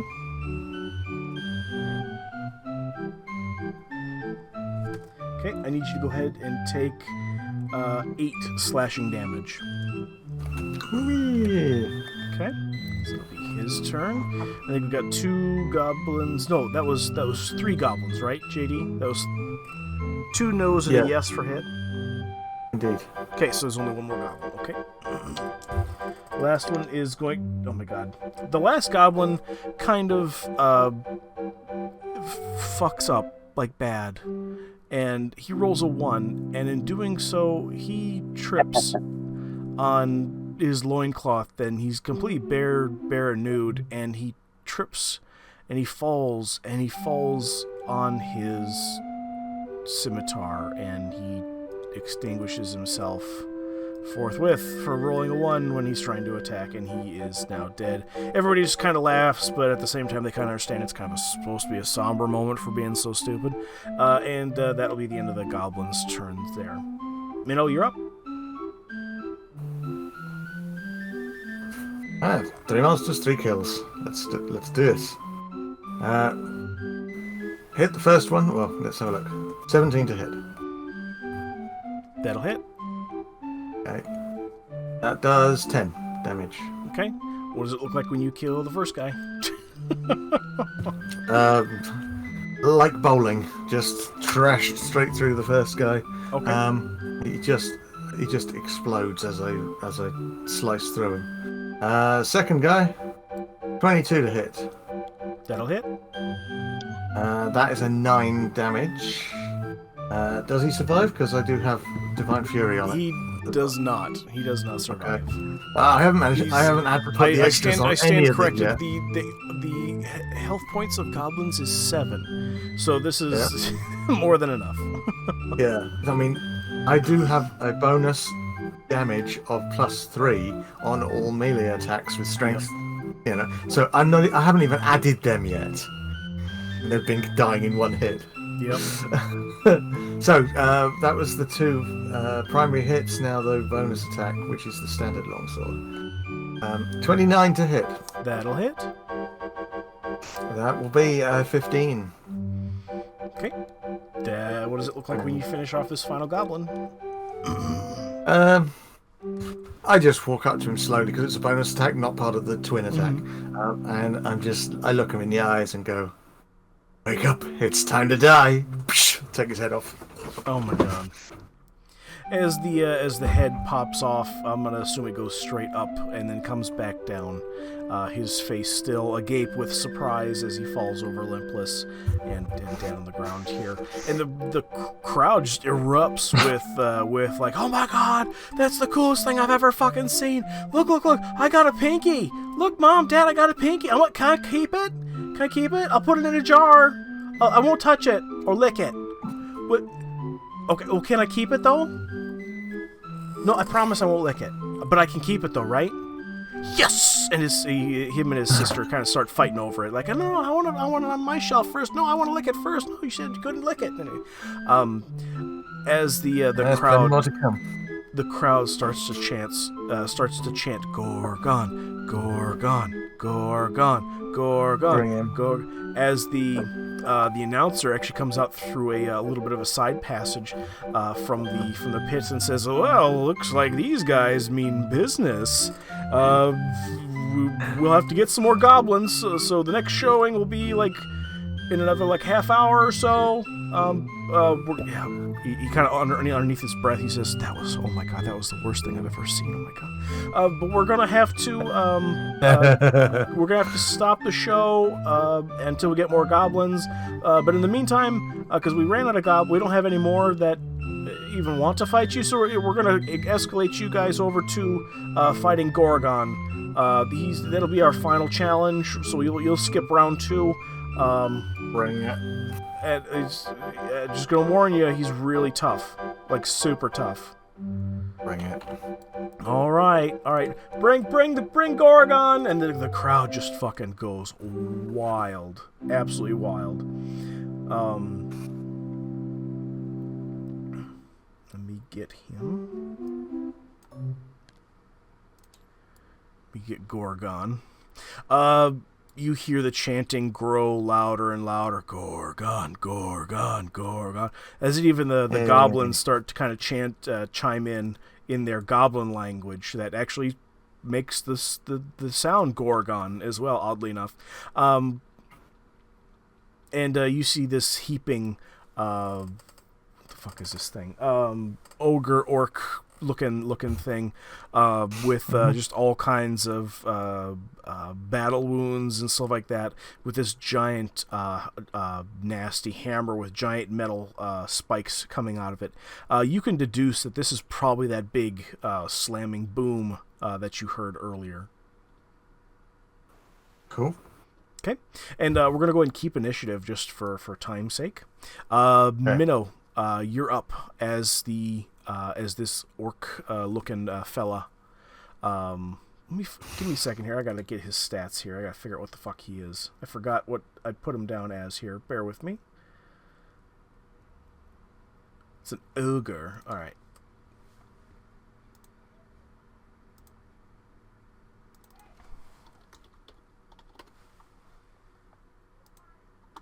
Let us know when you want me to unleash a barrage of hell on him. Right. Yeah.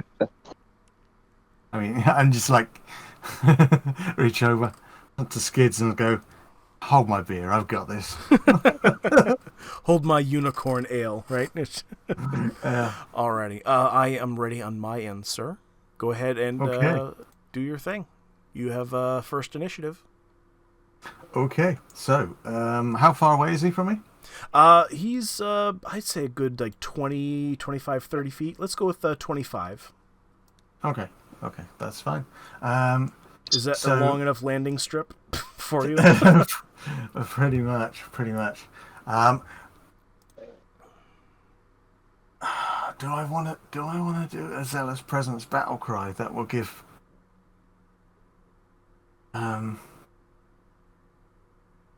Yeah, I'm gonna as a bonus action. I'm gonna do Zealous Presence. Mm-hmm. On once per long rest, as a bonus action, you unleash a battle cry, and up to 10 other creatures of your choice within 60 feet that can hear you, that be me and Skids, gain advantage on all attack rolls and saving throws until the start of your next turn. So we have advantage for 1 round, you have advantage on your attack. And then I'm just going to lunge in at him. Straight in. Okay. With longsword attack of 23. Well, I have advantage on that, so yeah, 23. Okay. 23 will hit. Okay. That does initially 13 damage, Okay. plus 3 for the rage, plus 7 for Divine Fury, which is what, 23? What's the total on that? Total of 23? Yeah, 13, 3, Jesus. it's 16, Okay. add 7. Alrighty. You swing at this ogre creature, and it definitely that stung. He felt that. He's not happy with you at all, sir. Okay, second attack. Oh my god. That is a 26 to hit, or it could be more if I crit. 25. No, that's a 26. 26 will hit. Yep. Okay. I mean, I have to roll the second one in case I get a nat 20, and then I get crit because I've got crit features as well. That is a 14 plus 3 is 17 on top. So that's a total of 40 damage for my round. Okay. This guy looks like he hurts a lot. Bad. Skidmark, you're up, sir. Advantage on your attacks.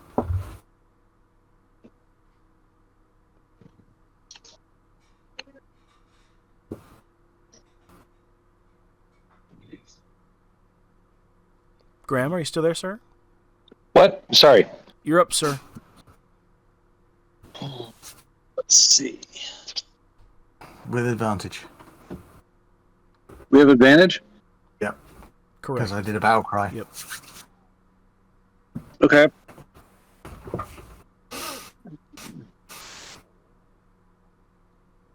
You know what? I think I'm going to use my breath weapon. I want to see what this does. All right. So I'm going to use my breath weapon. It is an action. Is this creature within 30 feet of me? Yes. All right. So use my breath weapon. Each creature in the area of the exhalation, must make a saving throw, the type of which is determined by your draconic ancestry. It's, for me, you have to do a dexterity. Okay. The DC for the saving throw. A creature takes 2d6 damage on a failed save and a half as much on a successful one. And if I rolled a 10? That's fail. That's a fail. You had to have at least. Do I need to tell you what you needed to hit? I can't remember. No, but it was a fail. You needed to tell me what I had to dodge for it or whatnot. What? I rolled a 10 to. It was for Dex, right? I had to make a Dex save. Yeah, you didn't beat it. Okay. Then it hits. You failed, so I am level 10, so it's 3d6. Will it do it automatically for me? It should say on it, 3d6 acid damage. Now, this is like an area of effect. Is this in a cone? It's a good question. It is a 30-foot size and shape depicted by. It doesn't say. It just says 30 foot at range. It doesn't say 30 foot. It's like a target of 1, essentially. I think it's just straight at the target you're aiming at. Whatever's in front of you. Gotcha. Alrighty, so it'll be just a straight shot then. Okay. That'll hit. Go ahead and roll 10 damage. Okay. Gotcha. Alrighty. That really hurt. He's on death's door, basically, at this point here. At which I'm going point to use a bonus action to do God. hang on. La, la, la, la, la, la, la. I already did that one, and I can only do that one once at that level, so I will do Branding Smite, cast it. So I have that one going. Okay. So my next hit, but I'm out of action points, so I'm over. Oh, so you're done? Yep. Okay. Alrighty. This orc is ogre is going to go ahead and take his great club with the spike sticking out of it here, and he's gonna swing at you, Minnow. Bring it. he's got a lot of anger issues in his eyes that you could tell. Yeah. Let's see here. Oh, I don't know. Yeah, it's 25. Does that hit, Minnow? 25. That hits. 25 hits. Okay. Yeah. All right. Bring 20, the sunshine. bring the sunshine. Goodness. Oh, those are D8s. My bad. All right. Hold on. This isn't going to even glance off me. 2d8 plus 4, I think it is. If I remember right. Take 11 bludgeoning damage. This you Right. kind of shake this off, no problem. Yeah. Because I'm raging. Halved because I'm raging, so it's like, nah. Okay. That's 5 points. And that's going to be his turn. Shit. Minnow, you are up, sir. Okay. Is he... Would he be evil? Or would he be... Go ahead and give me either a history or a nature check for me. 20. Natural, not a natural though. Okay, Just a dirty 20. a dirty 20. Dirty, filthy. Right? He's so dirty. He's full of filth. He's considered a large, giant, and chaotic evil ogre. Is that what you were after? Yeah. Okay. And you say he's really badly injured. I want to pace myself so that I can hit him with something else on his death hit. So first attack's going to be with the longsword. Can I get out ahead of this and say, are you prepping to swing your penis at this thing? No. Okay. I was thinking about I'll believe recharging you. I'll believe you. The one spot I've got left on, because I've used the Assassin's Blade once, and I've got one pip that I need to recharge on that. Gotcha. And so I'm like, I see. You know, if I kill an evil creature with it, it recharges it. Okay. 1d4 plus strength. I mean, hell, it only has 6 charges, and my strength modifier is a 7. Okay. So I can fully recharge it with 1 kill. But let's do a longsword first of all. Okay, because this guy does look really rough. I'm gonna imagine he's not gonna last too much longer on your next roll. Honestly. Okay, that's a 17. Okay. Does that hit? A 17 will hit. Yes, absolutely. Okay. So the longsword attack, I have to add a... Oh, that's 16. Plus 3 because of the raging, so that's 19. I'm gonna stop you right there. Yeah. And tell me what it looks like when you kill this thing. He had 9 health. Oh shit. Okay. Okay. I should have just gone straight for the Assassin's Bane because that's like 1d4 plus 7. I'll let you do that if you would require. No, it's fine. We'll kill him. Right, I can recharge at any time. Okay. So yeah, I swing the sword at him, and this guy's quite tall, isn't he? He's far taller than I expect. So I swing my sword on this attack, and I am going easy on him this time as I swing it. But as I swing it, I just slice his dick off, and he bleeds to death. This kind of shocks the crowd at the same time as you hear the giant smashing of both of his knees hitting the dirt, him cupping himself to kind of cover up the blood and the embarrassment, and he falls over dead instead. As the crowd is completely silent. Like you could hear a pin drop after them seeing this in front of them here.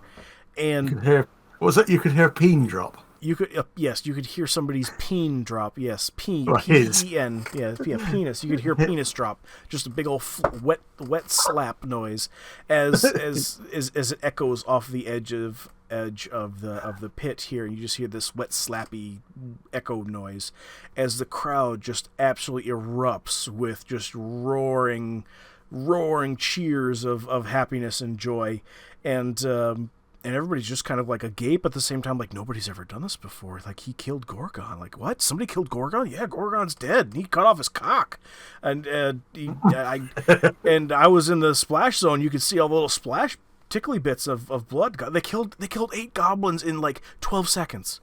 Can you believe that? That's fucking crazy.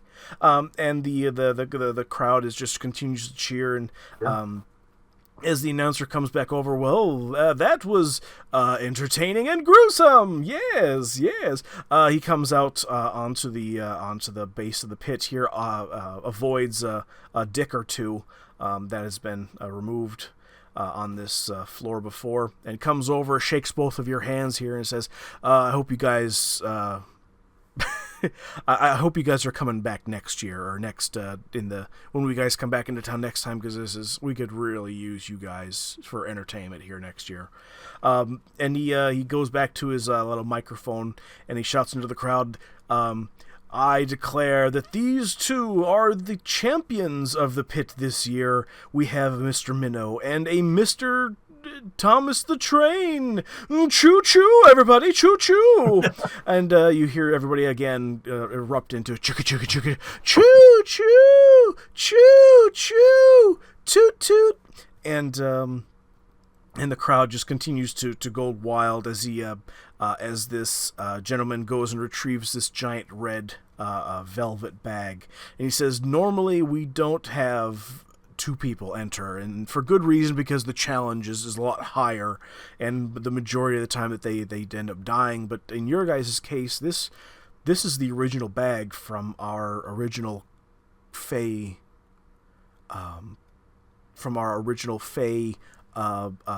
carnival when we first started. Nobody's ever even us Fey creatures, we don't even know what's in this bag. It's crazy wild. Like, everyone's is pretty ecstatic, and everybody's kind of filing in, trying to get a look down into the pit as to what this could be, as they hand this red bag to you both. And everyone starts to cheer and clap as you guys are sitting there holding a red velvet bag in hand. What do you do?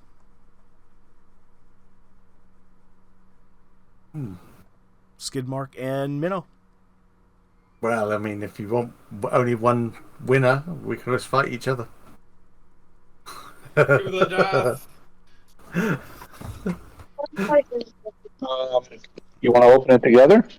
Yeah, go on. All right.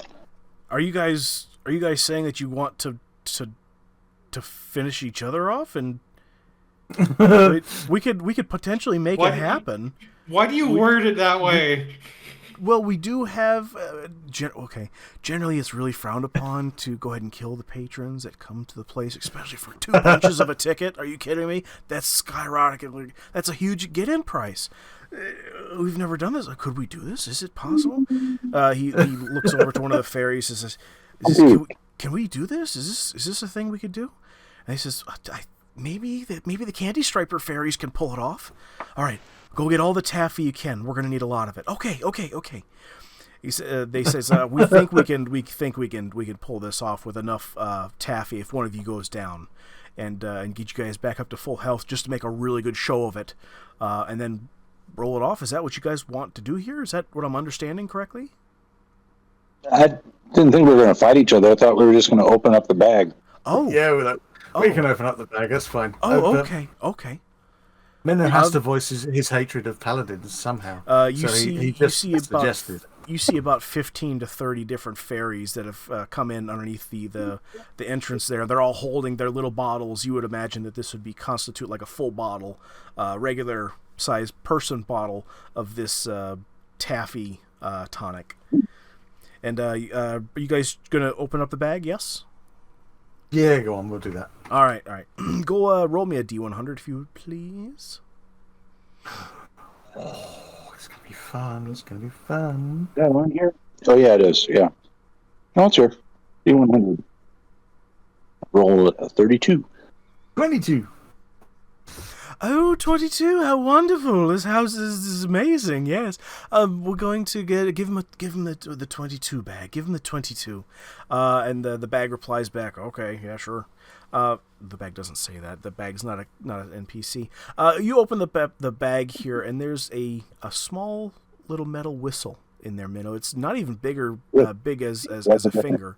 It's a single whistle that's in this giant bag. And you see on the side of it, there's a little bit of an engraving on the side of this. We'll say it's a gold whistle, and the words that are inscribed on the side here. It's hard to read at first, but then you kind of see through some of the flames and stuff like that over the edge of the pit as they begin to relight and reset the pit. That the words on the side are free passage, just give a whistle. And on the other side it says, put your lips together and blow, bitch. Yeah, put together your lips and blow. But after a bit, the guy comes over and says, "Oh my God, that must be the last one. You guys don't understand what you've done here. That's the last one that's ever been made. And we've had it the entire time in this bag, guys. Holy shit. That's the direct transport whistle."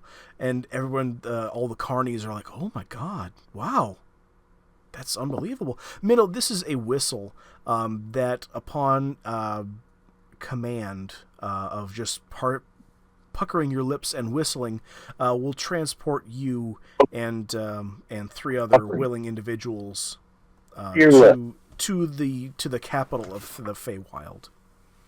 Oh, right. We'll save that.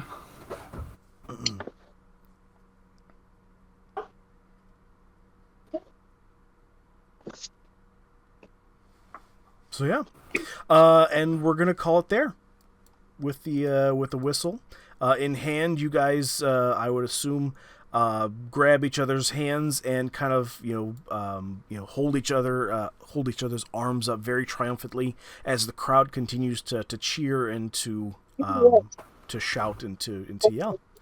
And that will be the end of our episode. So yeah. We can be found on the YouTubes, on the Twitters, and on the Facebooks as well. We have the Facebook group up as well. Minnow, where can we find you on social media? Not many places, actually. Only Twitch as Erroneous Gaming. I don't really have much on social media. That's about it for me. Or, of course, my Discord. Okay, all right. Calypso, do you have any social media yet at all?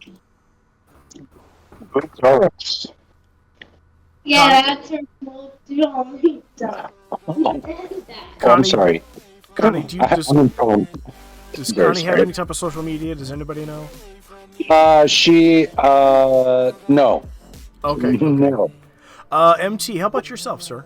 Can you give us a shameless plug? I don't have a lot of social media fun, going. I'm on Twitch. Might start streaming at one point, but that's not. I don't know if it's gonna happen. And then also I have a YouTube, but I've only just posted just personal game runs with MTAK.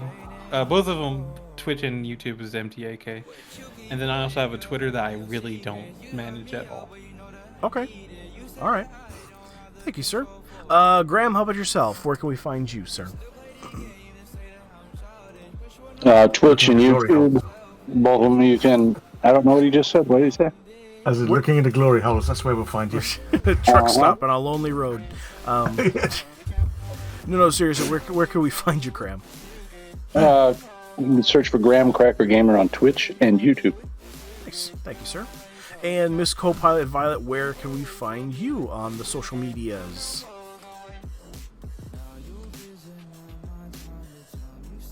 Violet, are you still there? Alrighty. I know for a fact that Violet has her Twitch up, which is copilot-violet. And you can go ahead and find her there as well. And I just got a text message that said my internet died. So with that, with internet dying, we'll bid you adieu. And go ahead and check out Miss Copilot Violet. Go ahead and subscribe or follow or what have you if you haven't already. And go check her out. So that's it for us here. It was a special kind of a one-off put together last minute. So I hope you guys enjoyed. We ran a little bit late. But outside of that, I hope you guys had fun anyway. So join us next time, won't you? We'll probably be streaming here later today. I have no idea what I'll be streaming. I need to take a break, take a shower. And then we'll probably be maybe playing some Icarus later, or whatever the party decides. So I was hoping, Graham, you and I could maybe get together, do some either Icarus, or we could do maybe some Overwatch, or you and I play something together, and then have the group join us. What do you say? That's a maybe. Okay. So either way, we'll be online here, so you can go ahead and check us out on the Twitch and the tweeters and whatnot. So bye, everybody. Bye. Bye. Sponsor of this episode is Love by Stella. Hi there, guys and gals. I'm super excited about our sponsor because they make such cool crochet items and decorations that you are just not going to be able to live without. Got a new baby that's on their way into your family? Then check out this baby bonnet and booty set. How about this cool baby cocoon with hat and mittens? And for you new parents out there, how about a crochet sleepyhead? Just sleep with a sleepyhead for a few nights and lightly spritz it with your deodorant, perfume, or body spray so your baby will fall asleep faster and stay asleep longer with your smell. How about a Baby Yoda for your child or grandkids? Or even a Scooby-Doo dog for your child's forever home? And with winter on its way, Love by Stella also makes a cornucopia of blankets. And you know what? That's not all. Love by Stella also does custom designs. Take this kid's drawing, for example, that he did at school one day, for instance. Love by Stella made it into a full-sized best friend. Wreaths, coasters, beanies, dish scrubbies. Love by Stella does it all. Even custom unicorn pieces I can't show you on YouTube. Love by Stella even sent me this super warm beanie for my Chrome Dome, as well as this awesome Knight's Helmet beanie with movable face mask for super cold and windy days, or just some extra cosplay for your next D&D session. And it's all super easy to order. Just go to Facebook and search Love by Stella and scroll down to see all the different items she has to offer. You can even ask her a direct question through the messenger function, or even send her an email message directly. They're quick to respond, and they take pride in each and every one of their handmade products. And now, back to the episode.